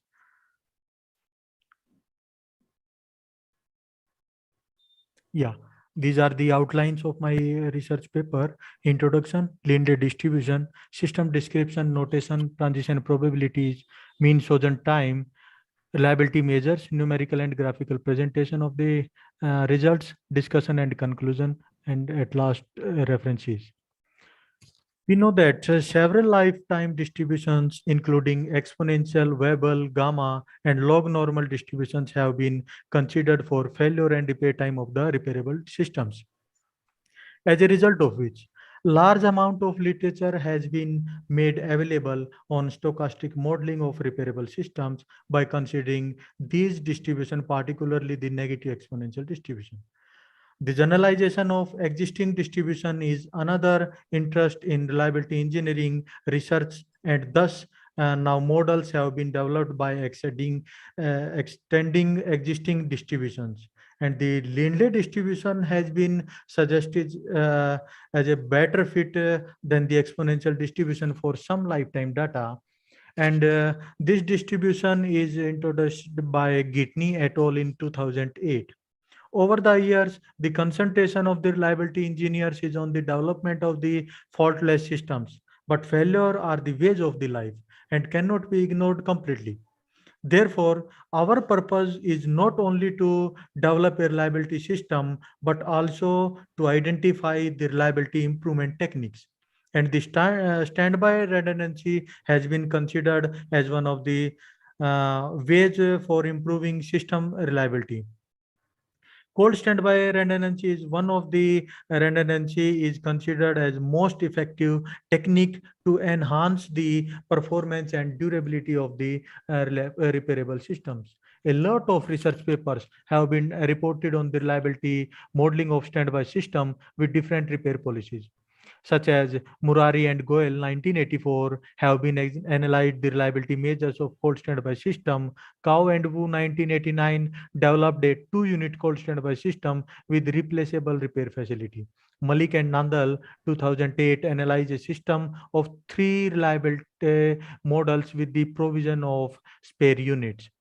Chandar and Singh 2009 also discussed a reliability model of a 2 out of 3 redundant system subject to degradation after repair, and many more. Also, the focus of the researcher was on the development of system models with 2 identical units. There are many repairable systems where 3 or more units are required, not only to increase the durability, but also to cover the risk in emergency. For example, wireless sensor system, where a sensor typically needs several spares because of harsh environments and high reliability requirements. The sensor may have limited processing capacity and memory, so it has to back up the acquired data to a server. In view of the above facts and observations, the purpose of the present study is to analyze the profit of a cold standby system of 3 identical units by considering linear distribution for failure and repair. Therefore, there are 2 modes of the unit: operative and complete failure. The repair activities are handled by a single server who attend the system immediately whenever required. The use of semi-Markov process and regenerative point technique is done to drive the expressions for MTSF, busy period, and availability of the system in steady state. The behavior is also shown by numerically and graphically. This is the Lindley distribution. The PDF of the Lindley distribution is del square by del plus 1 into 1 plus t into e raised to power minus delta t, with the conditions t and delta are greater than 0. Now the cumulative distribution function of this distribution is this, and reliability and hazard rate also shown in the display. Now, system description. Here we have 3 identical units. In S-node state, there are 1 unit is operative and other 2 identical units are in cold standby. If the operating unit is filled with the rate of FT, then we goes to state 1 where the operating unit failed after under repair, and other cold standby unit is on operation mode, and one unit is also in standby, and the other states are available with these assumptions. Now these are the some notations and abbreviations which I have used to study the model. Transition probabilities, these are the some transition probabilities which are derived from the system after the solving the equations with the help of Laplace duality transform. And mean chosen time is also derived from the system model, and mean time to system failure. Mean time to system failure is the expected time before the system completely failed.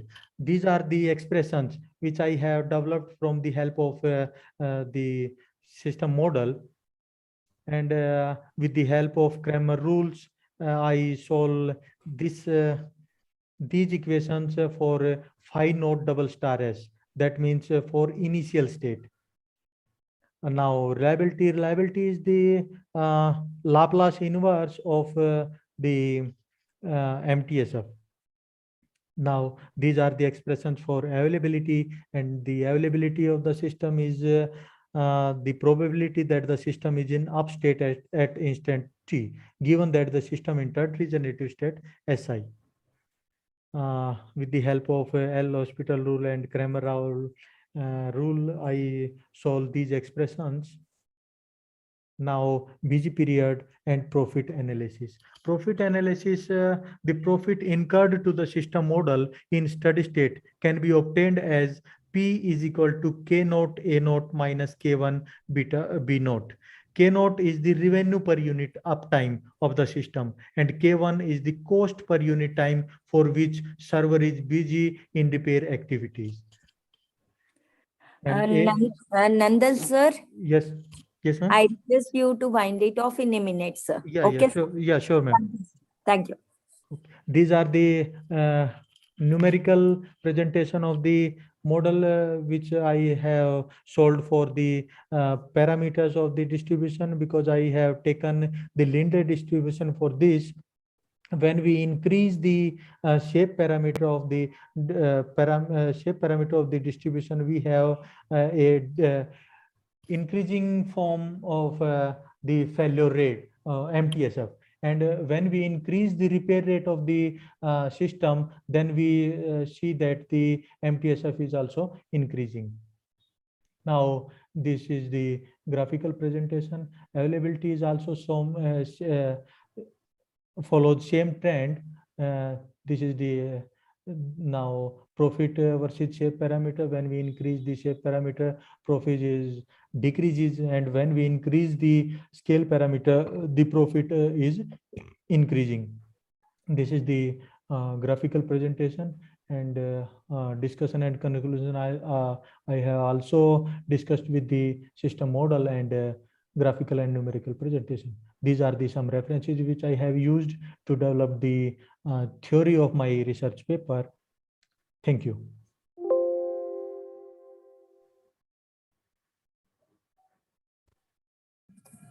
Thank you, Nandal sir.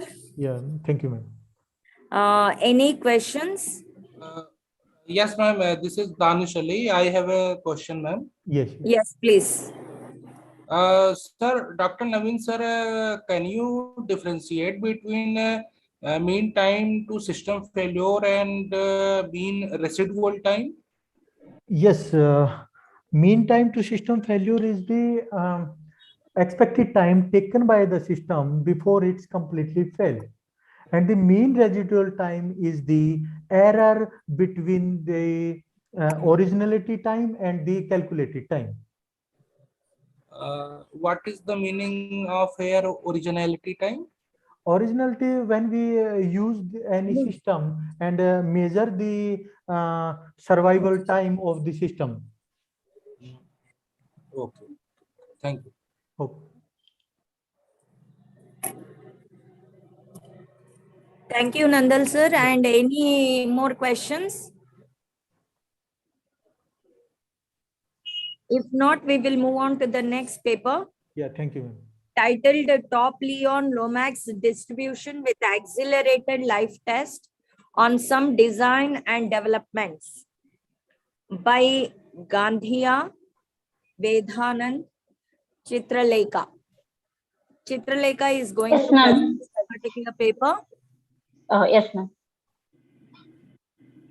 So Chitralekha, now it is 1:11. So you need to wind it off by 1:19. Okay? Okay. Okay. Thank you. And we can see your PPT as well as we can hear you. Your audibility is no problem. Okay? Okay. Good afternoon to all. I'm Chitralekha. My guide is Dr. S. Gandhivedan, Assistant Professor, Department of Statistics, Bardar University. My topic.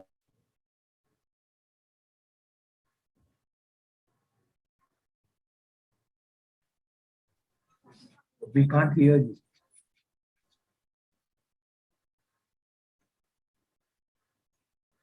Chitralekha, your voice is not audible. Madam, your voice is not audible.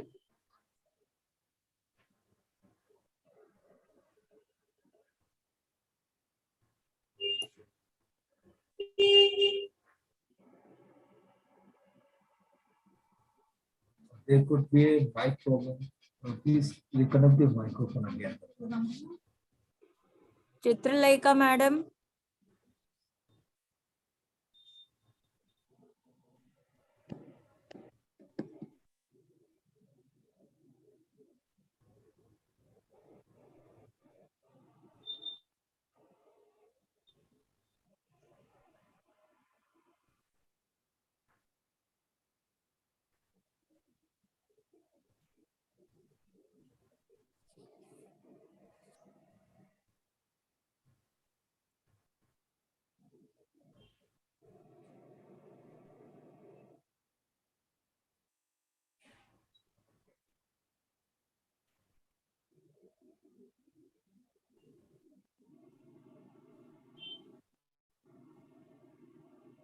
I think some problem with the internet. Yeah, from her side, madam. She's just logged out.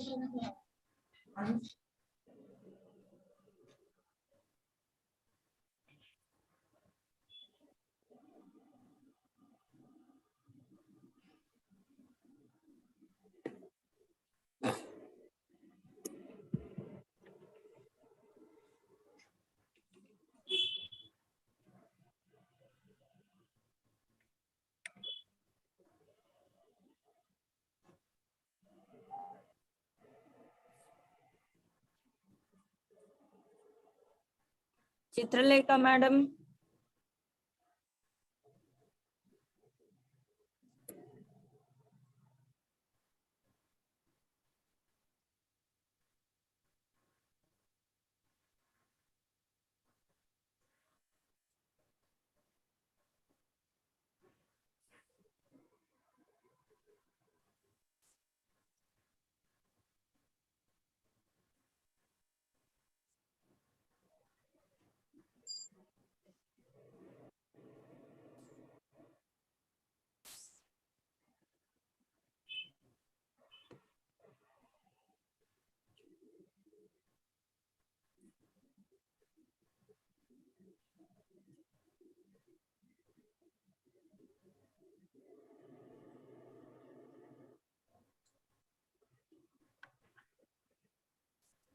Shall we proceed further then? The next presenter is also not there, ma'am. Laji and Manoj Chaku. Are you there, Laji M or Manoj Chaku? The next presenter is Laji and Manoj Chako.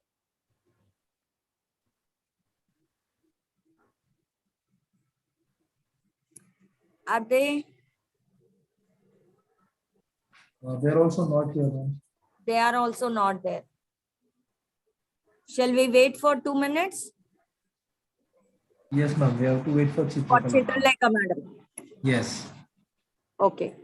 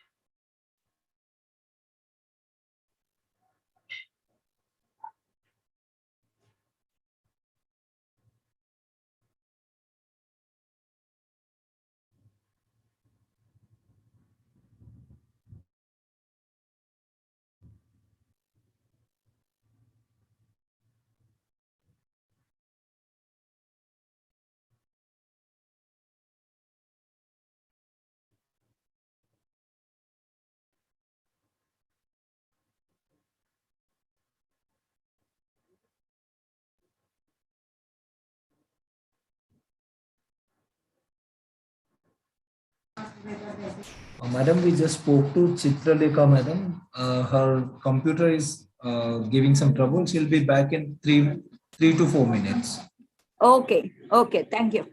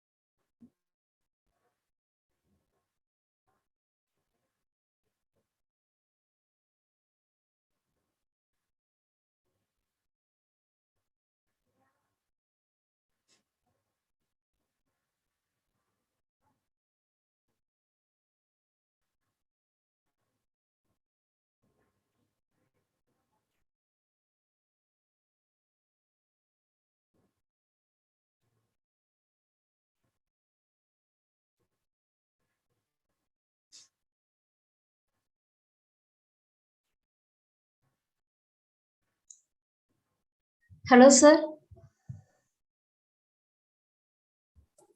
Yes. Is that Chitraleka? Yes, ma'am. Yes, Chitraleka. Oh, okay. Thank you, ma'am.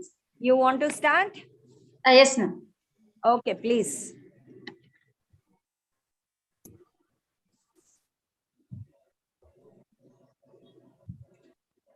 We Good can afternoon, see all. your PPT. Oh, okay, ma'am. Good afternoon. I'm Chitralega. My guide is Dr. S. Gandhi Vendan, Assistant Professor, Department of Statistics, Bardiyar University, Coimbatore. My topic is top Leon Lomax distribution with accelerated life test and some design and developments. Outline, abstract, introduction, review, accelerated life test, and accelerated factor. Toplian Lomax distribution properties and formulas, tables, and examples, conclusions. Abstract, when using such a sampling plan, a sample of a predetermined number of items is taken from each submitted lot and inspected by attributes. With the information from the inspected sample, a decision of acceptance or rejection of the submitted lot can be made. The shape parameter is known and the existence takes a look at is performed at an extended conditions for which the acceleration component is understood. The basic ideas of these sampling plans are introduced first and the various versions of each sampling plan are then discussed. In this chapter, an accelerated life test is developed based on a truncated life test from Toplian Lomax distribution. Then sensitivity analysis are performed to assess that will have an impact on which the uncertainty in the assumed accelerated factor brings at the real producer and purchaser risk. The effects are illustrated by way of an example. Keywords. Introduction. The terminal event of reliability is a failure. Product liability is geared to the period of acceptable performance and the purpose of reliability. Design is to extend this period. There will be many questions for doing so. One are the initial design of your product and then intermediately during the product life cycle, depending on how it performs in the field. Products usually pass through several processes to stability and capability are critical to the quality of product. The effectiveness and efficiency of the interfaces between processes also play a critical role in the composition of the product, whose chemical or the other inherent properties depend upon the continuity of the process. Product life can be measured either with field data or laboratory data gained through experiments. Field data are the actual failure data coming in from products in use, such as casualty reports, field engineering reports, customer gathered data, and warranty data. Warranty data are an especially good source because they can be used to measure true reliability of product. The notation of the Toplian Lomax distribution and its applications in life test are also life testing, as its name implies is designed to test the operational life of product. The concept of life test is straightforward. Several units are run until they fail, and then the failed units are counted concerning the total test populations. Laboratory experiments provide the data for an prior estimate if the expected product lifetime is relatively short or the product is inexpensive and can be tested in sufficient numbers. You just operate them in the lab in real time until they fail. This is called life testing. The ratio of the number of survivors to the total tested over a given time provides an estimate of product reliability. Life testing, as its name implies, is designed to test the operational life of product. The concept of a life test is straightforward. Several units run until they fail, and then the failed units are counted concerning the total test populations. Accelerated life test is used to facilitate fast acceptance. The shortens testing time and reduce development cost through the use of harsher than use testing conditions. This is literature of review Lomax distribution. This is Top and Leon Lomax distribution literature. Three extensions of the triangular distributions appeared before the 21st century.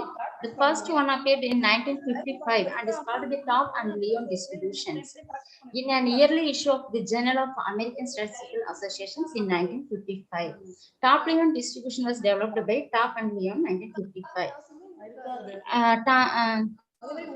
Several authors have recently discussed the Toplian distributions, examples which include James 2012, Firoz and Aslam, Mir Mustafi, Beyond Mir Mustafi et al., Sultan and Ahmed 2018, among others.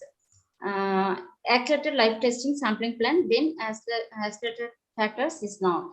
Accelerated life tests are commonly used to obtain timely information about the time to failure distribution of materials and products. Nelson 1990 provided to detailed treatment of commonly used regression models and methods for accelerated testing. The key to using accelerated testing technology in life test sampling plans, is dealing with the accelerator factor. This section first discuss how to design accelerator life test sampling plan when accelerator factor is known. Since accelerator factor has been confirmed in advance, the life of product under accelerator conditions can be directly determined based on use conditions. Then the reliability of product at the time of consumption could be determined under accelerator conditions by using the operative characteristic curve. Testing the and acceptance procedures. Accelerator life test and acceptance procedures should be as follows. N test items are randomly selected from lots and tested under accelerated conditions. Acceleration factor is known. Failed test items will not be replaced with new ones. Accelerator life test is terminated at the reset censoring time SA. Suppose K failure occurred during the test. If K less than C, the lots are accepted, otherwise rejected. Taplian Lomax distribution. Let X denote random variable, the densities of the Taplian family of distributions. This is cumulative CDF formula. Cumulative distribution functions and probability density functions formula. Second, in this paper, G of X and small g of X is a Lomax distribution, cumulative distribution function and probability density functions. Respectively, where B and C the shape and scale parameters, the cumulative distribution function of the Taplian Lomax distribution, f of x equal to 1 minus 1 plus c of x power minus 2b whole power a. Probability density functions formula, and a and b are shape parameters, c is a scale parameter. This is on structural properties of the Taplian Lomax distribution. This is survival function formula, the hazard functions formula, development of a airborne communication transistor life test sampling plan. I used Taplian Lomax distributions. Acceptance methods. I have used hypothesis testing. Madam, please wind it off in a minute. Yes, ma'am. Yes, ma'am. Okay.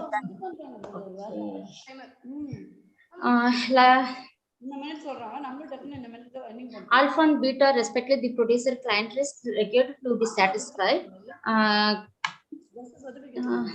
This is properties of life test sampling plan for given alpha, beta, Q1 and N decreases as Q not increases. This is properties of life testing sampling plan.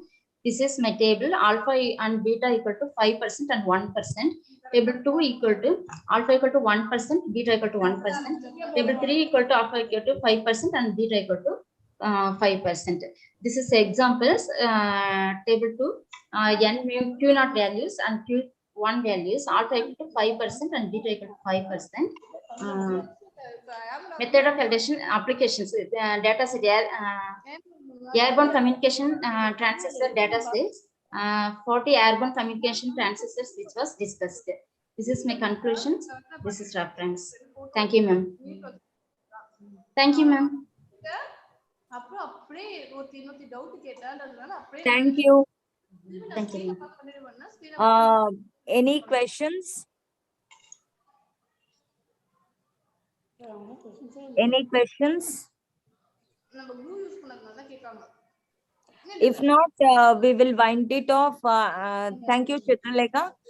We will wind it off this particular session, and let us take a lunch break, and we will again assemble at 2:30 exactly. Okay. Thank you all for joining. Thank you, ma'am.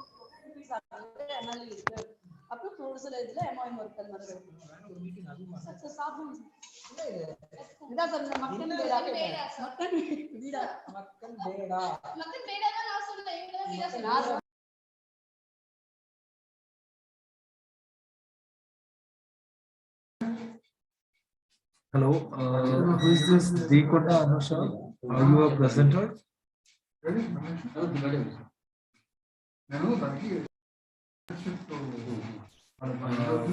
Can you hear me? Who is this Dekonda Anusha? Can you please introduce?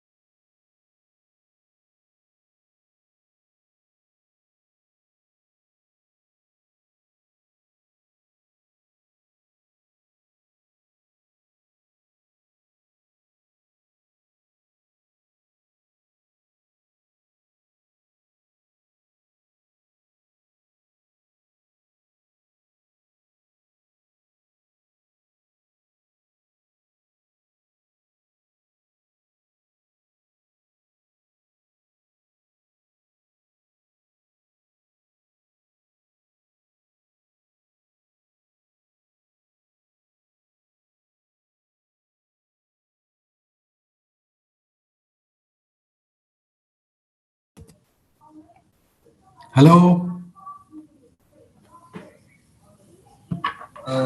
Yes, sir. Yeah, can you hear me? Yes, we can hear you, sir. Okay. I just want to test it. Can I just share my screen? Yes, you can, sir. Yeah, I just want to test whether everything is fine or not. Yes, you can test, sir.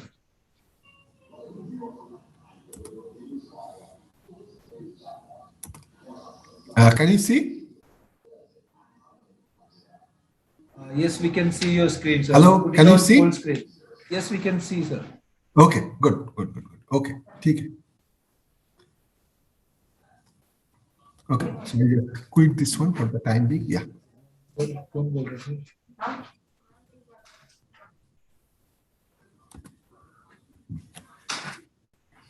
Okay, so we are waiting for 5 more minutes. After that, we'll start. Huh? Okay. Usmania University. Yes, sir. Sure, sir. Yeah, We can sure. start. I'm just coming into 3 minutes. Yeah. No problem. It will start at 2:30, sir. 2:30. Yeah, sure. Yes, sir. Okay, right.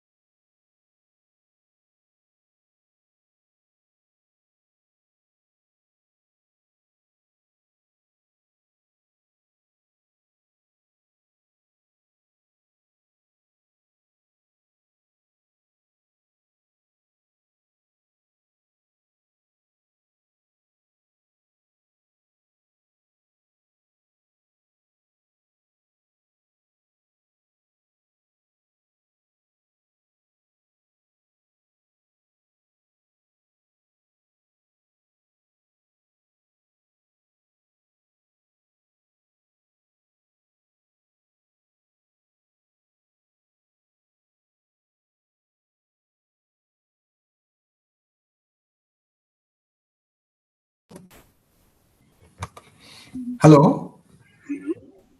Good afternoon, sir. Good afternoon. Are you there, sir? Hello, Professor. Hello. How are you? I'm Professor. Very good. Yes. Very nice. Very nice. Yeah, today morning I was there in your talk. Okay, Professor. Yeah. It was a. Yeah. Can you hear? Yeah, we can hear you, sir. It's already 2:30. If Yeah. we can start this session. Yeah. Very good afternoon to all the delegates and participants. I am B. Haritya. It is an honor for me to introduce Department of Statistics, University of Kerala, Medical Sciences, University of Kerala, Chairman, PG Board of University of has been statistical distribution theory, probability theory, stochastic process, multivariate analysis, climatology, marketing research. Sir has been expert technical advisory committee member for the implementation of the cloud seeding program, Kerala State Electricity Board Limited, editor-in-chief, Asian Journal of Statistical Sciences, executive trustee of the Mathematical and Statistical Sciences, Trust 2021 onwards. Advisor to the UPSC New Delhi, Government of India, and KPSC Trivandrum, Government of Kerala, organized several, like more than 35 international and national level conferences, seminars, workshops, training programs. Sir has published over 125 research papers in peer-reviewed journals. Sir has successfully supervised 10 PhD theses. Sir, now I would like to request you to occupy the chair and introduce the speakers. Thank you for your nice introduction. In fact, I'm very much glad to be here in this to chair this session, especially because, and I consider it as an honor. Why? Because this session is devoted to Professor A. Mathai Endowment Lecture. And all of us know the Professor A. Mathai is a well-known mathematician as well as statistician, and who has contributed extensively in the areas of statistics, applied analysis, applications of special functions, and astrophysics. Professor Mathai was the director of the Center for Mathematical Sciences and the executive trustee of Mathematical Sciences and Statistical Sciences Trust, fellow of International Statistical Institute, National Academy of Sciences, Institute of Mathematical Statistics, ICSDS, etc. And Professor Mathai is the founder of Canadian Statistical Society, I hope so, and founder editor of the Canadian Journal of Statistics, and is the presently the Professor Emeritus of McGill University, Canada, and he has more than 350 research publications and more than 35 research level books and monographs. And I'm also proud to say about Professor Mathai. Why? Because Professor Mathai is our prestigious alumni of the Department of Statistics, University of Kerala. And in fact, to give a talk in honor of Professor Mathai Endowment Lecture, we have the great Professor Debashish Kundu is the right person, because he is the number one in the area of statistics and its related area, especially presently he holds the Rahul and Namita Gautam Chair Professor of and Professor of the Department of Mathematics and Statistics, Indian Institute of Technology, Kanpur, and graduated from his B.Stat and M.Stat degrees from Indian Statistical Institute. Professor Kundu taken his further masters from University of Pittsburgh and a PhD from University of Pennsylvania State University, under the guidance of our giant in the area, Professor C.R. Rao. And Professor is an expert and has a lot of works in the area of statistical signal processing, distribution theory, reliability, and survival analysis. He has more than 15,000 Google citations, and H-index of more than 60, and I-10 index of more than 200, I think. Or professor is a visiting scientist or professor, visiting professor of several universities throughout the world, especially in ISI, Indian Institute of Science, Pennsylvania State University, McMaster University, University of Texas, etc., etc. And he's a recipient of several awards. It is difficult to say all those things. He's a fellow of National Academy of Sciences, a fellow of Royal Statistical Society, first Distinguished Statistician Award of ISPS, awardee of ISPS, and CL Chandma Mathematics Award awardee, and Professor the prestigious PC Mahalnobis Distinguished Educator Award, elected fellow of Indian Society of Probability and Statistics, and Excellence in Teaching Award from IIT Kanpur. Recently, I hope, and he has done keynote speaker and plenary speaker of several conferences, more than 300 or 325 research articles, and more than 25 PhDs produced. Is in fact, I'm very much proud to say that we are all waiting for what is he talking about, and his topic today concentrates on weighted least squares estimation, estimators for sinusoidal model parameters. Thank you, Professor. You are most welcome, Professor. We are all waiting for your nice presentation or your talk. Professor Kundu, please. Can you hear me?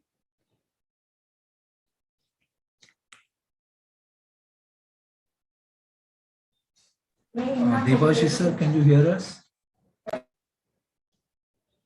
Some network issue may be there. I hope so. Yeah, he was here only. Just now there's some problem.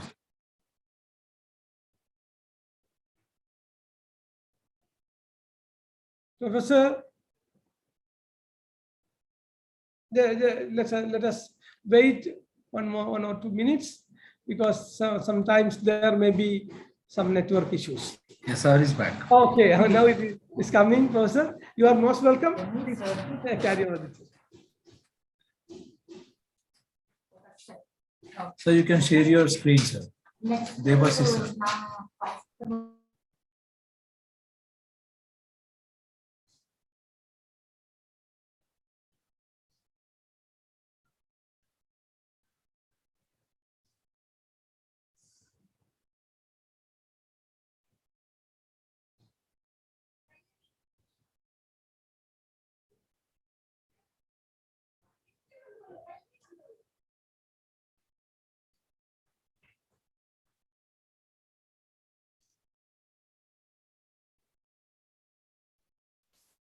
Devashi sir, we can't hear you.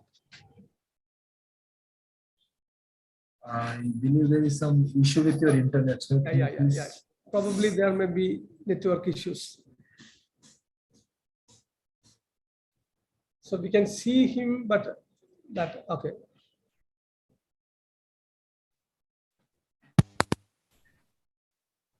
Now.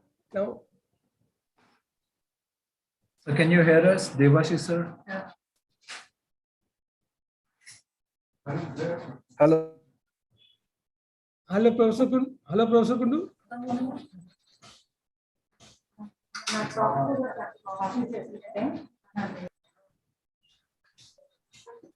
It's better to first leave and then join, so that may become better, probably. There is an audio problem, I think.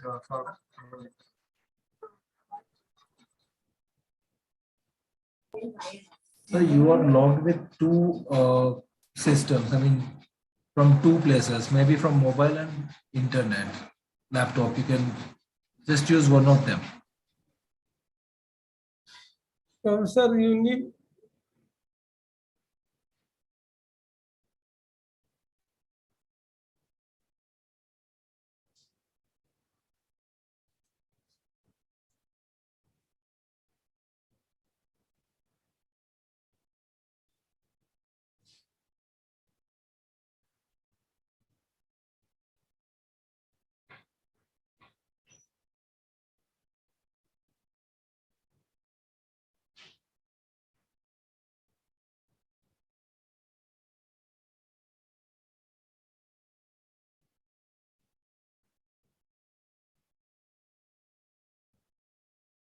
Hi, Professor.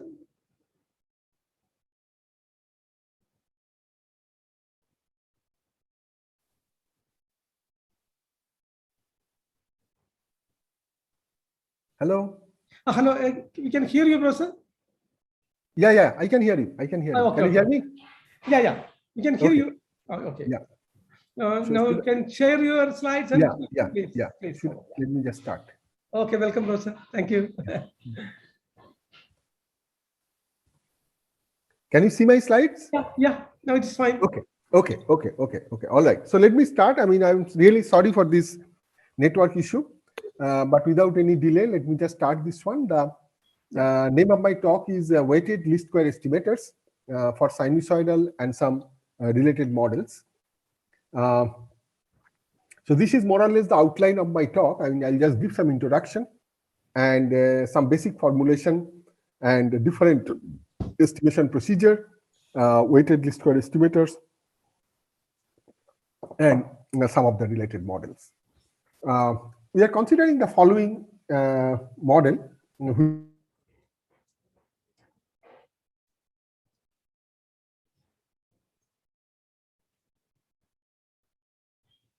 Professor, now we can't able to hear you. Omega k is the frequencies, and they are the nonlinear parameters, and this ak square plus bk square are usually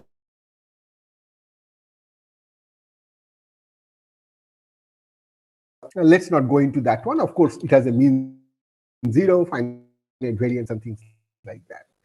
So our main problem is that we are trying to estimate P, the number of components. That is definitely an important one. We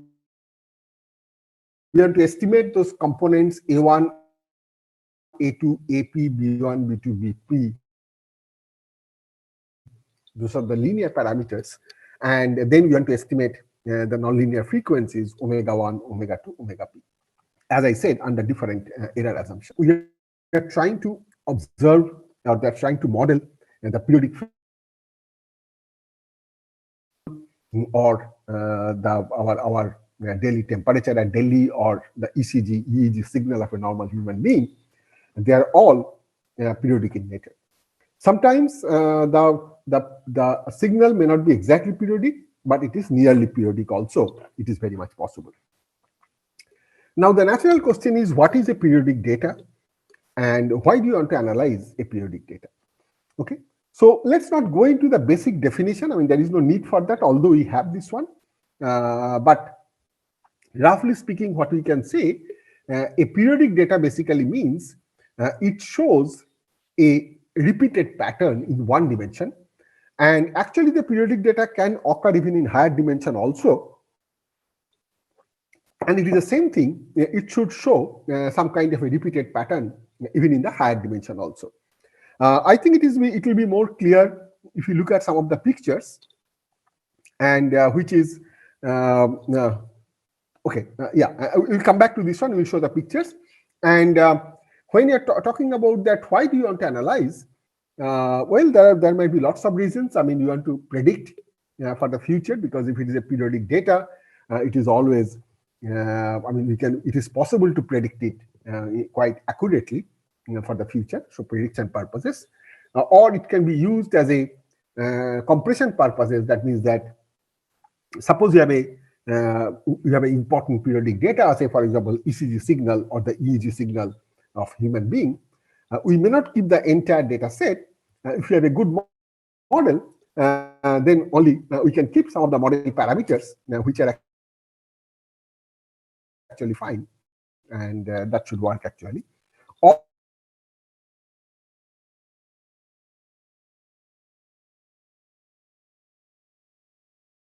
And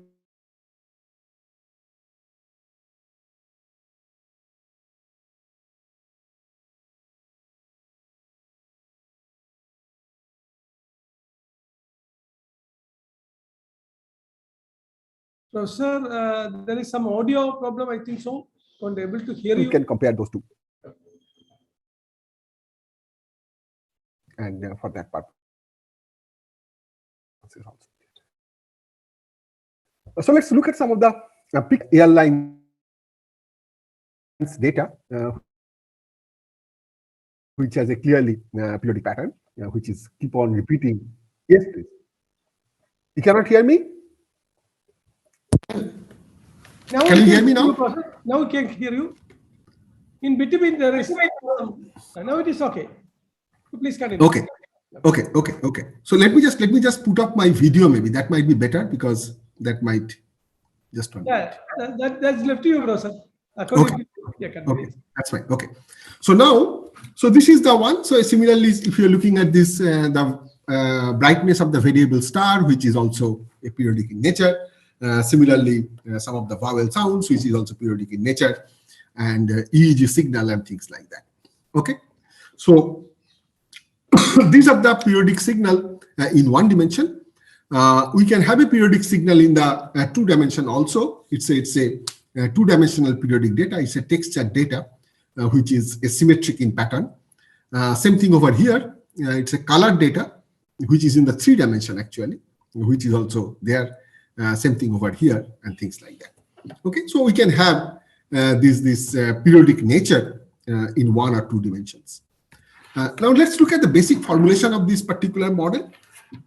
I mean, see, if you go back to our high school days, I mean, if we know this one, that the simplest periodic function can be expressed in terms of the sine and the cosine. So this is the most basic one, a cosine omega t plus b sine omega t. And actually, if you're looking at the Fourier expansion of any periodic function, which is nothing but an infinite expansion of this form, summation ak cosine omega kt plus bk sine omega kt, which is a Fourier expansion. And of course, if we have this yt, we know that how to trace it back my ak's and bk's, which are simply by these formulas. I can got these ak's and bk's.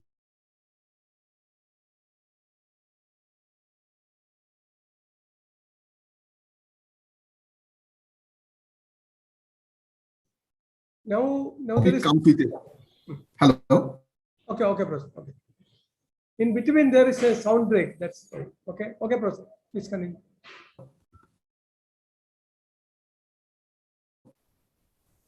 Can you not hear? You cannot hear? Now we can hear you, Professor. Now. Okay. Yeah. So often it comes with the noise. So it is a ak cosine omega t plus bk sine omega t plus the noise term. But unfortunately, if we have an infinite number of parameters, you will not be able to estimate. And so that's the reason that we assume this model up to the pth component with this ak cosine omega kt plus bk sine omega kt. So that's the way the model, this model comes into picture. So basically, again, we are trying to extract the deterministic component, which has this number of p components. We are trying to extract from the original signal. So now let's look at different estimation procedures. So this is the most used estimation procedures which are being used in the practice, which is known as the periodogram estimator, and which is nothing but I theta, which is these expressions which is there. Okay. So the natural question is, I mean, why we are considering this particular estimator? I think for that, let's look at this simple example. Okay, I have taken 2 components. 3.0 cosine 0.2 pi t plus sine 0.2 pi t plus 3.0 cosine 0.5 pi t plus sine 0.5 pi t plus xt. So you can see that here my A1, B1, A2, B2, they are all 3, 3, 3, 3. My omega 1 is 0.02 pi and my omega 2 is 0.05 pi. Hello? Yes, sir. We can hear you. We can hear you. Okay, that's fine. That's fine. Yeah. So now if I plot this one, if I plot this the periodogram function of this particular one, you can see that I have a nice 2 peaks, and interestingly, these 2 peaks are at the point 0.02 pi and 0.05 pi. Okay, so that's the basic idea about using this particular periodogram function to estimate those omegas from this particular model. And it has been used quite extensively by the engineers. Actually, they use this one. But there is certain problems. Let's look at a similar model, but not exactly the same model. I have taken the same thing more or less, except I have changed this second 3.0 as 0.025 to 0.025. That means my A1, B1 is 3, my A2, B2 is 0.25, and my error variance, I have changed it. Okay. So, I mean, here also I expect that I should be getting 2 peaks of this parallelogram function, but unfortunately it does not happen. So this is that's what it's happened, that you just observe 1 peak. Okay, so therefore it all depends on the error variance, and it all depends on the amplitudes, whether you will be able to predict it, you will be able to estimate it properly or not. So if you want to use this parallelogram function, so that is the problem what we face. So that's the reason I think the most used one, or the most trusted one, what we call as the least square estimators. Okay, because that's what we have. I mean, this YT minus this signal term, and we are trying to minimize this quantity with respect to AK, BK, and omega k. So the least square estimators, that's what you try to minimize. But problem is that there are severe problems. It is a highly nonlinear problem. The least square surface has several local minima. Most of the times, the standard Newton-Raphson algorithm may not converge. Even if they converge, often it converges to the local minimum rather than the global minimum. And the computation becomes extremely difficult if P is large. So these are the issues of what we face if we are trying to go for these least square estimators. Okay. And there are some theoretical issues also, but those are interesting actually. And because you can see that I can write this model as a nonlinear regression model, that yt is equal to ft theta plus xt. I hope, can you hear me, all of us, all of you? Yes. Okay, okay, good. Okay, that's fine. So my yt, I should be able to write it as a nonlinear model, as a ft theta plus xt. Unfortunately, it does not satisfy the standard sufficient conditions of U or Gen Rich for the consistency of the least square estimator. So therefore, we do not know, it is not guaranteed whether the least square estimators will be consistent or not. But fortunately, it is possible to show, although in a much more different way, that the least square estimators are consistent. And interestingly, the convergence rate, which are different than the normal one, whatever you observe, the convergence rate of the AKs and BKs are n to the power minus half, whereas the convergence rate for the frequencies is n to the power minus 3/2. So this is the kind of a different things what you observe, which is kind of unusual. So since the computationally it's a very, very challenging problem, so what it can be done, what it's called is the sequential estimation. And what it has been used here, so because the components are orthogonal, so we can use that property. And so we can do it one at a time. So that means instead of trying to getting the whole thing together, we do one component at a time. And so, for example, I try to minimize the yt minus a cosine omega t minus b sine omega t. I got the estimate of a, b, and omega. Then I update my data, which is y tilde t, which is yt minus a hat cosine omega hat t minus b hat sine omega hat t. And we keep on repeating the things p times. Okay. And fortunately, actually, it can be shown theoretically that it gives a consistent estimates of all the parameters, whatever you are looking for. And not only that, it has the same asymptotic efficiency as the least square estimator. So it's a very, very powerful method, and it saves a tremendous amount of computational time. So for example, suppose my P is equal to 25. So instead of solving a 25-dimensional optimization problem, we just need to solve a 25 one-dimensional problem. So it's a huge gain in terms of the computations. Again, it can be shown that the least square estimators have the convergence rate n to the power minus 3 by 2, and the sequential estimators also have the same convergence rate. And the periodogram estimators have a lower convergence rate than the other two. Now let's come back to the weighted least square estimators, what we are talking about. See, one of the major issues with all these estimators is that they are not robust. That means if there are few outliers in the data, this performance deteriorate significantly. And say, for example, if you are looking at the model, so the standard way, what we can think of, which is a much more robust, which is the least absolute deviation estimator.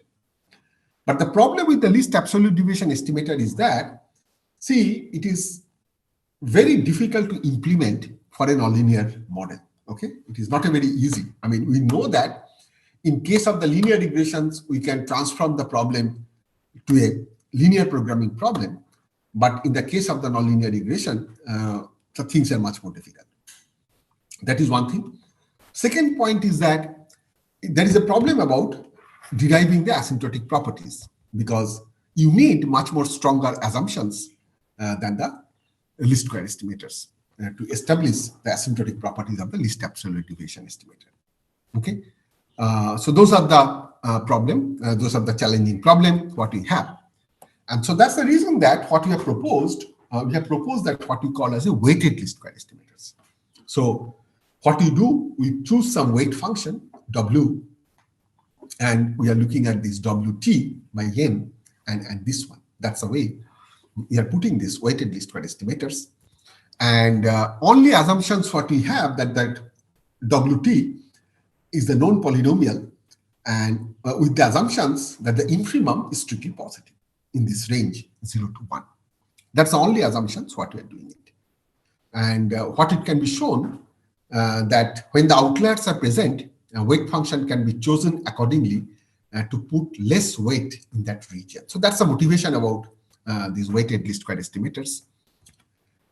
And what you have shown that under this assumption, under the same assumption as the least square estimators, the consistency and the asymptotic normality can be established. Okay, and so that is one of the very, very strong result, I would say, because it has the same asymptotic efficiency as the weighted least square, rather the least square estimators, and computationally it can be obtained quite conveniently, even when P is large. Now, one of the challenges is that how to choose the proper weight function. So we have the suggestion. Of course, we should choose the weight function W2 is equal to 1. And then what we'll suggest that we have a class of weight functions. I mean, maybe you can choose 10 to 12 weight functions. And then we should pick up that particular weight function, which will give the minimum weighted residual sum subsquares. Okay, so that's the way we should choose the weight function. Now let's look at some of the other models and other signal processing model, what you can think of, which is a simple chart model, which is as A cosine alpha t plus beta t square plus B sine alpha t plus beta t square. So this is one of the model which has been used quite extensively in the signal processing. And I have a general chart model also, which has a P component chart model. That's what I have. And the charts have lots of applications in the audio signal, the bird songs, biologic and different medicines. The chart models have been used, this one. And some of the nice theoretical considerations is that the least square estimators are consistent, well, under certain stronger assumptions. The amplitudes have the convergence rate as n to the power minus half. The frequency and the frequency rate have the convergence rate as n to the power minus 3 by 2 and n to the power minus 5 by 2. So here also we have suggested these weighted least square estimators, and which is the weight function, what we have put it exactly the same as before. And we should try to obtain the properties. And again, in this case also, the properties of the weighted least square estimator for the chart model also can be established and theoretically. as well as computationally it can be obtained in a very, very convenient manner. Okay. It can be extended even to a two-dimensional model also. I mean, from one dimension, the two-dimensional model also it can be extended. Okay. And yes, I think that's what I would like to say, and I'll put it. Thank you. Okay. So yeah, I just finished it by 3 o'clock. So anybody has any questions, please. Yeah. Thank you so much for concluding in time, and now 1 or 2 questions can be permitted. Yes. If anyone is interested. Yes.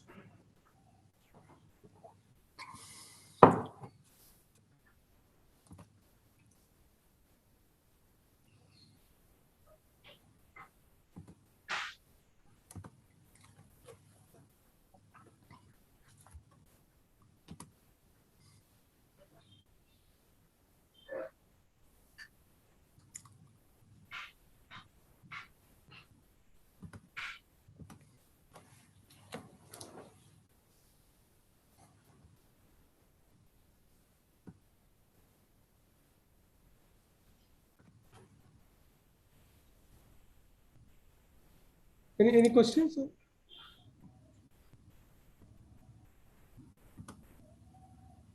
Okay, then. Yes, there's no questions. We can go to the next. Okay. Yeah, Very good. Thank you very much. Thank you. Yeah. Thank you, Professor.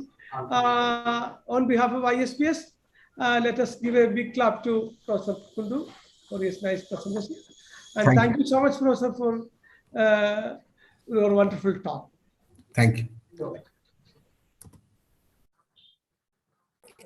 I would like to thank Sir Satish Kumar and also Speaker Debasis Kundu sir for sharing the valuable knowledge and chairing the session. Thank you so much, sir. Moving towards the next session, it is an honor for me to introduce Professor Sharda V. Bhatt ma'am, Professor and Chairperson, Department of Statistics, Karnataka University. Research has been in scholarships and fellowships received by ma'am were Senior Research Fellowships and Junior Research Fellowship conducted by CSIR-NET, Karnataka University Research Scholarship, Teachers Children Merit Scholarship, Karnataka State Government Scholarship. Ma'am has guided 3 PhD students. Ma'am has published 54 research papers. Ma'am, now I request you to occupy the chair and introduce the speakers. Hello, everyone. Thank you for your introduction. And now we will come to the invited session in the afternoon on probability models 2. I invite Professor G. Jayashri to deliver her talk on some derived new power series distributions. To introduce Professor G. Jayashri, she completed her MSc in Applied Statistics in 1995 and PhD in Statistics in 2003 from Osmania University and is in teaching statistics since 1995. She worked in Aurora Degree and PG College, Chikkadpalli, Aurora Engineering College, Bhongiri. She joined to the services of Osmania University in 2007. Her major area of research is probability distributions. She has published around 15 research articles in the reputed national and international journals in statistics and is also presented 10 research papers in the national and international conferences. Am I audible? Am I clear? Yes, madam. It's clear. Okay. Okay, sir. So she organized many national level workshops.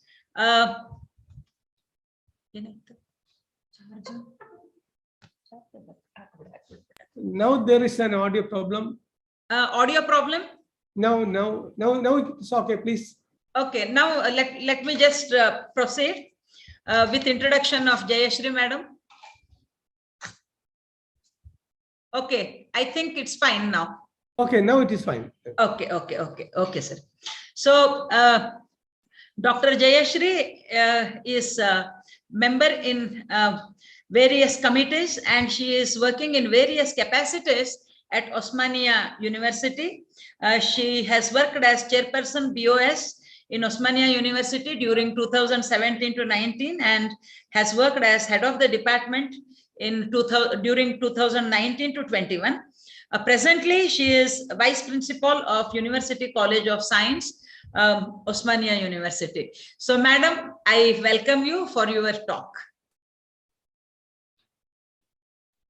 Namaste, everyone in the hall. Thank you, madam, and good afternoon, one and all. Am I audible? Yes, yes. Yes, madam. Okay. Yeah. Thank you, sir.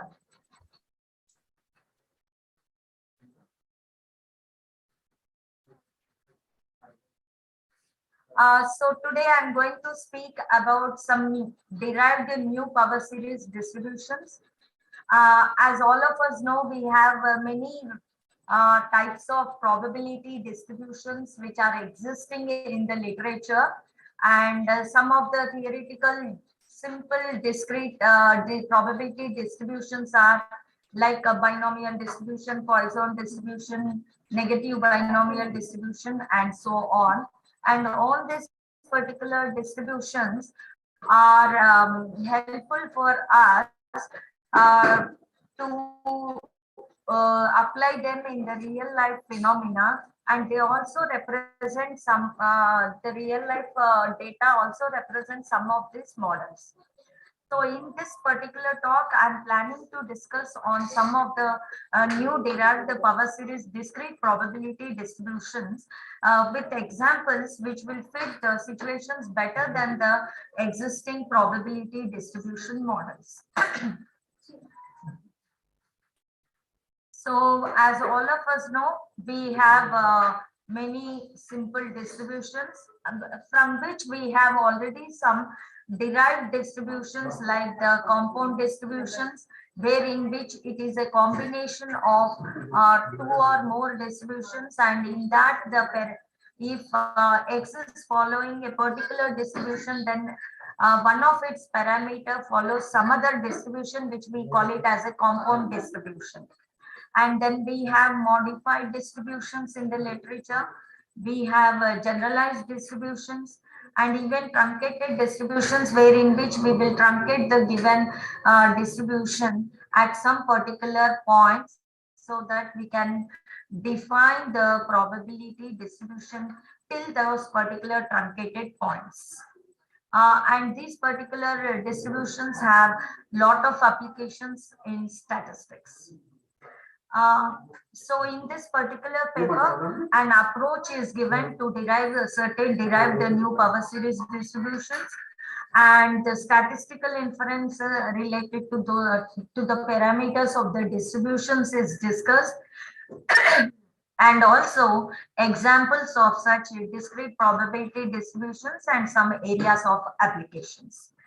Now coming to the generalized power series distributions, as all of us know, any discrete random variable is said to follow generalized power series distribution if its probability mass function is given by probability of x equal to ax theta power x by f of theta, where f of theta is nothing but sum over ax theta power x. Of course, it has to satisfy, it is defined over a support of the system, that is ax should be positive, greater than or equal to 0, and the random variable can take the value starting from 0, 1, 2, and so on. It's a discrete case.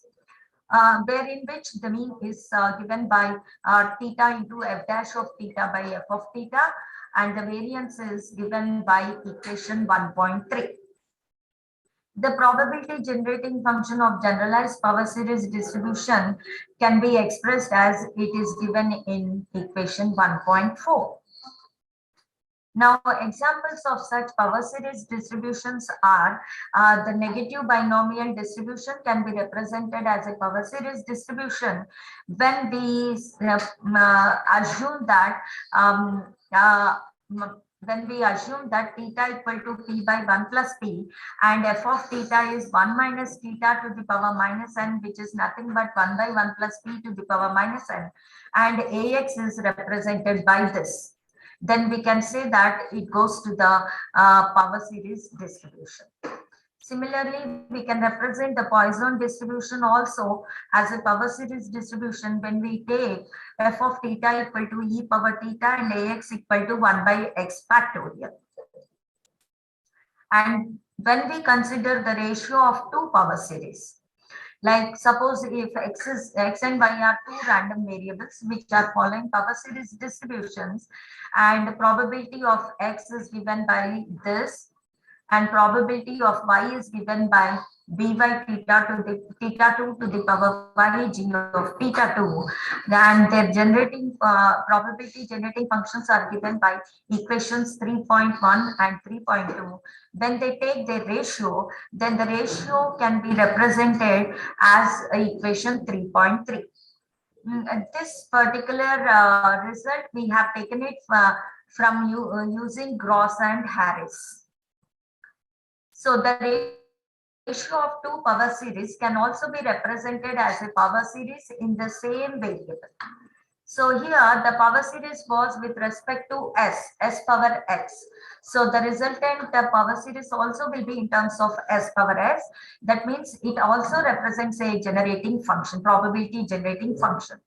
Because it is representing a probability generating function whose coefficients are given by pi's, which is given in equation 3.4. And if pi's are the probabilities, then as we know, total probability should be equal to 1, where in which the in pi can be determined by using the coefficients of the numerator and denominator power series distributions. So P1Z by P2Z is again a power series in the same variable Z, which converges for mod Z less than or equal to 1. Under appropriate conditions for the coefficients of the power series to be non-negative, we can get the probability generating function of the random variable, wherein which we can always show that the probability function obtained in this particular ratio is going to represent a new probability distribution, which we are calling it as derived power series distribution. So the discrete probability distribution, which is specified by the vector p equal to p0, p1, p2, so on, where pn is given by the equation 3.4, can be defined as the derived power series distribution. So in that case, we have to prove that it is a proper probability distribution.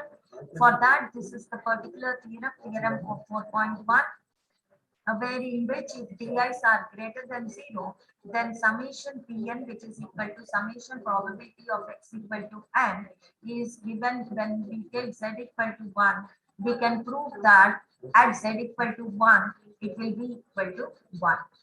So it represents a proper probability distribution.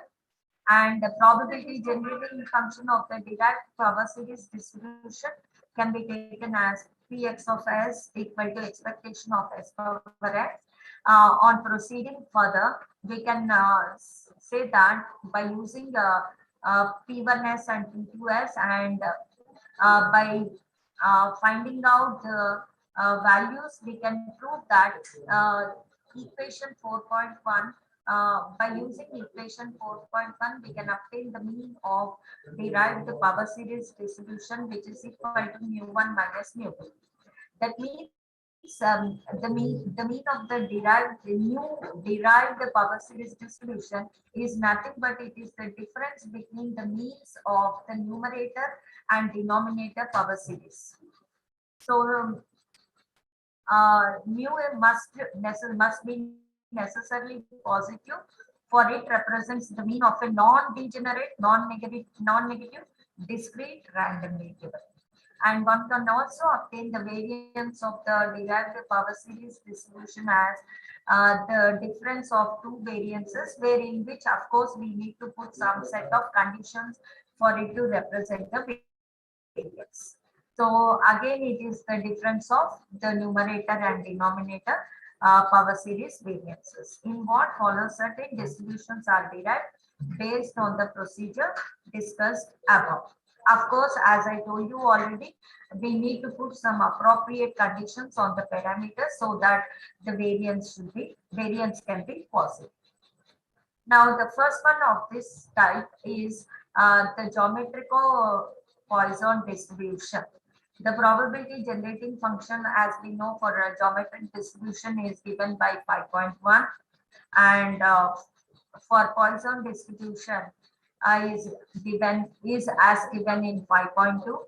When we take the ratio of the two power series distributions, we are going to get the equation 5.3, wherein which PIs, the probabilities are given by P e power lambda di, and di's are given by equation 5.4. Now, when we substitute ai dash and dj dash, which we can obtain from the coefficients of the numerator and denominator power series, we can express it as probability of x equal to this. And here, s of x theta is given by this particular equation 1 minus theta by 1 factorial plus theta square by 2 factorial and so on. And theta is lambda by q, p is theta 1 and delta is theta into theta minus 1. So here we have to prove that it also defines a proper probability distribution, this new distribution, which we are calling it as geometrical Poisson distribution. So the vector P defines a proper probability distribution. When we take the sum of the probabilities, which we have calculated just now, we can, by changing the order of summation and on simplification, we can prove that the total is equal to 1. Of course, here we are going to put some conditions on the parameters. Now here, proper probability generating function of geometrical Poisson distribution we can find out by using the procedure of the normal routine procedure. And then from equation 5.6, we can obtain the mean of the geometrical Poisson distribution as well as the variance of the geometrical Poisson distribution. Then we substitute the values of delta and theta, which we have modified in the previous slides. If we substitute those particular values here, we can see that the mean of geometrical Poisson distribution is nothing but it is the difference of the means of the geometric and Poisson distribution, and also the variance is also the difference between the variances of the geometric and Poisson distribution.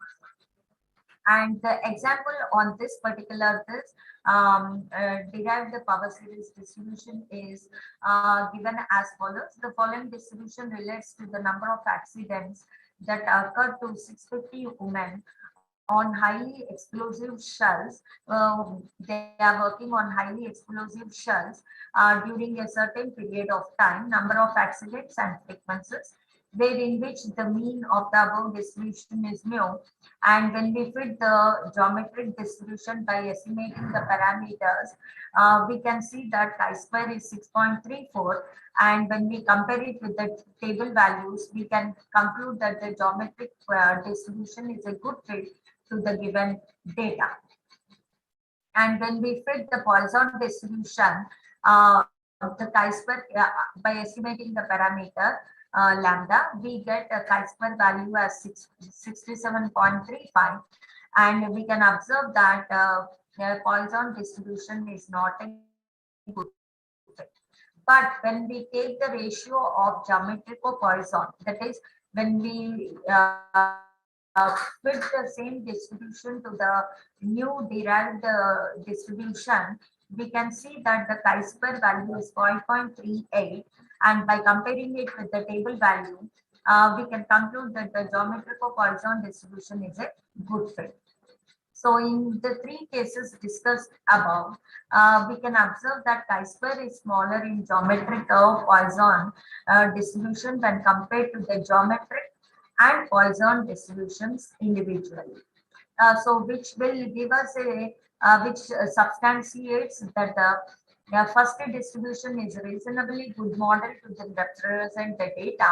Hence, we conclude that the derived power series distribution, that is geometrical Poisson distribution, is a good model to represent the given data.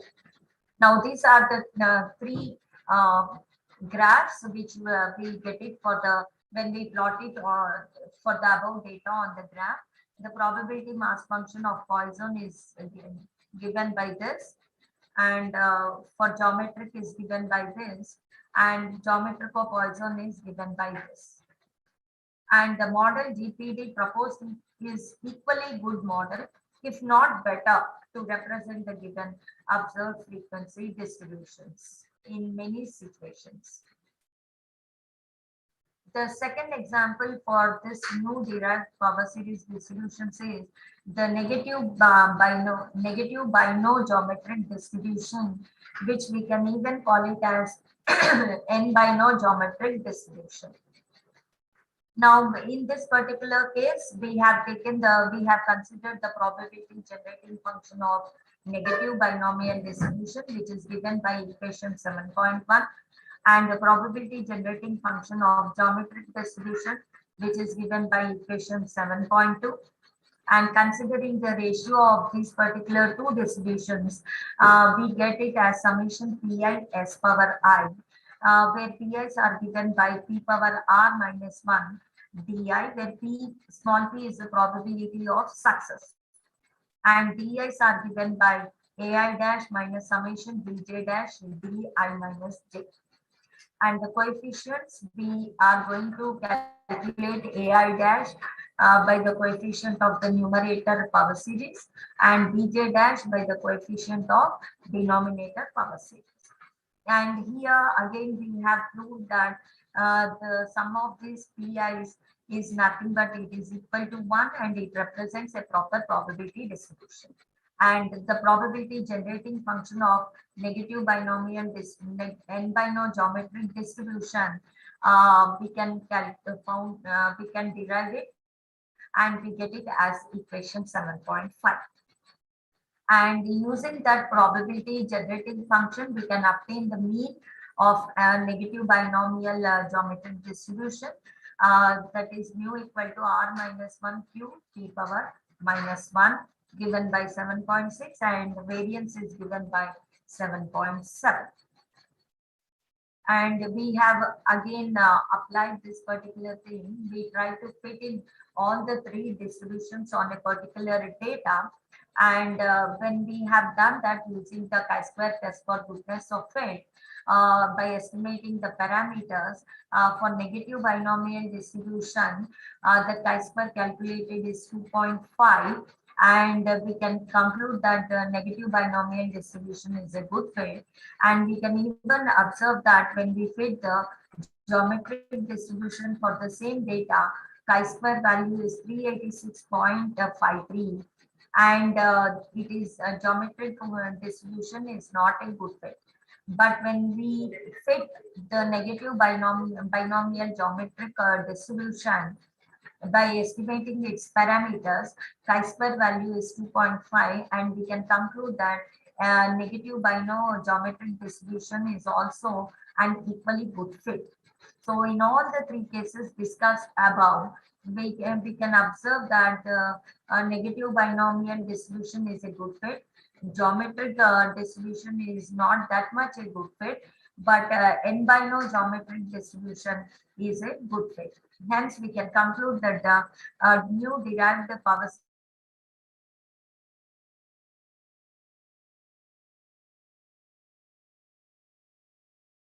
series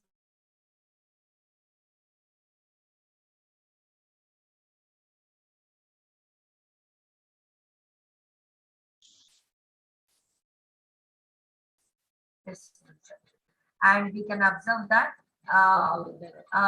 if not good, but this new derived distribution is sometimes it is a good model to represent to fit the data. And the statistical inference regarding derived power series distribution. So here in this particular case, we have framed the likelihood function given in equation 9.1 for the generalized derived power series distribution, taking logarithms, and then on simplification, we can obtain the maximum likelihood equation estimators and the Hessian matrix given by 9.4. After differentiating and substituting the values in the Hessian matrix, we can observe that the Hessian is negative definite, so that the maximum likelihood estimators are in fact the maximum likelihood estimators. The fact that the maximum likelihood equation estimators in fact maximize the likelihood function can be verified in the particular cases of PTSD, which will be discussed in the subsequent sections.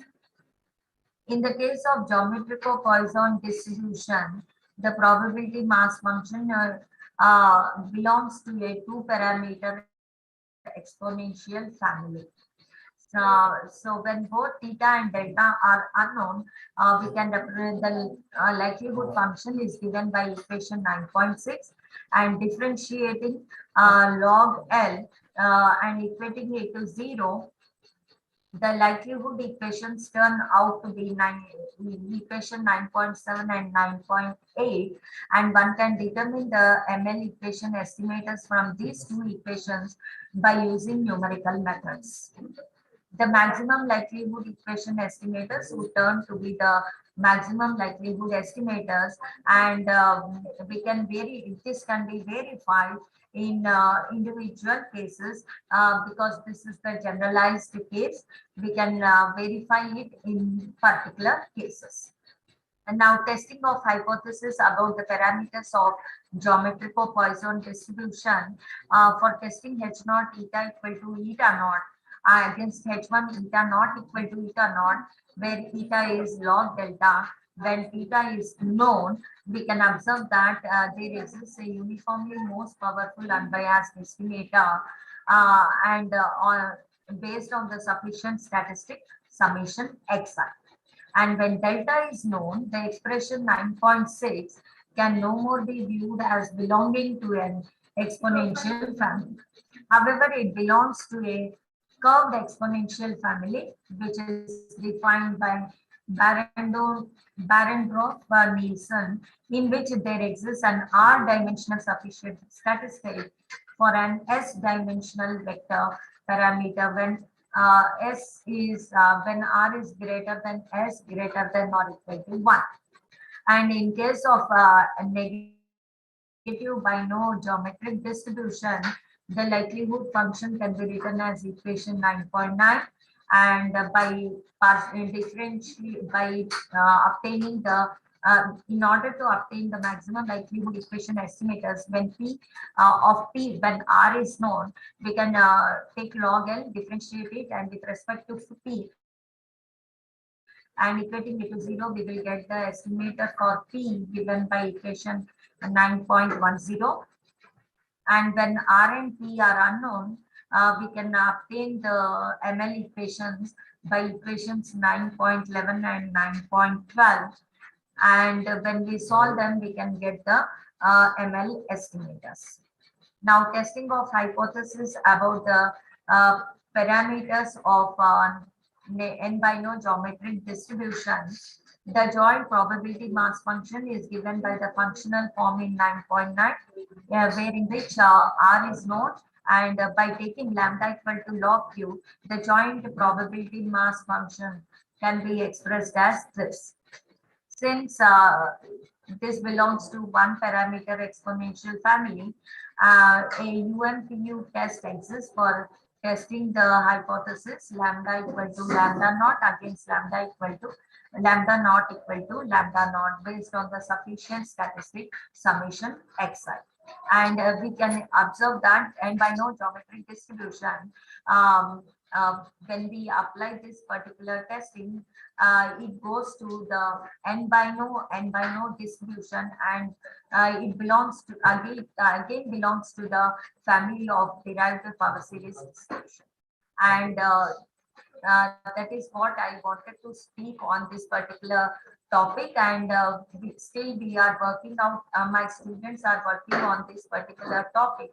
They are trying to derive some more new distributions, and we are even trying to define a power series for continuous distributions also.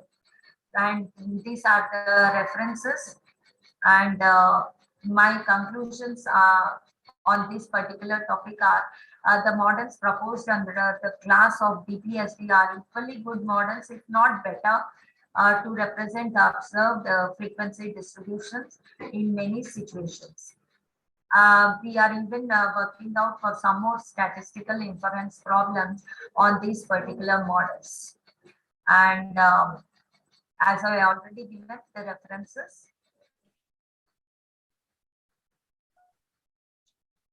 Any questions?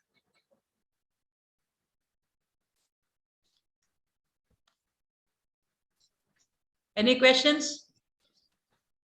I think there are around 15 participants, including you and me. Jayashri Madam. Any questions from the audience? I have a question out of curiosity, Madam.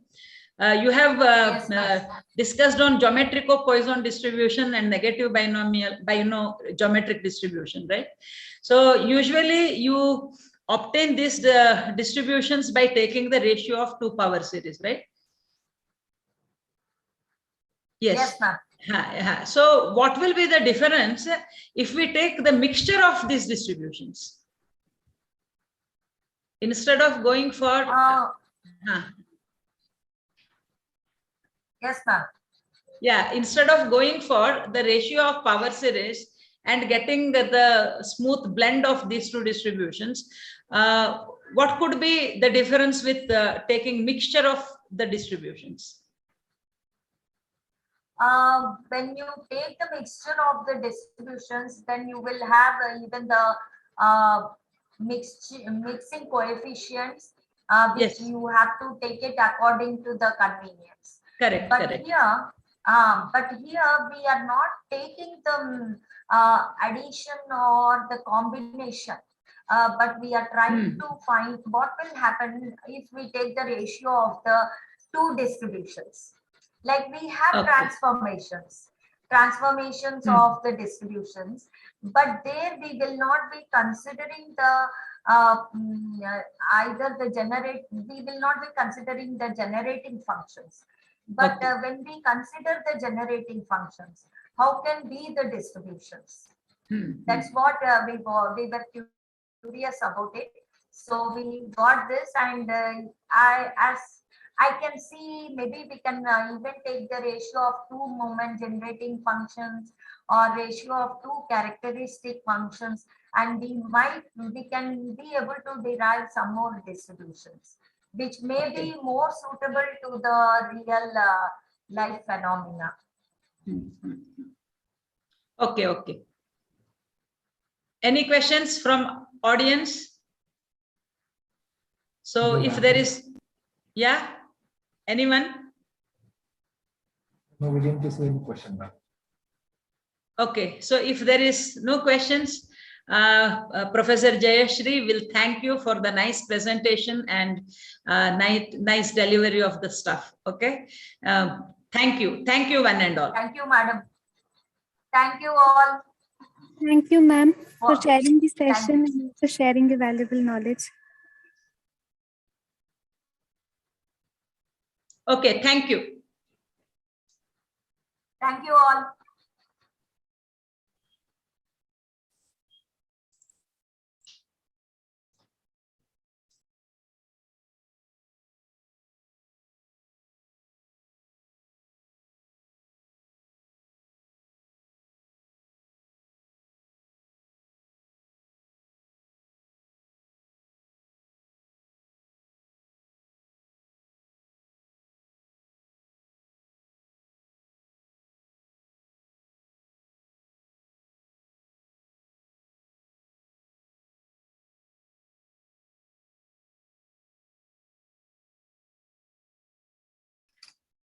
Aditya, you can introduce the chairperson for this session.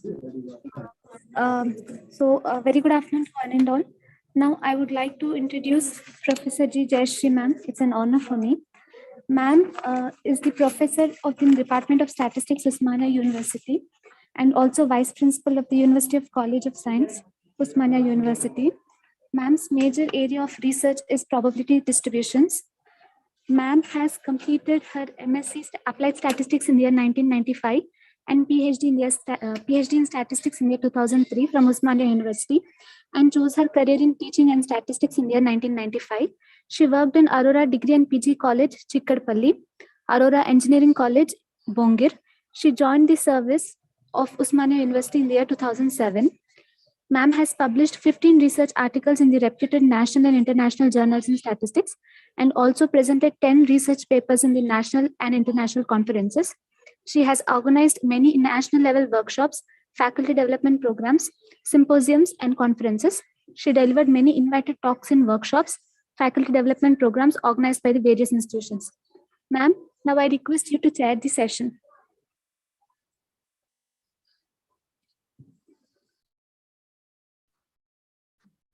Thank you. Thank you, Haripriya. And good afternoon, one and all. Good afternoon, Srinivas sir. Good afternoon, Satish sir. And even good afternoon, Sharada madam. Good afternoon, madam. Good afternoon.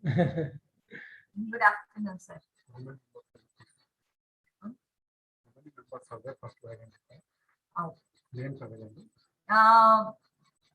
I just wanted to check the presentees who are going to present their paper now in this particular session. The new Rajeshwar Ade, is he there? Okay. And Priya Yadav. Yes, ma'am. Yes, you are there. Okay. Anuresha Krishna. Yes, ma'am. Okay. And Diksha Das. Diksha Das. Diksha Das is not there. Next, Abhishek Tyagi.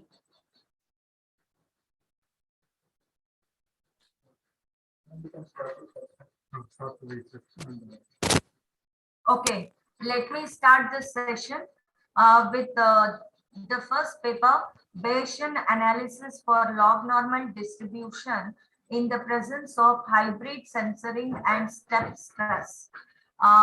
This is going to be presented by Priya Yadav. Priya Yadav, you are given 8 minutes time.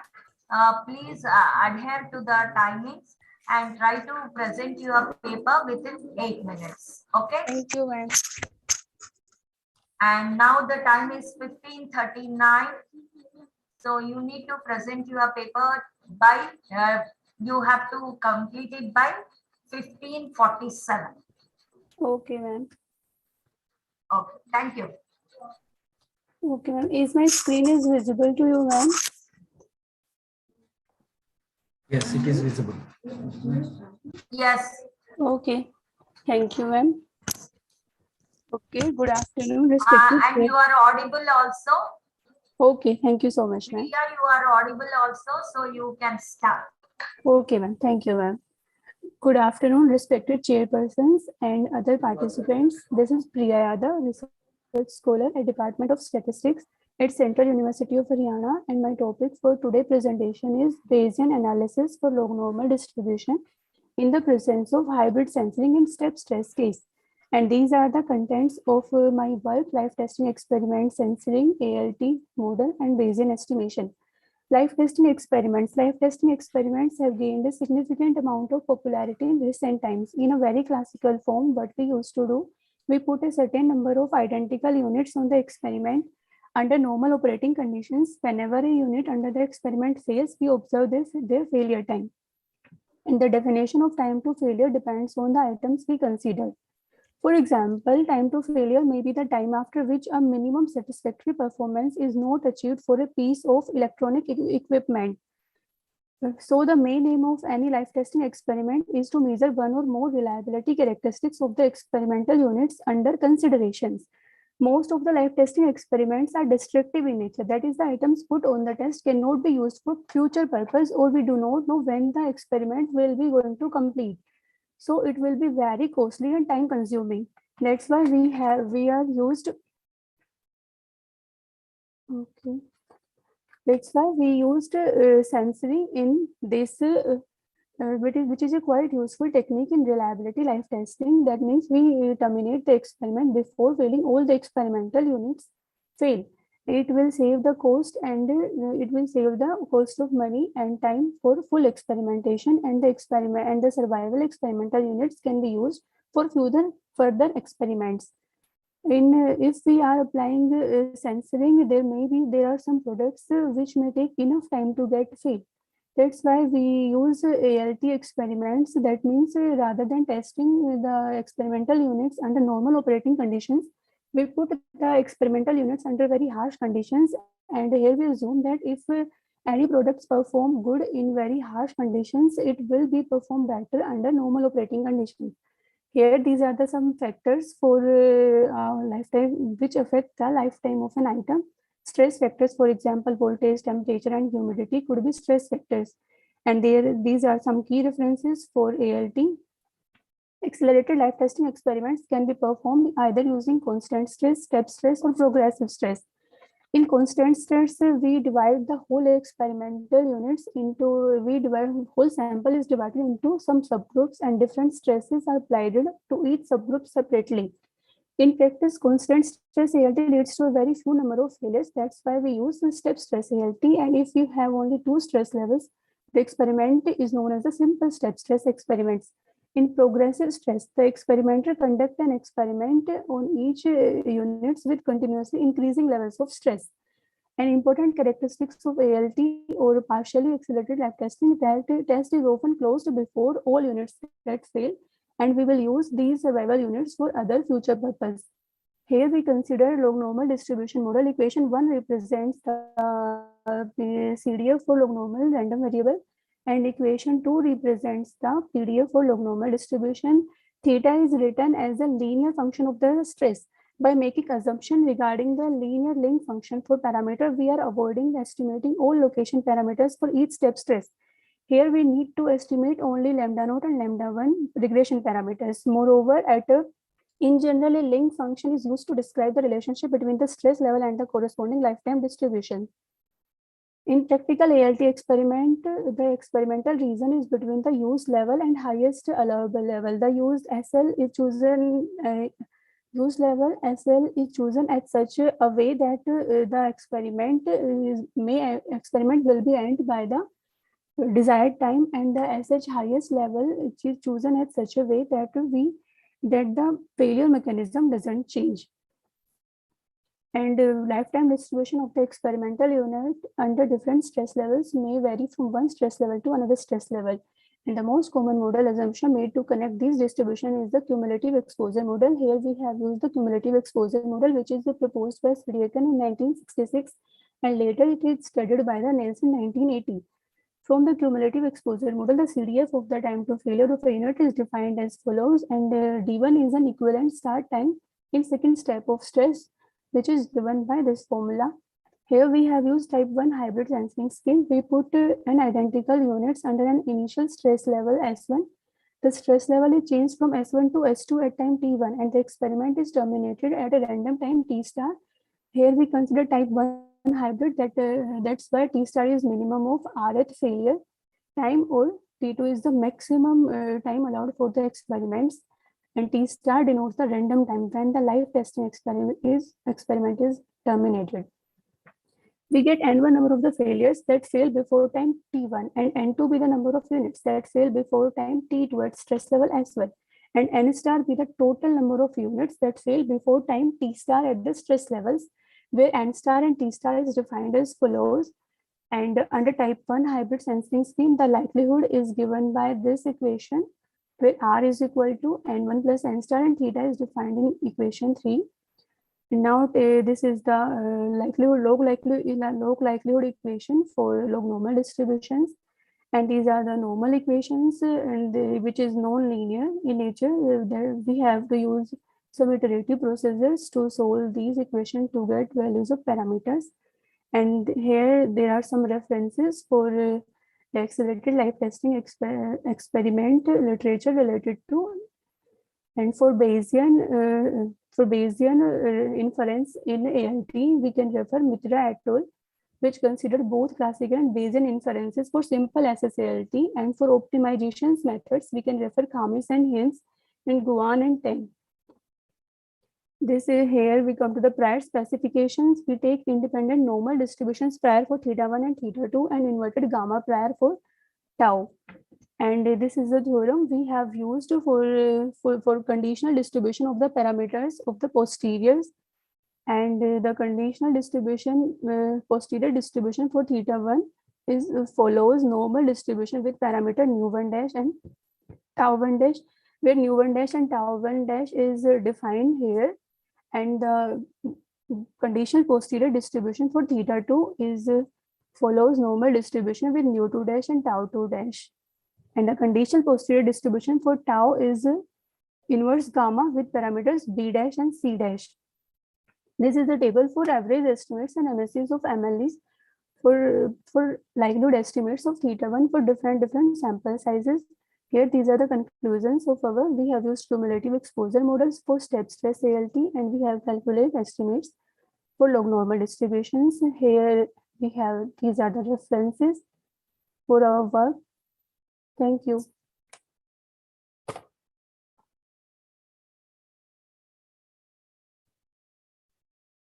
Hello.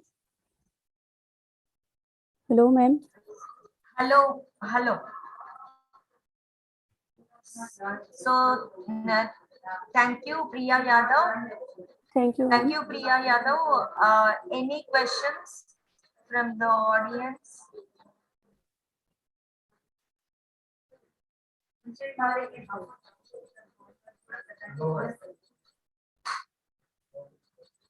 If no questions, shall we move on to the next presenter?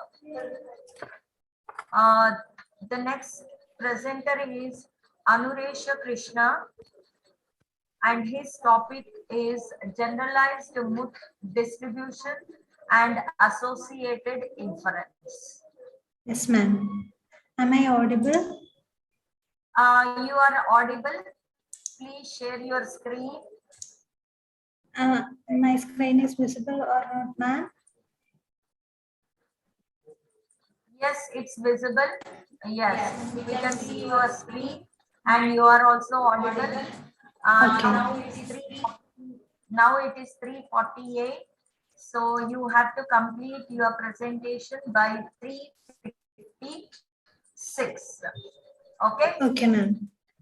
Okay, good evening. thank you. Good evening, everyone. The topic of my presentation is generalized Muth distribution and associated inference.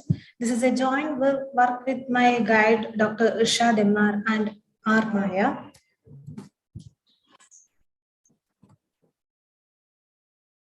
Here is the outline of my presentation. In the introductory part, we are dealing with the historical review of the proposed model. And in the second section deals with the definition of generalized Muth distribution and its statistical properties.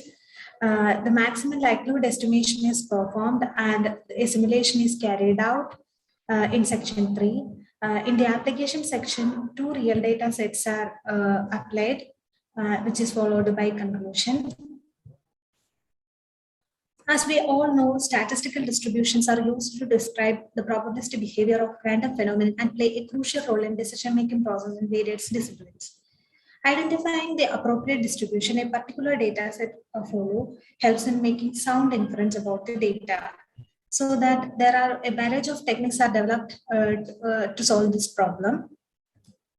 As we all know, there are so many distributions are there for the they are considered to be the important lifetime distributions, but inability to model non-monotone hazard rate functions and also inability to model certain lifetime data are considered to be the drawbacks of these distributions. And so that to solve this problem, statisticians and applied researchers are interested in developing generalizations and extended versions of distributions for further use. Here, the generalized family of distributions are proposed, assuming that the baseline random variable follows the Muth distribution, which is dealing within the Jodhra et al. 2015. The baseline model under consideration has been first introduced by the French biologist Teaser in 1934 by considering mortality of several domestic animals from accidents. That is, there the author considered the mortality due to pure aging only. Later, Laurent, 1975, obtained an alternative version of Teaser model and studied its several characteristics. Muth 1977 rediscovered the probability model that was discussed in the previous sections and studied it in the context of reliability theory. He found out that it is a model with strictly positive memory, that the mean residual life function corresponds to the exponential function, and it has considerably less probability mass in the tail than the other unimodal distributions such as viewable normal gamma Gomberts. And later on, Rene, by using a German dataset based on prices of used cars, used this model. And Limis and McCustin in 2008, in a schematic figure, he pointed out that as the parameter of the Muth distribution tends to 0, it approaches the classical exponential distribution. And until 2015, there was not available, and there have been no available work in the literature. And Jodhra et al. Called the model that was proposed by Muth 1977 as Muth distribution.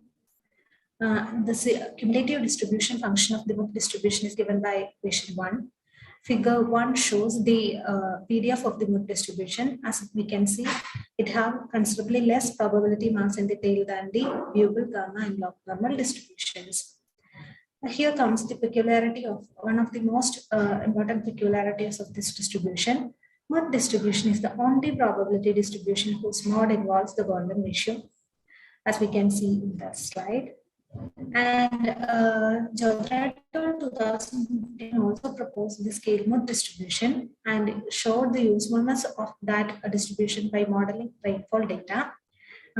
Scale Muth distribution can be obtained as a weighted form of the Gombert distribution, and also by a specific transformation, it can be obtained as a type of Lindy distribution. And Jodhra et al. Also applied the power transformation of the Muth law and obtained the power Muth distribution in 2017. From the basic papers on Muth, the peculiarities or the importance of the Muth distribution due to the following facts. That is, Muth distribution is the only probability distribution whose mode involves the golden ratio. And also, as the parameter tends to 0, it corresponds to the classical exponential distribution. And it has considerably less probability mass in the tail than the standard gamma, log normal, and viewable distribution.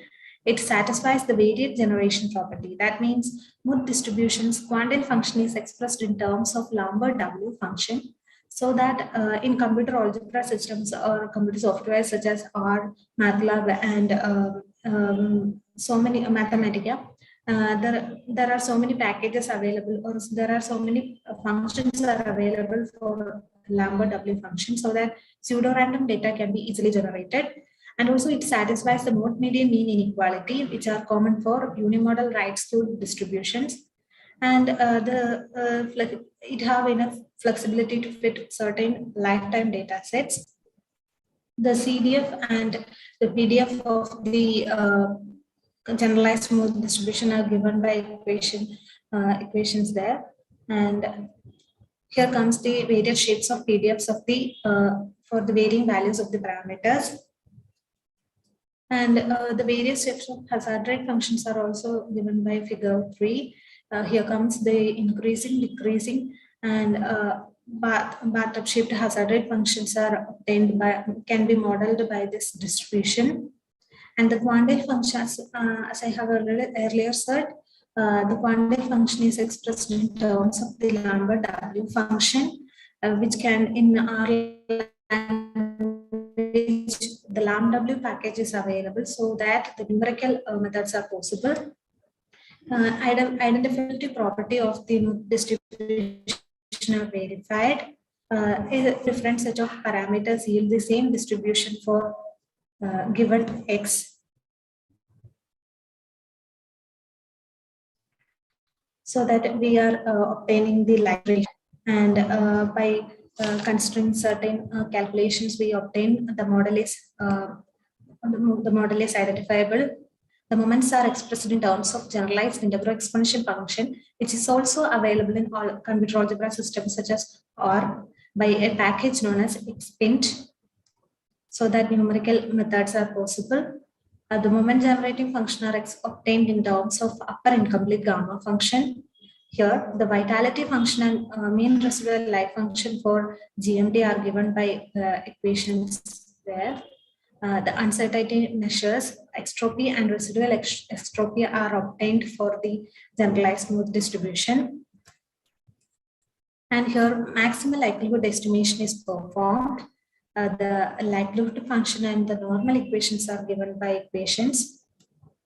And here, capital N equal to 200 replications are performed, and the results are given in table 1. As the sample size increases, the bias and mean square are decreasing, so that the maximal likelihood estimation method provides consistent estimators for the distribution. And in application section, the first data set corresponds to the same data set that is evaluated in 2015. It is the Carroll data set. It contains the monthly total rainfall collected from January 2000 to February of 2007 in the raincoat station of Carroll. The sample size parameter estimates are... Anuresh, Krishna, please wind it off. Okay. Please So wind it off. Okay. Table 3 contains the results corresponding to the data set, as it have less AIC, AICC, CIC, BIC values and KS value. It is the more appropriate model than the other competing models. It is the graphical representation of the results. The same result can be obtained here also. So that this is a work to revisit a more generalized form of the forgotten distribution, namely mode distribution. And by the tractable statistical properties, it has significance in the statistical literature. And these are the references. Thank you.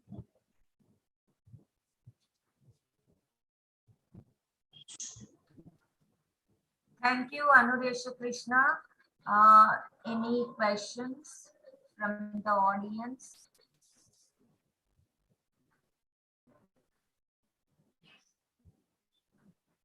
Any questions?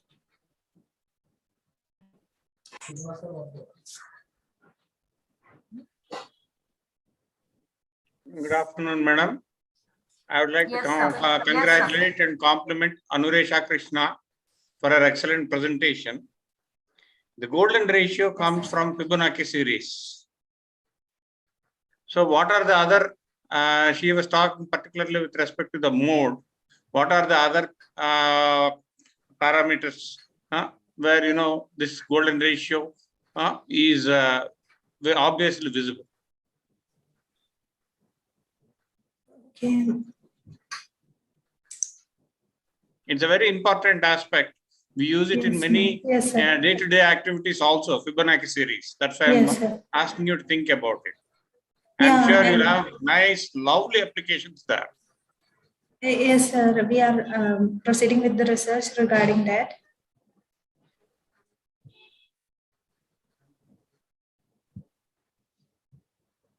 Please think about it. That's okay. Okay, sir. Thank you. We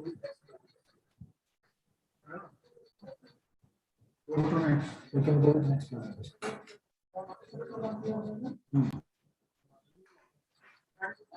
Okay, thank you for your nice presentation, Anuresha Krishna.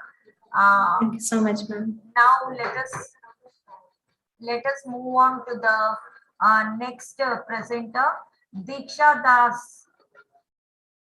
Diksha Das, is she here?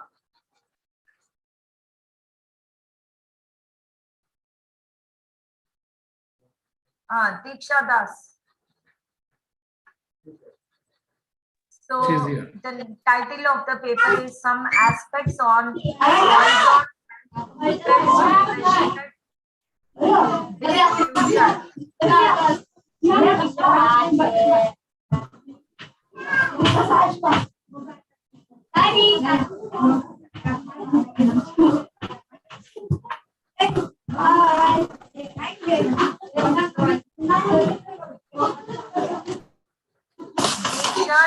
Hello, ma'am.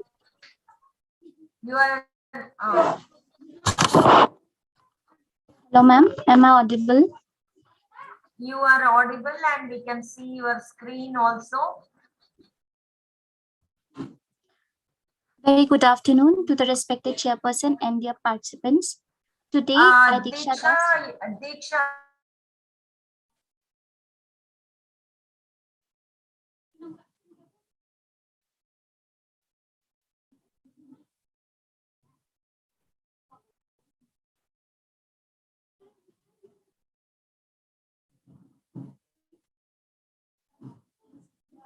Hello. You have to wind it up by 1610, okay? 1610.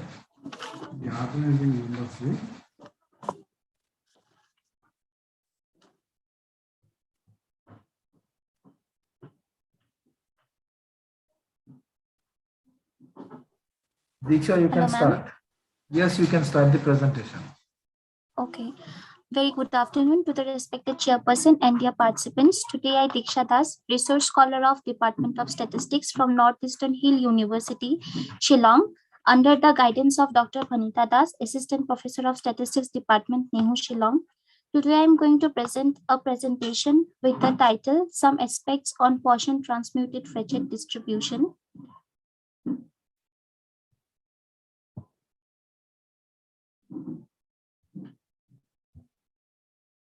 Recently, Poisson transmuted exponential and Poisson transmuted Weibull distributions had been developed by Laba Hendrik et al. In the year 2021 as a special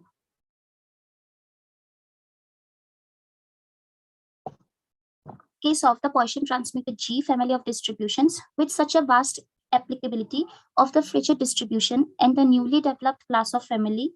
This has motivated us to develop the new Poisson transmuted Frechet distribution.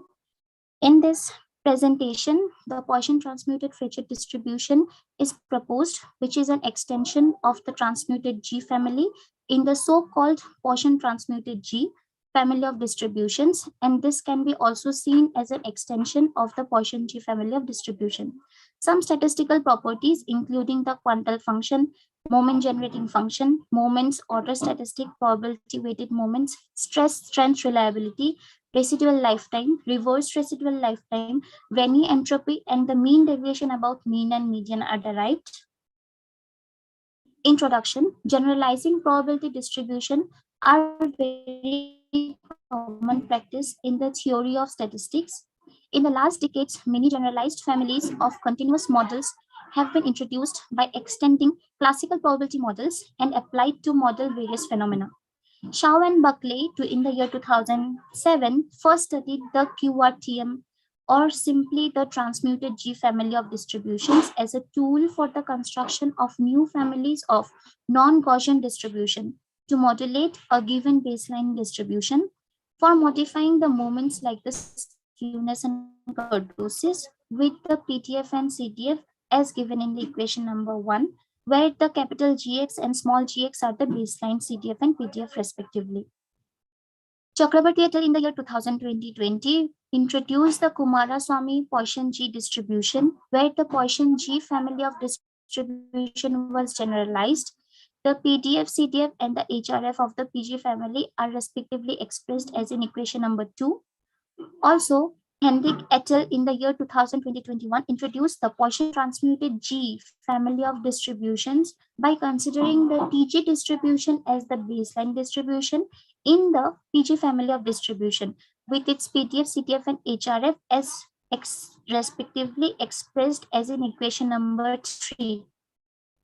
Frechet distribution that has been widely discussed for reliability and survival analysis using experimental data from engineering, physical, chemical, and environmental sciences. This distribution has its applicability in extreme value theory as well as small and large datasets. However, in recent studies, it has been found that modified form of Frechet distribution is more flexible for modeling experimental data. In order to generate a more flexible probability distribution called the Poisson transmuted Frechet distribution have been introduced using the QRTM in the Poisson G family of distribution, taking Frechet distribution as the baseline distribution. As we all know, the CDF and PTF of the Frechet distribution with the shape parameter mu and the scale parameter sigma can be expressed as given in this form. And this PDF and CDF are being used in the PTG family of distribution to obtain the PTF distribution as given in the equation number 1, 2, and 3 respectively. Now, the same equations that have been derived in the equation 1, 2, and 3 can also be derived by considering the TF distribution, which is the transmuted Frechet distribution as developed by Mahmoud and Mando in the year 2013 as the baseline distribution in the Poisson G family of distributions. And this can be written as in terms of this as expressed in equation number 4, 5, and 6. And the equation as expressed and the terms as expressed in equation number 4, 5, and 6 will give the same form as in equation 1, 2, and 3 respectively. Now we shall discuss this graphs, which here are some PDF plots of the PTF distribution for selected values of parameters of alpha, beta, mu, and sigma. From graph 1, it can be seen that the parameter mu is fixed at 2.0, and with the increase in the rest of the parameters, that is alpha, beta, and sigma, the thickness of the graph decreases. While in the graph 2, it can be seen that alpha, beta, and sigma are fixed, but with the increase in the parameter mu, its thickness increases. While from graph 3, it can be seen that the parameters alpha, beta, and mu are fixed, but with the increase in the parameter sigma, the respective thickness are decreasing. Next represents the CTF plot and the HRF plot of the PTF distribution for selected values of the parameters of alpha, beta, mu, and sigma. Now we shall discuss some of the properties of the PTF distribution. First is the quantile function. The quantile function of the random variable x following the PTF distribution with parameter alpha, beta, mu, and sigma can be obtained by using the inversion of the CDF, which is as given is equation number 2, and the resultant is as given in equation number 7. And here I have also derived the median of the PTF distribution by considering u equals to 0.5, which gives x of 0.5 as given in this term. Next is the linear representation. The PDF and CDF of the PTF distribution are expressed as infinite series expansion to show that the PTF model can be written as a linear combination of the transmuted Frechet distribution as well as a linear combination of the exponentiated transmuted Frechet distribution. Here, the equation number 8 represents the linear representation of the PTF distribution in terms of the TF distribution. And the equation number 9 represents the PDF of the PTF distribution in terms of the exponentiated TF distribution, where the exponential power is I plus 1. And the equation number 10 represents the CDF of the PTF distribution in terms of the transmuted Frechet distribution. Now coming to moment generating function, the moment generating function of the PTF distribution can easily be expressed in terms of those of the exponentiated transmuted Frechet distribution, as given in equation number 11, where METF I plus 1 represents the MGF of exponentiated transmuted Frechet distribution with the power parameter I plus 1. Coming to moments, the Rth moment of the PTF distribution can also be expressed in terms of those of the exponentiated transmuted Fréchet distribution as given in equation number 12, where E of y r I plus 1 represents the Rth moment of y I plus 1, where I plus 1 is the power parameter of the ETF distribution. Now, distribution of order statistics. The density of the Rth order statistic of the PTF distribution can be also obtained as a linear combination of the transmuted Fréchet as well as a linear combination of the exponentiated transmuted Fréchet as given in equation number 13 and equation number 14. Now coming to probability weighted moments, also called as PWM. The probability weighted moments are expectations of certain functions of a random variable whose mean exists. The PQRH PWM of the random variable X is defined as given in this equation. The asset moment of the random variable X following the PTF distribution can be written in terms of the PWMS of the TF distribution as given in the equation number 15, where gamma Si plus 1 gamma Si0 of TF represents the SIth zeroth PWM of the transmuted Fréchet distribution. Similarly, the asset moment of the Rth order statistic XRN of a random sample of size n from the PTF distribution can be expressed as a linear combination of the PWMS of the TF distribution as given in the equation number 16, where gamma Si plus J0 represents the Rth order statistic Rn of the PTF distribution that has been expressed as a linear combination of the PWMS of the transmuted Fréchet distribution. Now coming to stress strength system reliability. In stress strength modeling, R is a measure of component reliability of the system with random stress x1 and strength x2, which measures the probability that the system strength x2 is greater than the environmental stress as given in this equation. Let XF distribution two different sets of the parameter values. Then the system reliability of the PTF distribution is given as in equation number 17. Coming to residual lifetime, the equation number 18 represents the residual lifetime of the PTF distribution. This has been obtained like this using the CDF of the PTF distribution. Also, this is the reverse residual lifetime. And using the CDF of the PTF distribution, the reverse residual lifetime has been obtained as in equation as given in the equation number 19.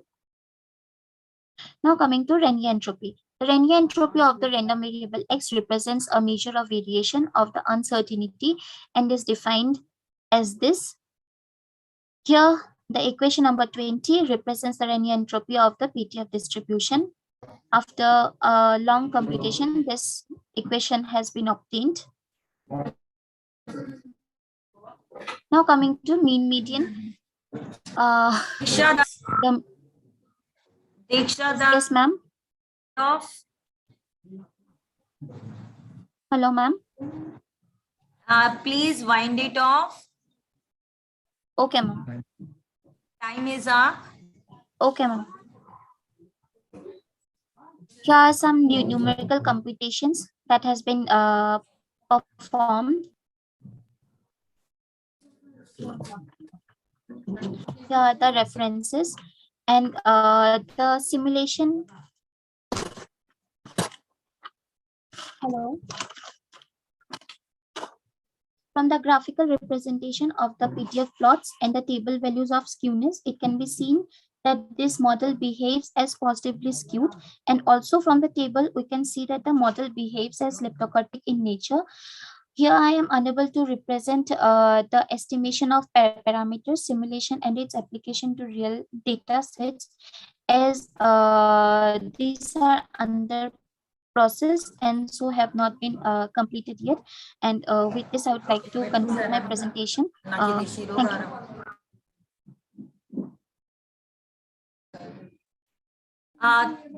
Thank you, Diksha. Any questions?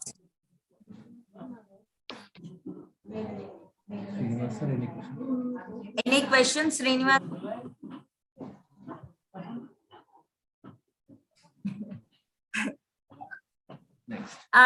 The next speaker, the next presenter is his paper title is A New Continuous Distribution with Properties, Estimation and Application. Abhishek Tyagi. Yes, ma'am. I'm present, ma'am.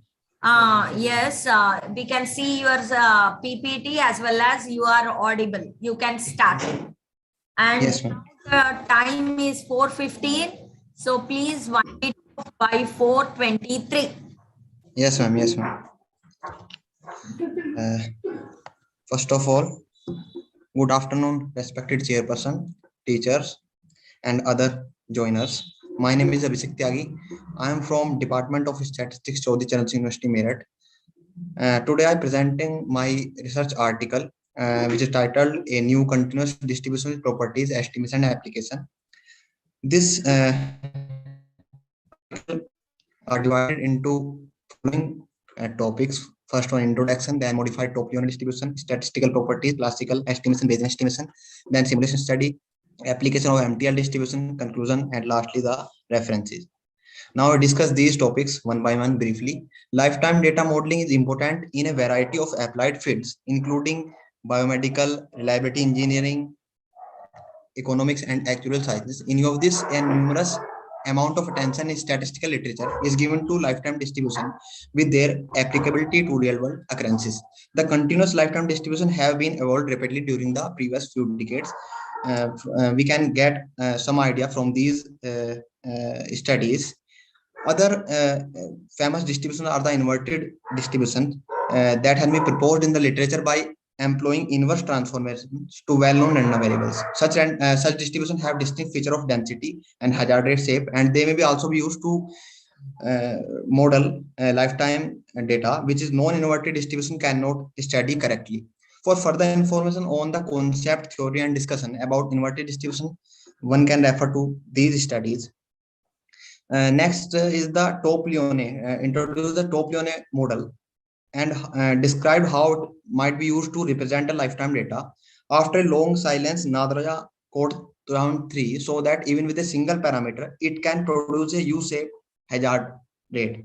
The TL distribution, unlike the log normal and gamma distribution, has a closed form distribution function, a hazard rate function. Due to these properties, recent time, it attracts the many researchers, and the ideas on this TL distribution can be found from these recent studies.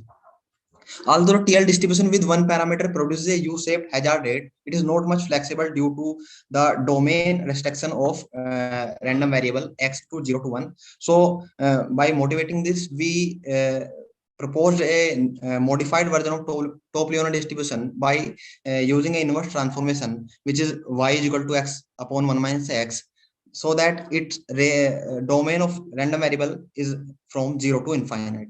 Now in section 2, we developed this modified top-Leone distribution. The equation 1 represent the expression of PDF for the top-Leone distribution. Then by applying this transformation, we have developed the modified top-Leone distribution, which is represented in equation 3. The corresponding CDF is represented in equation 4.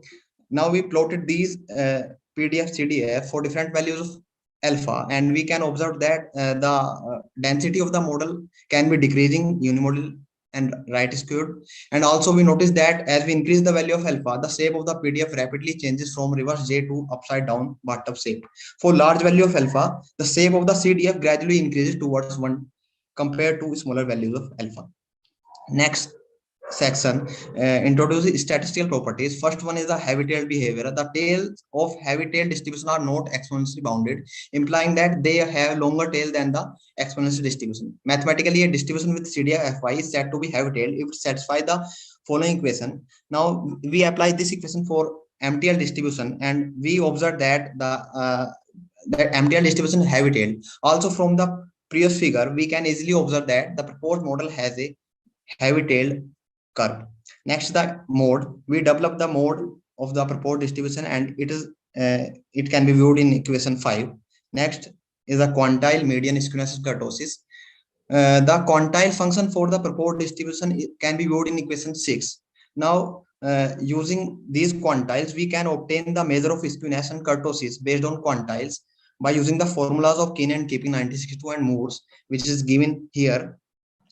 Now, we calculate the numerical values using these formulas for median skewness kurtosis here, and which is given in table 1. And from this table, we can easily observe that as we increase the value of alpha, the median and skewness kurtosis median is increases and skewness kurtosis decreases, as well as the median skewness is positive. So we can say that the proposed distribution is positively skewed. Next is the moments and moment density function. The moments of probability distribution are important for measuring its different properties, such as mean, variance, skewness, kurtosis.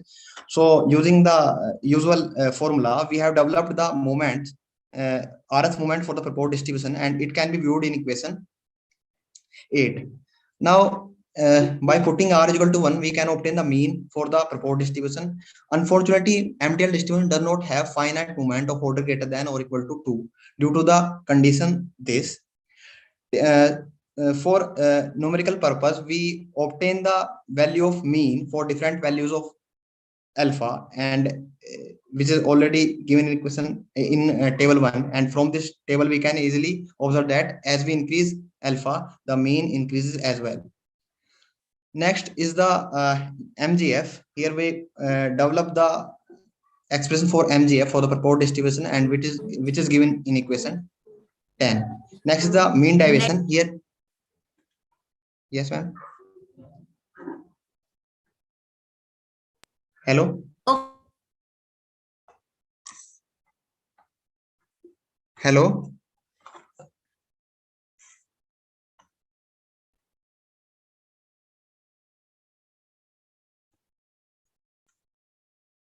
Hello, ma'am.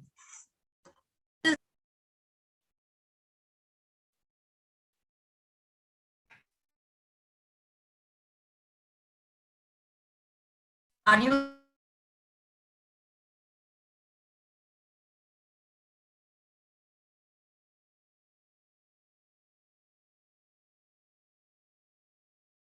there?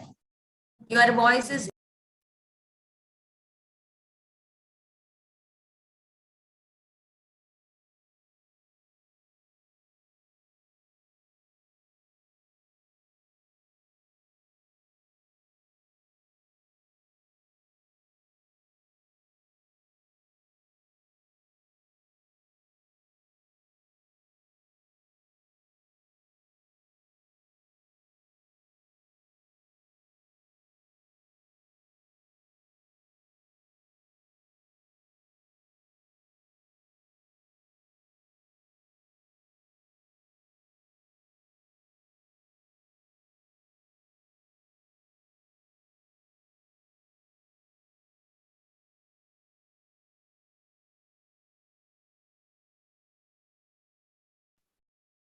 Tyagi?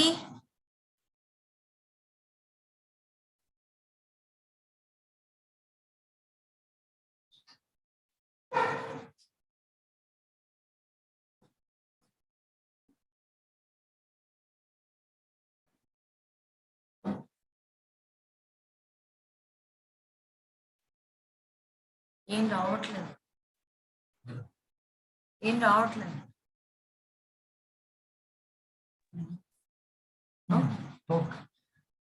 Tyagi, are you there?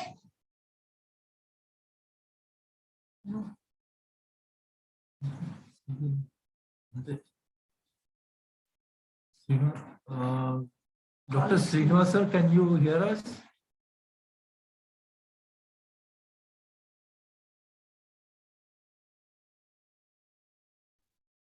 Sir, can you hear us? Srinivas sir? Okay.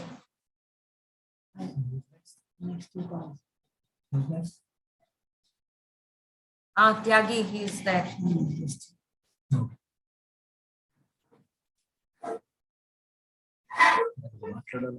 Tyagi? Can I continue, ma'am? Yes, ma'am. Yes, please continue, but wind it off within a minute Yes, ma'am. Yes, ma'am. because already we have exceeded that time. Okay? Okay, ma'am. Okay. Sorry, ma'am. Here we obtain the expression for mean deviation, and then we obtain the expression for probability weighted movements, then statistic and reliability. In next section, we discussed the estimation by the method of classical and as well as Bayesian methods. In classical methods, we discussed the estimation by the method of maximum likelihood, ordinary weighted least square estimation, Kramer-Overmans method of estimation, and maximum product of spacing method. Next, the Bayesian estimation, and these methods are compared using a simulation studies in which we generate a sample of size for 15, 13, 50, and 100 and replicate the whole study for 1000 samples. And from these estimates, we have calculated the mean squared error, absolute average absolute error by using these formulas. And these findings are presented in table 2 to 5. From these findings, we can easily say that the all methods perform good, and as we increase n, the MSC tends to decreases, and in Bayesian method perform better as compared to the classical methods. And in classical methods, MPS overestimate the parameter of proposed model, whereas Bayes estimator underestimate the parameter of the proposed model. Next is the application. In this section, we have showcased the applicability of the proposed distribution by using one real data set and compared the fitting of the proposed distribution by some existing model in the literature. For this purpose, we used one data set, and which is here, which is a successive failure for air conditioning system of each member in a fleet of 13 720 jet airplanes, and the fitting summary is presented in table 7. And from these measures, goodness of fit measure, we can easily observe that for MTL distribution, the value of negative log likelihood AIC, BIC, KIC, KS and are minimum, whereas it has the highest p value. So we can say that the proposed distribution is best fitted for the considered data. Hence, we can conclude that the proposed distribution used and some well-known existing model to analyze data generated from various domains. These are the references, and thank you. Thank you.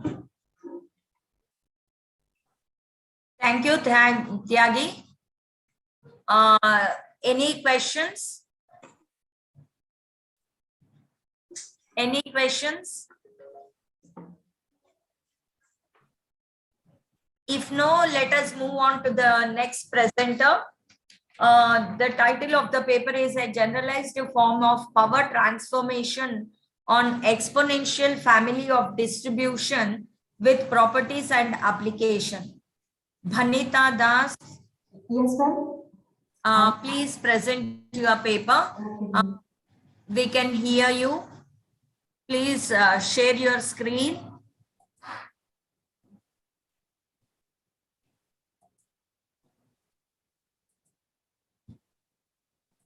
Okay, we can see your screen also.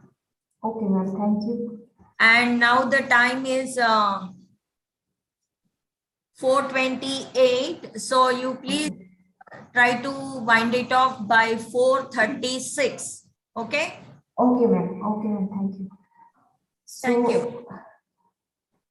A very good evening to all of you. And today I'm going to present on a generalized form of power transformation on exponential family of distribution with properties and application. I'm Vanita Das. I'm working as an assistant professor in the Department of Statistics, Northeastern University, Ceylon. And here, I'm just focusing on the power transformation of exponential distribution with some statistical properties and with some real life dataset application. First, let me.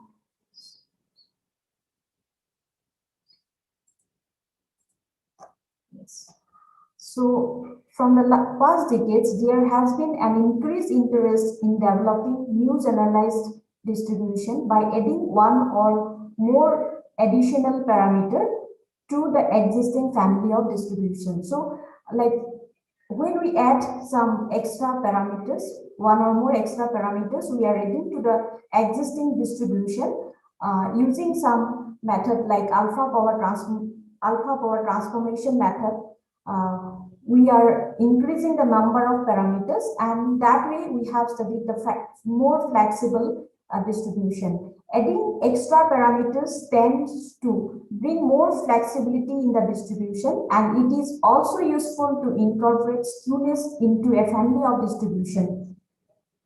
In the recent past, Madhavi and Kundu 2017 proposed the alpha power transformation method. The proposed alpha power transformation method is quite easy to apply by simply raising the cumulative distribution function of an existing distribution to a power of an additional parameter alpha. So we are focusing here one generalized version of this Madhavi and Kundu's concept, and that is developed by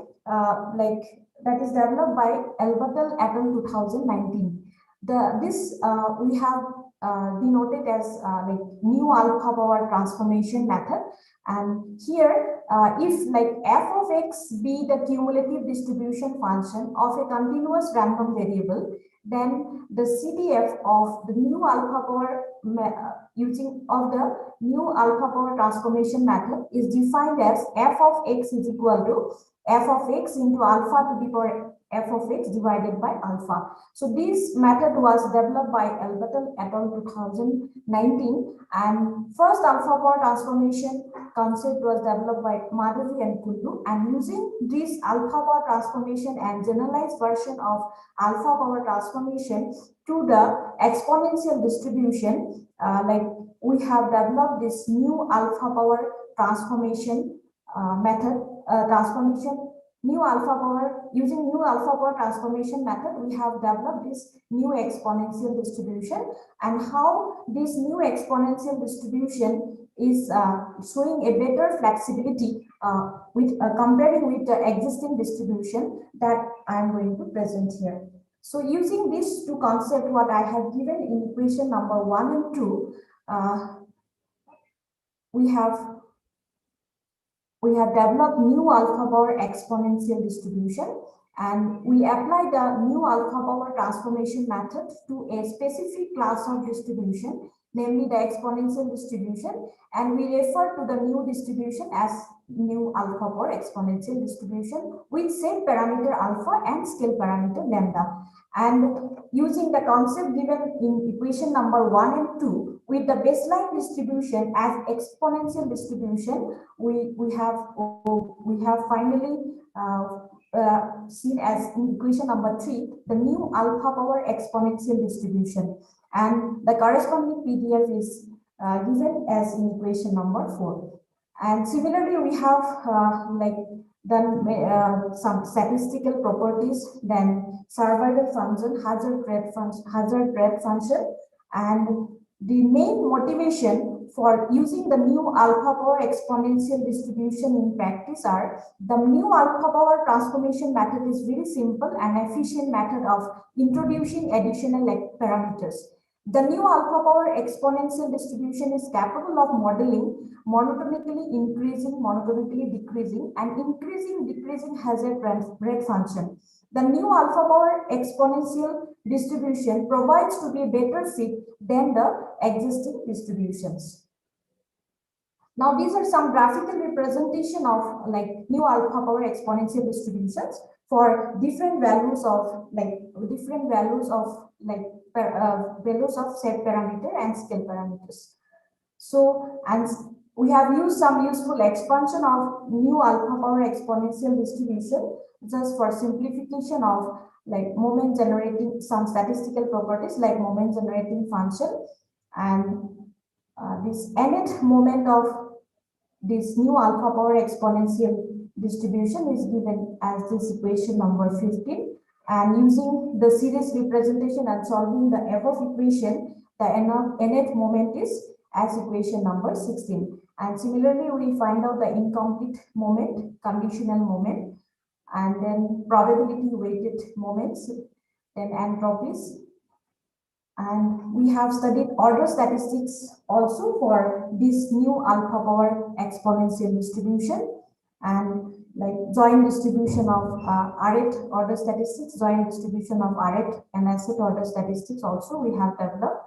And finally, we find out the quantile function to see the create quantile function of new alpha power exponential distribution.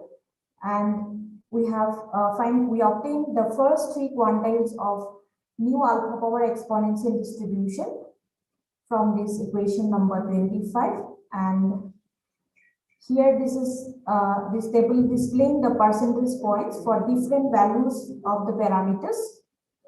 And this is 25%, 50%, and 75%. This first quartile, second quartile, and third quartile values for different values of the parameters. And finally, we are coming to the parameter estimation. Using the method of maximum likelihood, we have estimated the parameters of this new alpha power exponential distribution. And for here we have done like simulation study for generating 1,000 random samples. And from Bandita madam. yes, Bandita yes, madam. yes, ma'am, I'll conclude. Okay, thank you. Here I have seen for increasing the number of sample sizes and for different values of the parameters, this mean square error and biases are decreasing. And here we have taken two real life data set, that is our secondary data set, and we have seen by comparing with other existing distribution like alpha power exponential, alpha power inverted exponential, then exponential, then generalized inverted exponential, and we have seen this new alpha power exponential model is showing the better result for this both the data set. And this is about this new alpha power exponential distribution. And here we have proposed this new generalized family of exponential distribution based on new alpha power transformation method proposed by Patel. And the density function of the proposed distribution can be increasing, decreasing, right skewed, or symmetrically depending upon the values of the parameters. The hazard rate function can be increasing, decreasing, and bathtub shape. Various statistical properties of this distribution also have been discussed here. And finally, from this, after this real life, when we have done application with these two real life data set, we have seen this new alpha power transformation exponential distribution is showing better result than other existing distribution. Thank you.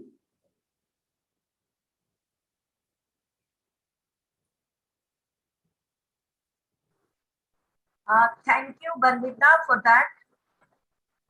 Any questions? Any questions?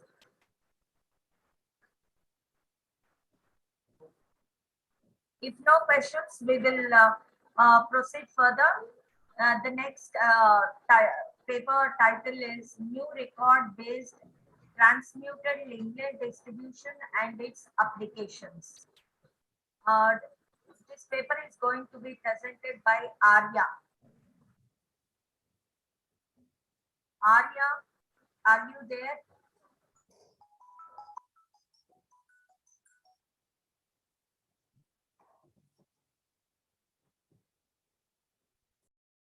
Arya.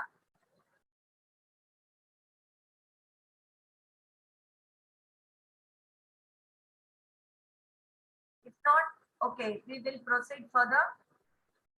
The next title, paper title is Application of Generalized Rank Mapped Transmuted Fetched Variable Distribution in Environmental Science. Imli Yangba.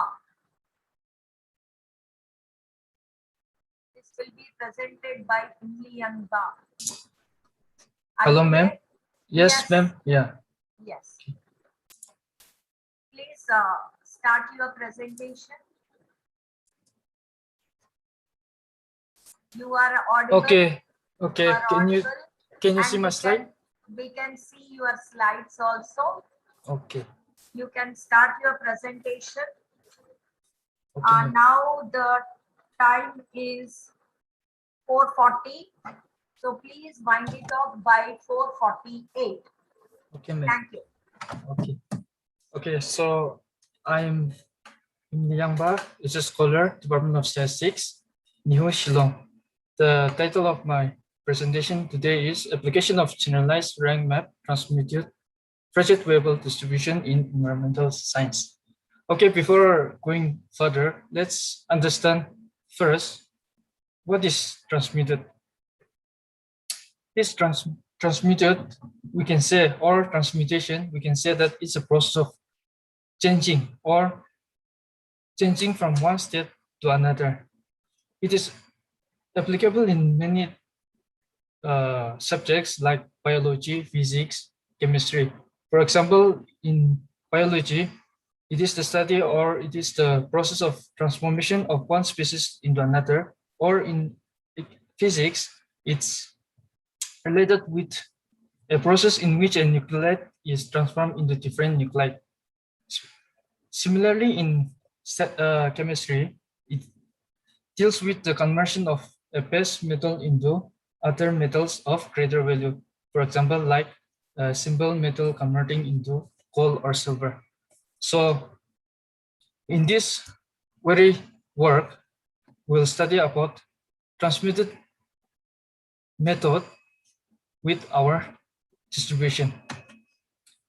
So the first thing is introduction. The idea of introducing new distribution or modifying the baseline distribution has become a popular area of research in the recent literature.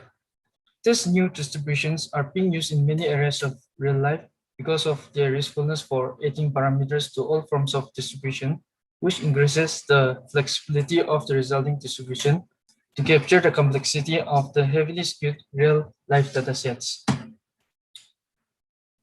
Shaw and Buckley first introduced this quadratic rank transmutation map and defined it as a functional composition of the community distribution function of one probability distribution with an inverse commutative distribution function of another. These are some areas, or these are some works done on transmutation mapping.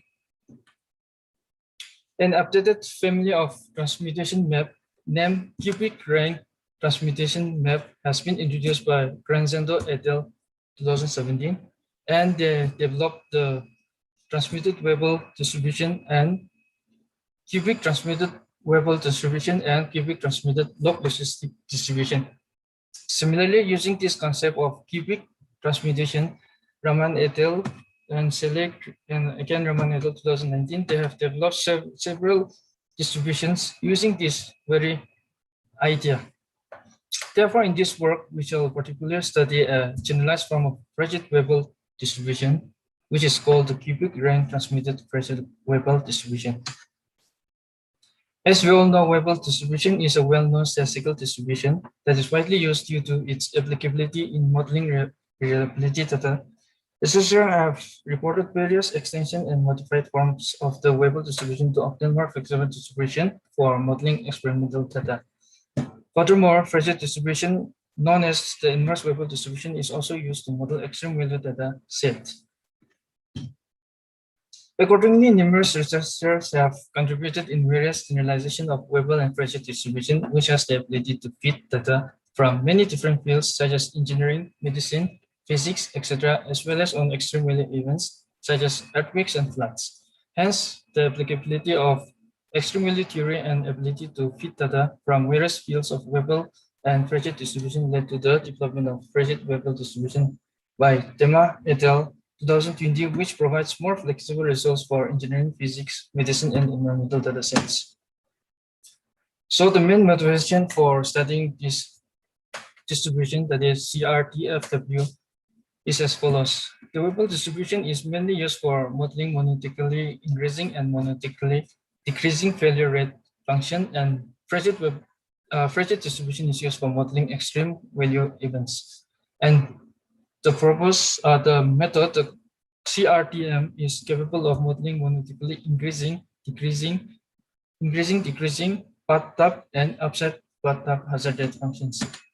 Therefore, we were inspired to introduce a new generalization of Frechet-Weibull distribution, namely the CRTFW distribution, in order to make the baseline distribution more flexible. So let's study the distribution, that is CRTFW distribution. This is the proposed, this is the distribution, this is the model given by Crescendo et al. And its corresponding PDF is given by equation 2. Equation 3 is given by, this is the baseline distribution given by Tema et al. And its corresponding PDF is given by equation 4. So substituting the TX of equation 3 in 1, we get a CTF of the proposed distribution.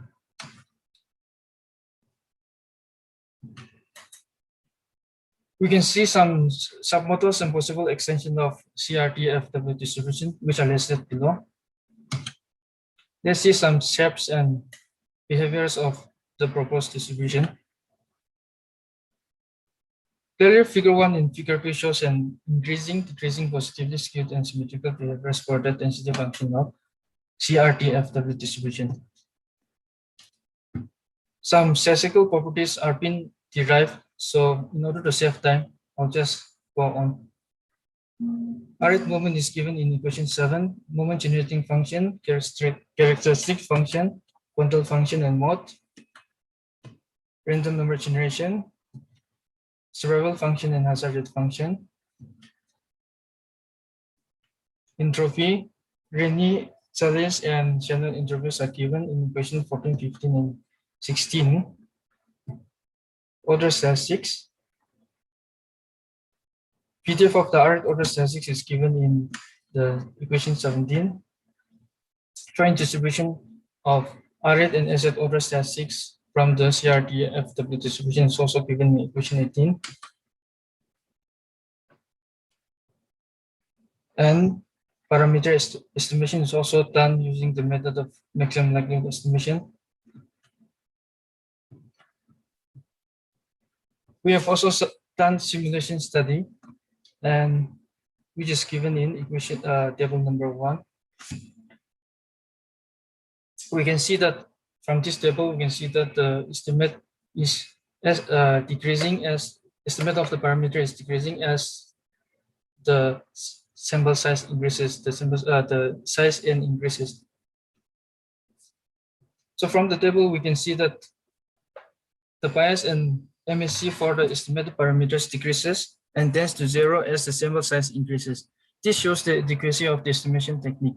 From the table, it has been observed that as the sample size increases, the estimated values of the parameter approach very close to the true values of the parameter used in the simulation. We have applied the water quality data to this distribution and observe the table, which we get that considering the value of AIC minus log L. Okay, so, okay, ma'am. Okay, ma'am. Yes, yes, ma'am. Please wind it off in a minute. Okay. Yeah, Okay. thank you.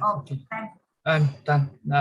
Nearly done. Okay. So measures and p-value in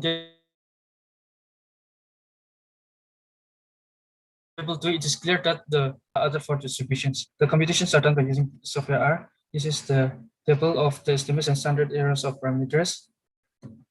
And this is the graph. the fitted density and the CTF plots.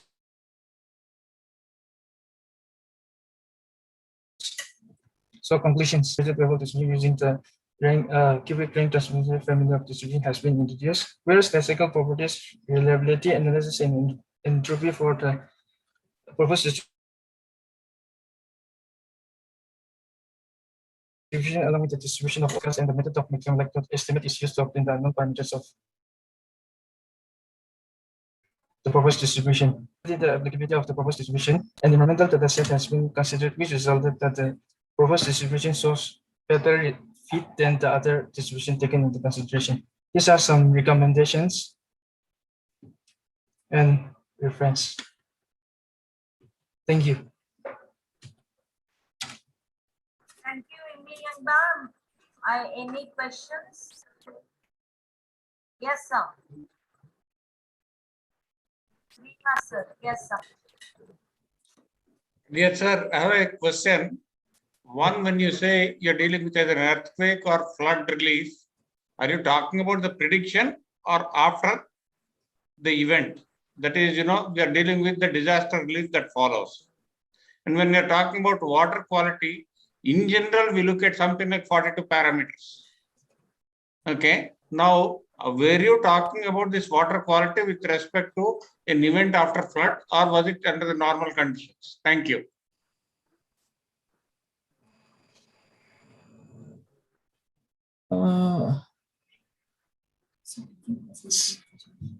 Sir, as far as I'm concerned, we are dealing with the normal conditions. Okay. Thank you, sir. Thank you, sir, for the question. Thank you. Thank you, Amy. Now, Thank you, ma'am. let us proceed to the next presenter.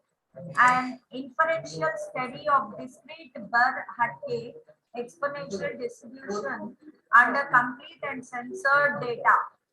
Ravindra Pratap Singh. Yes, ma'am. Can I share my screen? Yes, please. You are audible and we can see your screen.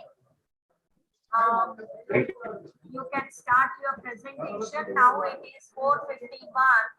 So you please wind it off by 4:59. Okay? Okay, ma'am, I will try. Thank you. Good evening, Chairperson, ma'am, and good evening to all. First of all, I would like to thank the organizer of this conference for giving me the opportunity to present my research article here. I am Ravindra Pratap Singh from Central University of Rajasthan.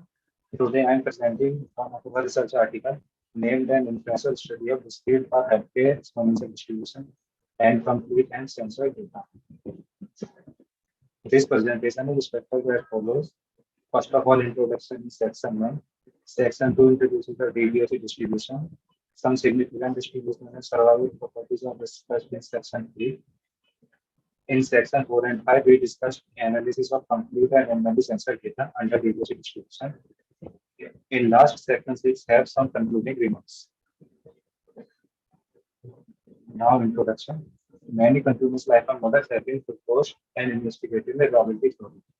However, measuring the life of a component on a continuous scale is frequently impossible or inconvenient. For example, in reliability engineering, the lifetime on-off switching device, in survival analysis, the lifetime for those suffering from diseases such as lung cancer, or the period from emission to relapse recorded as the number of days or PPC, and very good. In all of these circumstances, it is more appropriate to measure these characteristics on a discrete scale rather than a continuous analysis. Although there are several conventional discrete distributions, such as binomial, Poisson, geometric, etc., and recently developed discrete models to analyze over discussed characteristics.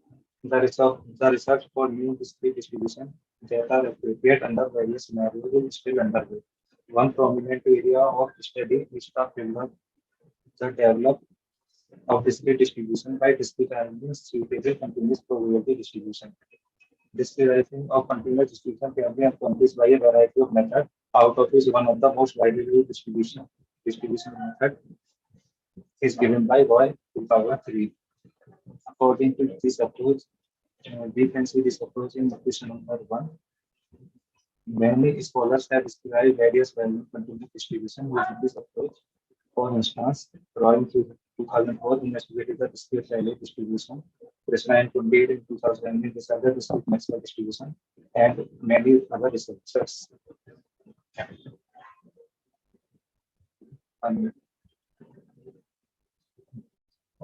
In many circumstances, data collection is restricted by constraints such as time or money, making it hard to obtain the entire dataset. This form of incomplete data is referred to the sensor data. Various sensory mechanisms are available in the literature to examine the dataset. We here use random sampling for our model.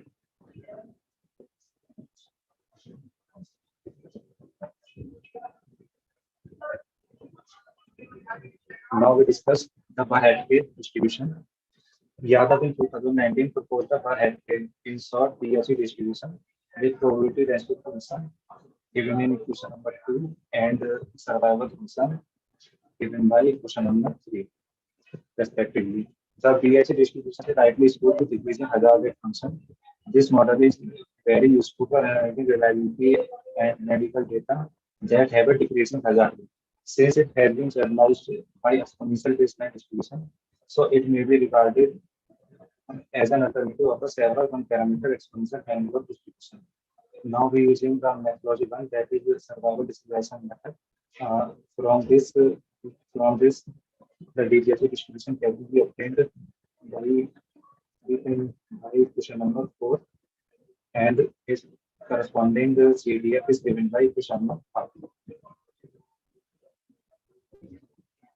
These are the possible shapes for PMF for different values of theta, and figure 1 shows that the PMF plots for figure 1, you can conclude that the PMF of the DGFC distribution is unidimensional and rightly skewed.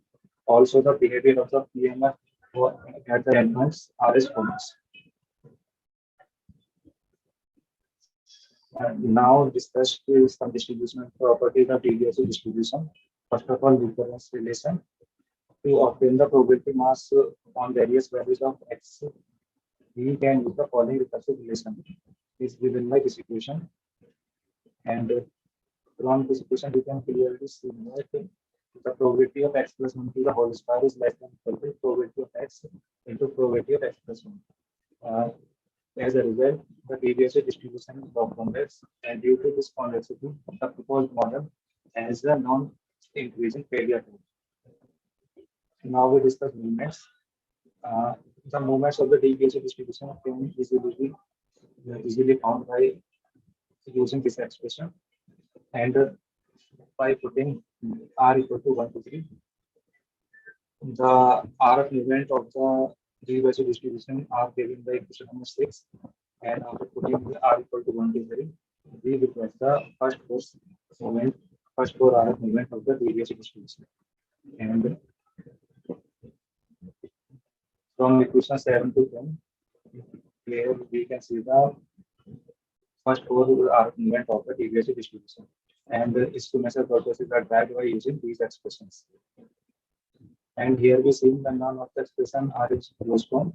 So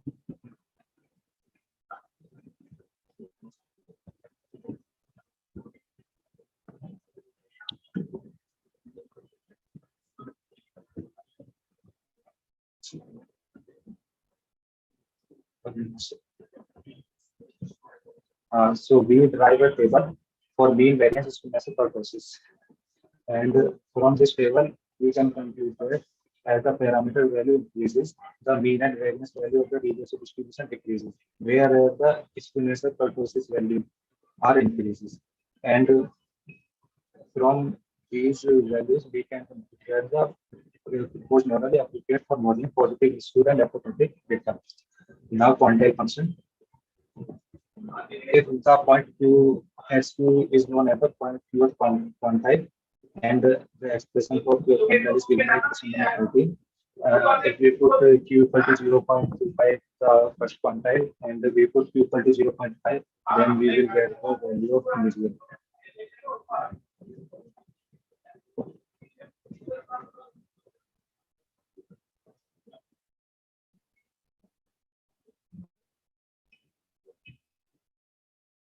Now, survival characteristics. The survival function of the proposed model is given by this, and corresponding hazard function is given by question number 18. And for some possible shapes for hazard is given by figure number 2. And figure 2 shows that the SRF plots of the deviation distribution for different value of theta, and it is noticed that the shape of the SRF is decreasing. And the reverse hazard expression for reverse hazard is given by equation number 90. And now we discuss statement analysis. The expression for SSR is given by equation number 21, and this expression not is in closed form. So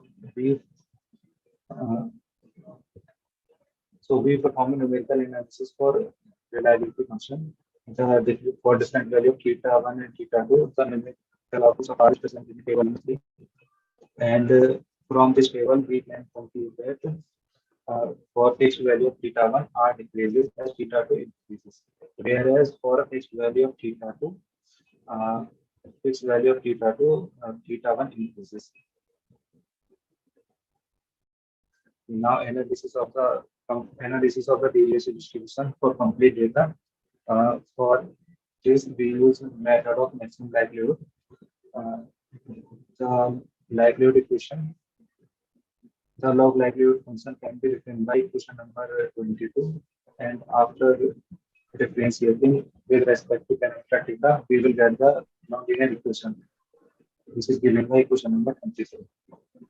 And for numerical illustration, yes, sir, I'm finishing. Sir, please Okay, ma'am. find it out in a minute. Okay. Okay, ma'am. Okay. Thank you. Okay, ma'am. These are the plots for simulation. These are the MSCs. We can see whether the n tends to infinite, n approaches to infinite, and MMB tends to MSC, and absolute bias tending to 0. And for real data analysis, we compare our model from these models, and first data set, we use two real-life data sets. First data set is the recording of total number of yoga states among the 3 states. Here is the observed frequency. These are the expected frequency for the models, and these are the MLUs and corresponding standard error. And here we see that our model has the lowest log likelihood, lowest with chi-square, highest p-value, and the lowest ICDS in CIC value. And for similarly for data set 2, and we also here and this answer data for the deviation distribution. These are the likelihood equation for randomly sensor data, and here is the simulation steps, and numerical illustration. Here for randomly sensor data, MSC is also decreasing, and absolute bias is also decreasing for different value data. And we use to sensor the data.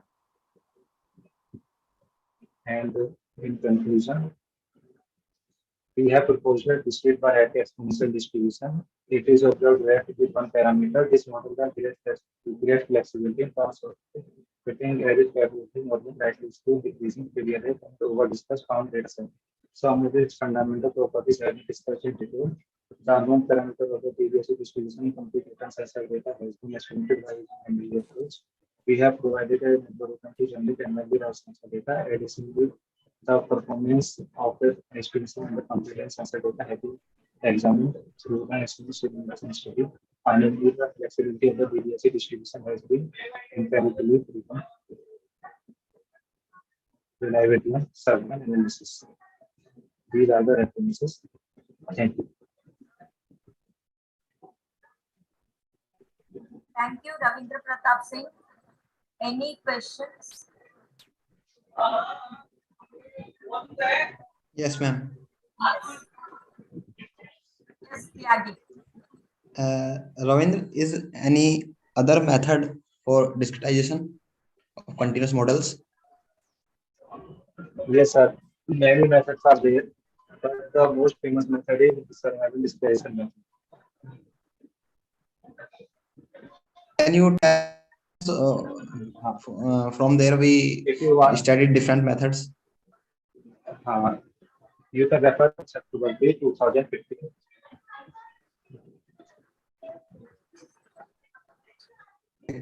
Okay. Thank you. Any other questions? Any other?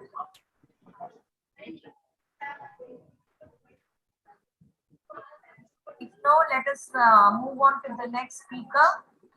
The next paper title is Parameter Estimation of Inverse Weibull Distribution under Constant Stress Accelerated Life Testing using Progressive Type 2 Sensoring. Paper is presenting by Sri Lakshmi. Yes, ma'am. Yes, Sri Lakshmi. And now the time is 17:05. So please try to wind it off by 17:30. Okay, ma'am. Okay. I think my screen is visible. We can see your screen also. We can. Your audibility is also nice. Okay, ma'am. My name is Sri Lakshmi S, and I'm a research scholar from the Department of Statistics, University of Kerala, working under the guidance of Dr. Manu Chakko. The topic of my presentation today is parameter estimation of inverse Weibull distribution under constant stress accelerated life testing using progressive type 2 sensoring. This is the outline of my presentation today. Moving on to introduction. In traditional life testing and reliability experiments, data is obtained under normal operating conditions in order to quantify their life characteristics.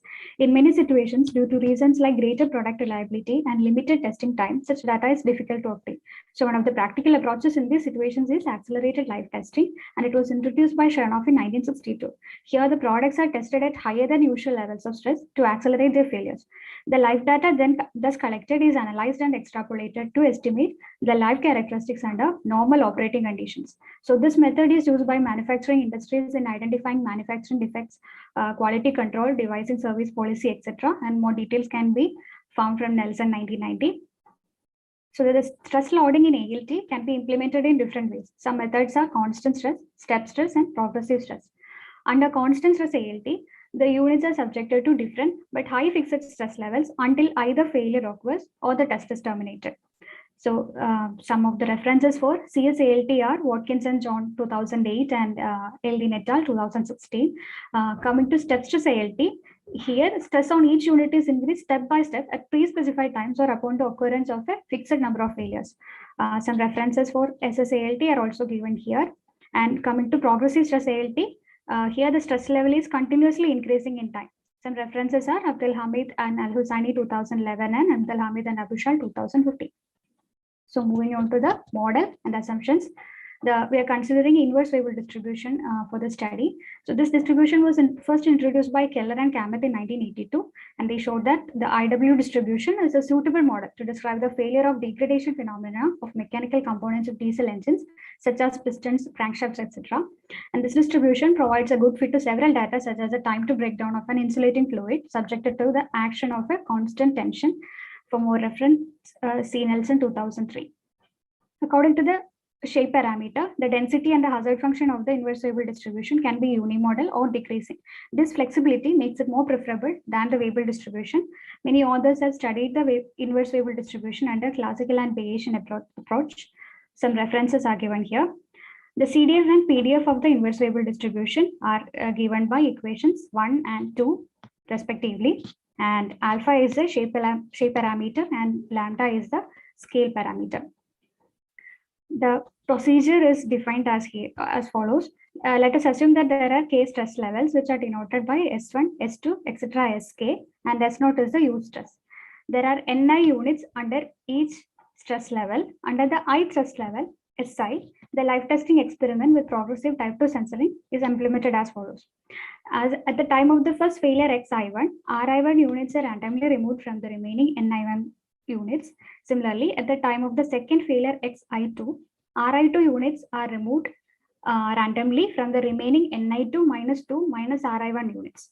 This is repeated till the time xi-mi, which is the time of the mith failure, at which all the remaining units are removed. The two basic assumptions in this model are that under the constant stress level Si, the lifetimes of the unit follows inverse variable distribution with parameter alpha and lambda I. Lambda, the scale parameter, is considered to be a log linear function of the stress loading S, that is given in equation 3. And depending on the form of phi of S, we have different models like Arrhenius model, inverse power model, exponential model, etc.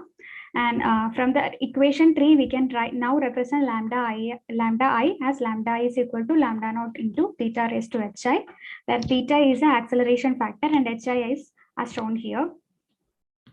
Now moving on to maximum likelihood estimation. In this section, we obtain the MLEs of the model parameters alpha, lambda naught, and theta. And the log likelihood equation is given in equation 5. And the partial derivatives of the log likelihood equation with respect to alpha, lambda naught, and theta are given in equations 6, 7, and 8 respectively. So in order to solve this system of equations, we employ some numerical techniques.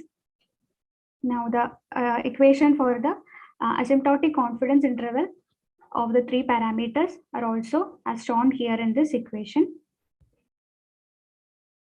Moving on to bootstrap confidence interval, the parametric bootstrap percentile method introduced by Efron 1982 is also called the Boot-P method. And according to this method, we are calculating the confidence interval as follows. So for the given set of original progressive type 2 censored sample, we obtain the MLEs of the parameters. And then for the same values of Rij, that is the censoring scheme, we generate a bootstrap sample X star. And then based on this bootstrap sample, we find the estimates of alpha, lambda naught, and theta, say alpha star, alpha cap star, lambda naught cap star, and theta cap star. So repeat. Yes. Try to find it off in a minute. Okay, ma'am. So we repeat the procedure and then we obtain a bootstrap samples and then we arrange them in the ascending order, and then the equation for bootstrap confidence interval is as shown here. Now moving on to Bayesian estimation. Here we are considering two loss functions, Quadratic loss function and Linux loss function, and the general equation for the estimates is as given in equation 9 and 10. For alpha, lambda naught, and theta, we assume the priors gamma. For alpha and lambda naught, we assume gamma priors, and for theta, we assume beta prior. The joint posterior density is as given in equation 50, and the conditional posterior for each parameter is as given in equation 16 to 18. So these equations are complex and cannot be reduced to any non-distribution. So we are using MH algorithm within the Gibbs sampling procedure, and we are assuming proposal distribution as normal since the conditional posterior plots are showing approximate normality. And this algorithm is used for obtaining the generating random numbers from these conditional posterior distributions. And in order to guarantee convergence, we remove the first M simulated values so that there is no influence of the initial parameters. Now we calculate the HPD credible interval as given by Chen and Shao in 1999. The algorithm shown here is used to calculate HPD credible interval. Next, we use a real life data to estimate to illustrate the estimation methods. It is taken from Nelson 1990. This data consists of the times to oil breakdown under high test voltages. So there are three stress levels, S1, S2, and S3, and there is a use stress level S0, which is taken as 20 kilowatt. And since the stress is given as a voltage, we assume the inverse power model, and the censoring scheme under each stress level is as shown here. And these are the results of the real life data. Table 1 gives the K statistic and p values, and they show that the data is a good fit for IW distribution is a good fit for the given data. And the MLEs and deviation estimates of the model parameters are given in table 2. And moving on to simulation study, we conduct Monte Carlo simulation studies to compare the performance of the MLEs and Bayesian estimates on the basis of their mean squared errors. The 95% approximate both P and HPD confidence intervals are also calculated.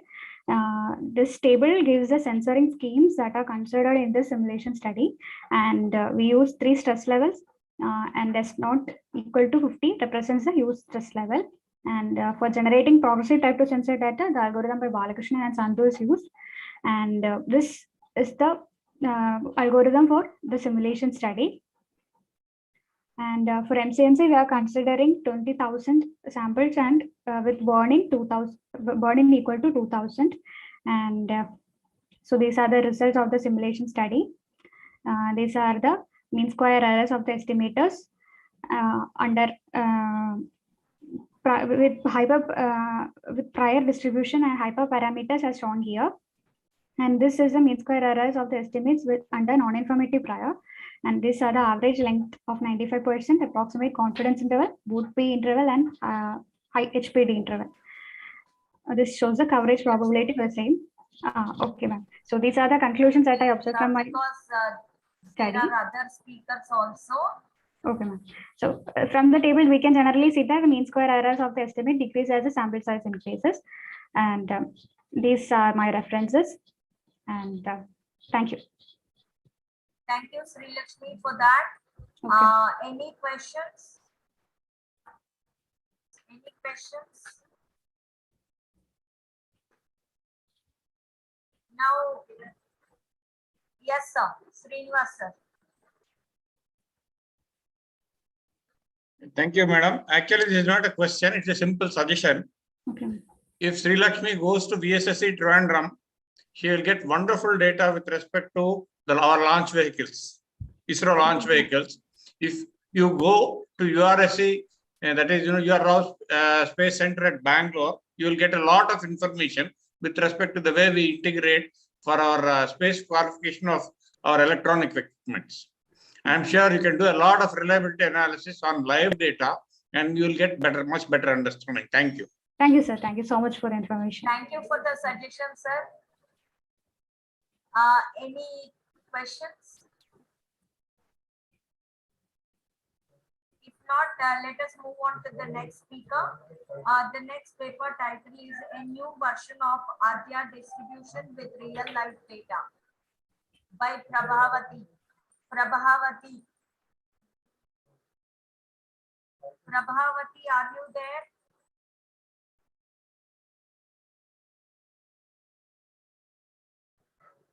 Prabhavati? No.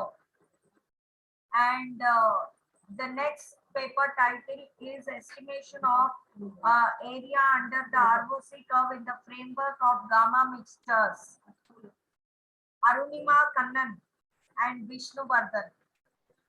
Arunima Kannan is here. Please give your presentation, Arunima. And now the time is 17:18. So please bind it off by 17:26. Okay. All the best.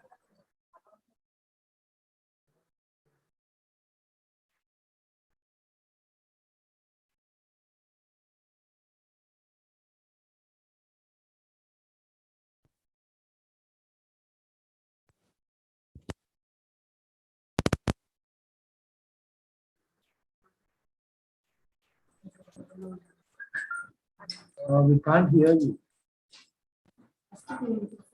Audibility problem, Arunima. Hello.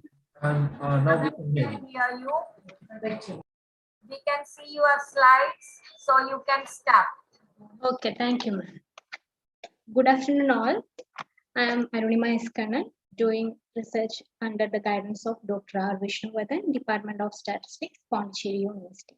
I'm here with my work entitled as Estimation of Area under the ROC curve in the framework of gamma mixtures.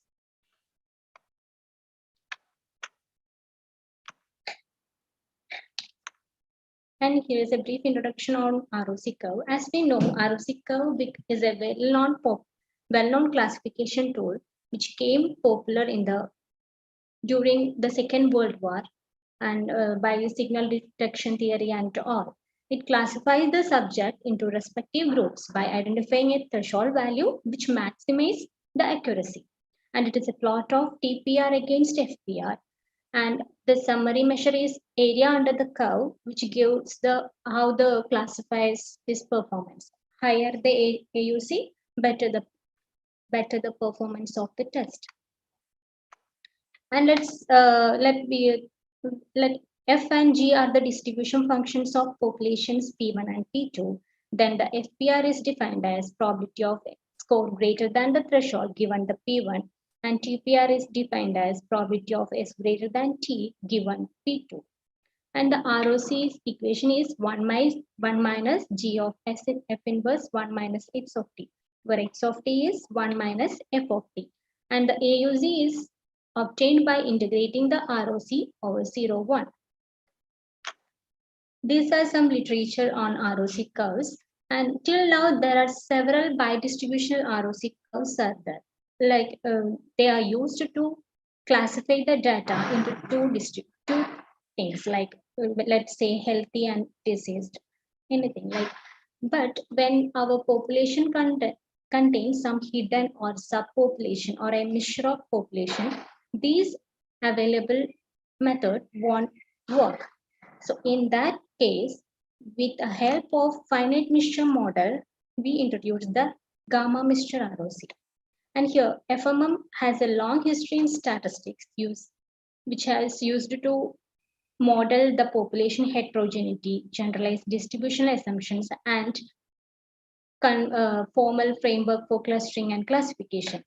And the definition of mixture density is given here, where pi I is the mixture weights, which should be greater than 0, and their sum should be 1. And these are the component densities. And psi contains all the unknown parameters in which we can estimate by using the EM algorithm. Let us assume that our data follows mixture of gamma distribution with alpha and beta, where alpha is the scale and beta is the shape parameter. And this is the respective PDF and this is the CDF. But the CDF doesn't contain in closed form. This will cause the ROC definition or ROC function quite complicated. So we use the WH transformation to transform the gamma to normal as per these equations. Then our mean and variance of the normal will be this. Then let's say our healthy population follows normal with mean mu naught and sigma naught square, and D1 follows normal with mu1 sigma 1 square, and D2 with normal mu2 sigma 2 square. Then the FPR of the mixture gamma mixture ROC is defined in 4 and 5. From this, we can obtain the value of T1 and T2, where T1 and T2 are the two thresholds. This is in the threshold value is given in the equation 6. And the equation for the TPR for the gamma mixture ROC is given in equation 7 to 8. And we can, by substituting the equation 6 in 8, we will get the ROC function, which is given as phi1 into phi of A1 plus B1, phi inverse of X of T1 plus phi2 into phi of A2 plus B2, phi inverse of X of T2, where A1, A2, B1, B2 are given in the equation 10 and 11.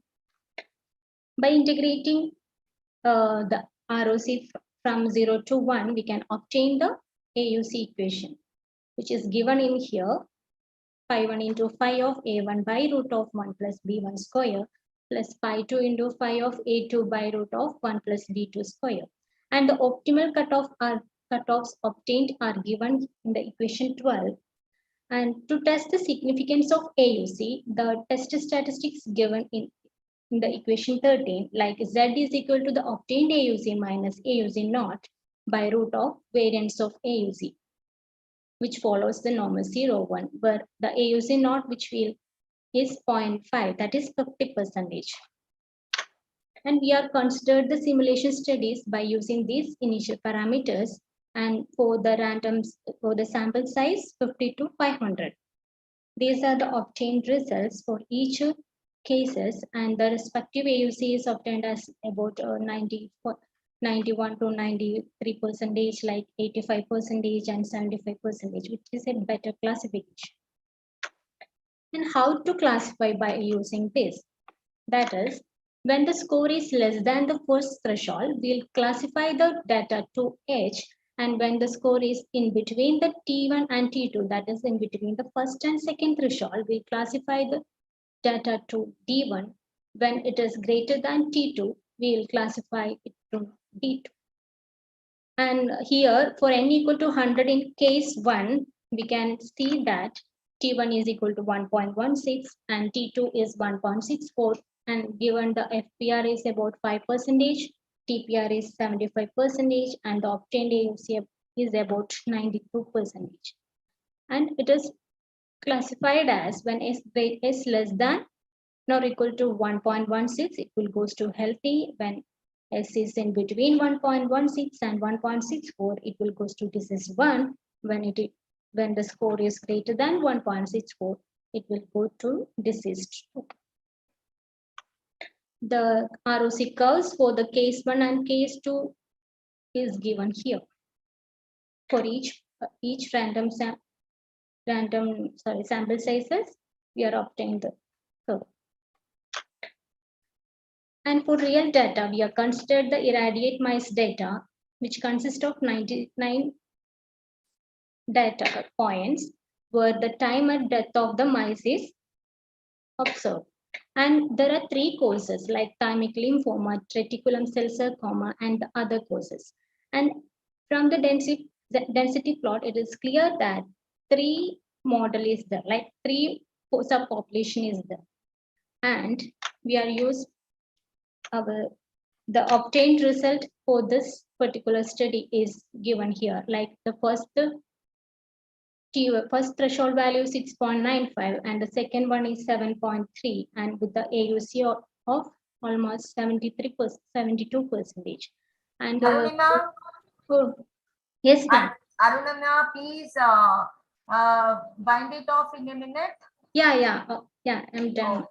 And the estimates of bootstrap is given in the table 4, and the respective ROC curves are given here. And overall, in summary, we can say that a gamma mixture ROC model is proposed, which is used when the data is of multi-class and it is of no normal.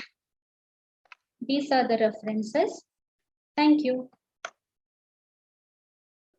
Thank you, Arunima. Any questions?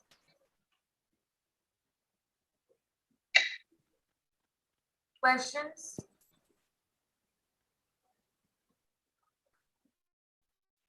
No, ma'am. If no questions, then let us proceed to the next speaker. The new length biased weighted X gamma distribution and its applications by Rajeshwar Ade.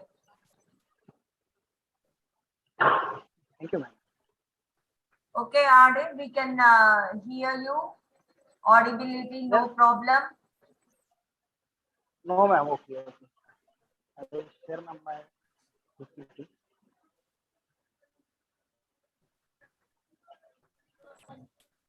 That is visible, ma'am. We can see your slides. Yes, ma'am. Am I audible, ma'am? Yes, you are audible. We can see your slides. So your time starts now. And now it is 5:28. So please wind it off by 5:36. Yeah, okay, ma'am. Okay, thank you. Today, thank you, ma'am. Today I'm going to talk about the new lane bias distribution, weighted gamma distribution and its application. Now there are contained this length of gamma distribution, reliability analysis, statistical properties, order statistics, measuring and their simulation study and application and configuration. Now introduced, so Same et al. 2019 proposes gamma distribution, the following idea of length distribution. This is the PDF of X gamma distribution. and the x gamma distribution in one is which is a mixture exponential of theta and gamma 3 comma theta distribution with mixing proportion theta upon 1 plus theta. Now several extended this work, this x gamma distribution, this Sen et al. Several property have been studied, and now another extension of x gamma distribution, this Sen and Chandler 2017 discuss Cauchy x gamma, and this another is 2018 obtain properties of two parameter x gamma, and another is society B, and these are several Yadav et al. And Yadav 2021. Now next, this is lane bias distribution. When the sampling sum is not proper is not available, so there we use lane bias technique. So now first this introduced Ida Fisher in 1934 to model the ascertainment bias after formulation and unifying theory is Rao in 1965. Weighted distribution have become a milestone of the efficient modeling of statistical data and prediction when the standard distribution are not suitable. So this is we can use lane bias weighted distribution. These are several references. Theory of literature, Ahmed Rishi 2013 and Ahmed 2015.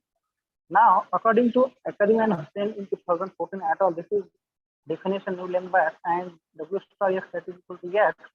In this paper, we use this some new weight function W of x equal to nx by alpha, this n equal to 1 to infinity and alpha greater than 0. So now using equation 1 and 3 in 2, so that is we will give this new lane bias weighted x gamma distribution in equation 4, that is theta raised to 4 upon 2 theta plus 3 is 6 x square plus theta by 2 x raised to 4. So now this is the CDF of lane bias weighted x gamma distribution in equation 6. Now this is the PF plot of PDF and CDF. This we observe that this lane bias weighted x gamma distribution is the right field model positively. Now there are several properties of reliability analysis. This is hazard rate per function f. These hazard rate function, these are three. Now next we observe that figure 4 hazard rate function is hazard rate plot of value of theta is shown. This figure is observed that hazard rate is increasing theta in x and theta. Now this is the property, several properties. Now this is a moment, raw moments and their four raw moments and their variance. Now moment derivative function and characteristic function of the lane bias weighted x gamma distribution this and this. Now the order statistics.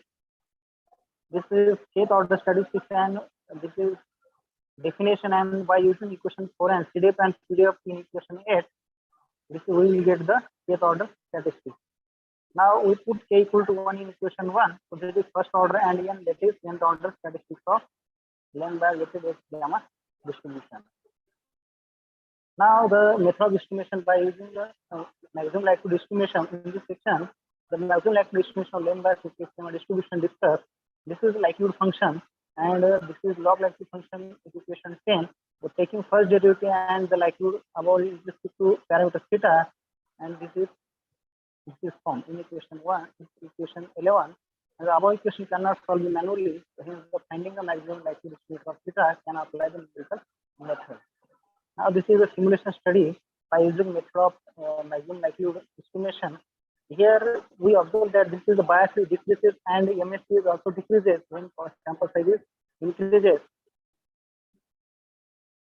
And this average estimate, and this is true on the parameter. This is sample size 20, 40, 18, and 100. Now next, the application. Here we use 4 model. Another compare with 4 model. This is x gamma, exponential, and lane bias x gamma.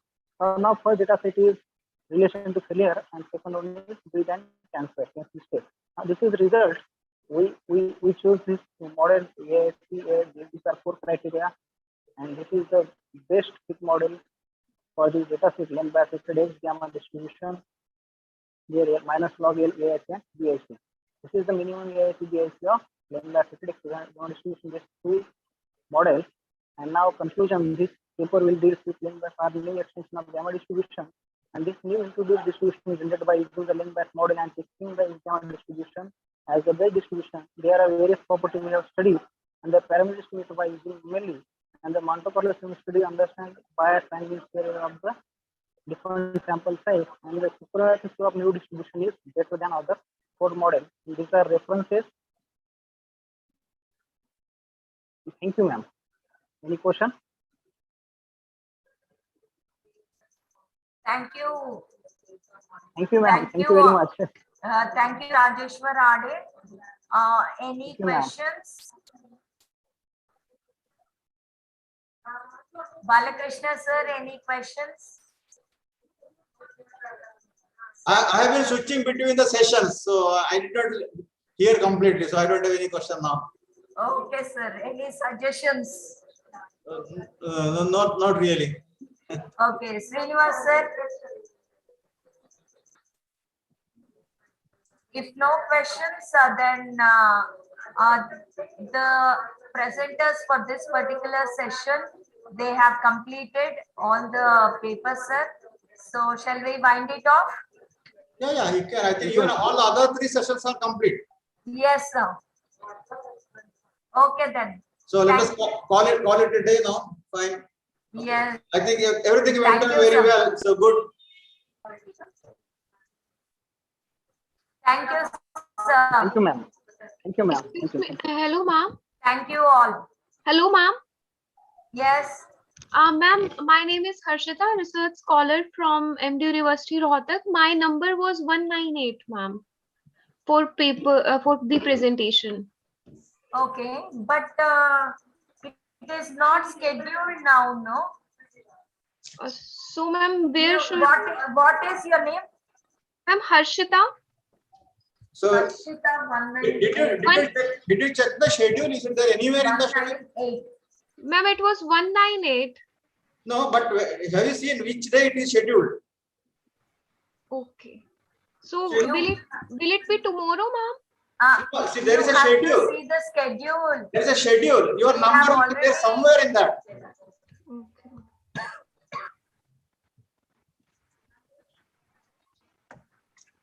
It is not as per the serial number. It is classified according to the subjects.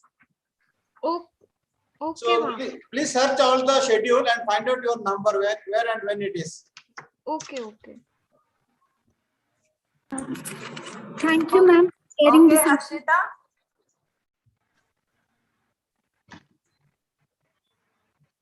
Yes, Haripriya. What is your number? You said 180?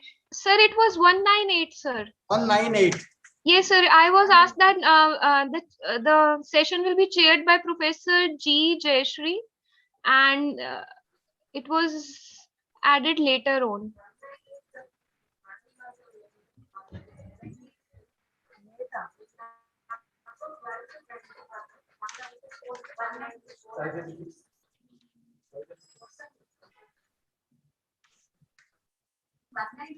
And 194.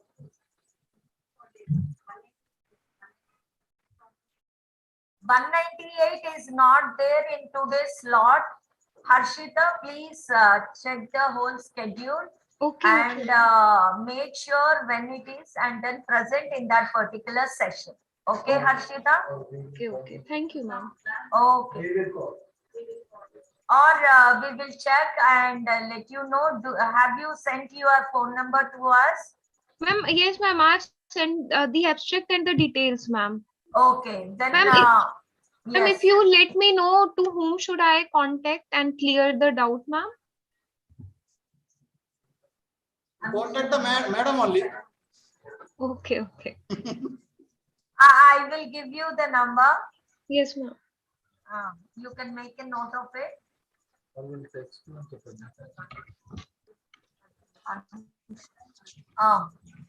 630.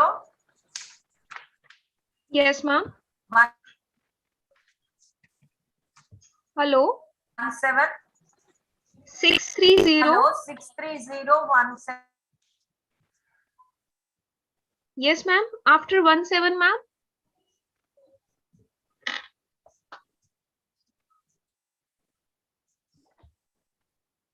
One seven. 51. Ma'am, after 17, it's not audible clearly. 63017. 51 51 395. Okay, ma'am. It is 63017511395. Yes. Please Okay. call upon this number. You will know about it. Okay. Otherwise, you can just go through the schedule. You will find your paper in one of the sessions. Okay. Okay. Okay. Thank you, ma'am. Okay. Okay. Thanks. So Thank you, ma'am, thank for you, sharing this Professor session. Balakrishna sir, and thank you, Srinivas sir. Okay. Thank you. Thank you. I think today everything went on well, so you should be happy. Thank you, sir. Have a good sleep tonight. Yeah, Thank madam you, sir. worked very hard for the entire conference. I really compliment your efforts, madam.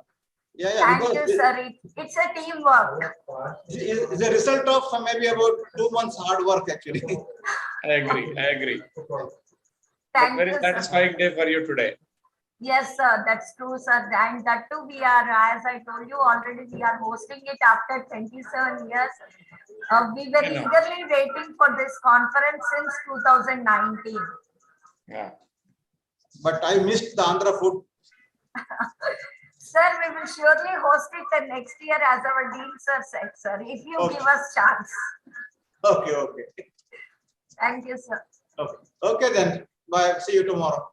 See you tomorrow, sir. Thank you, sir. Thank you.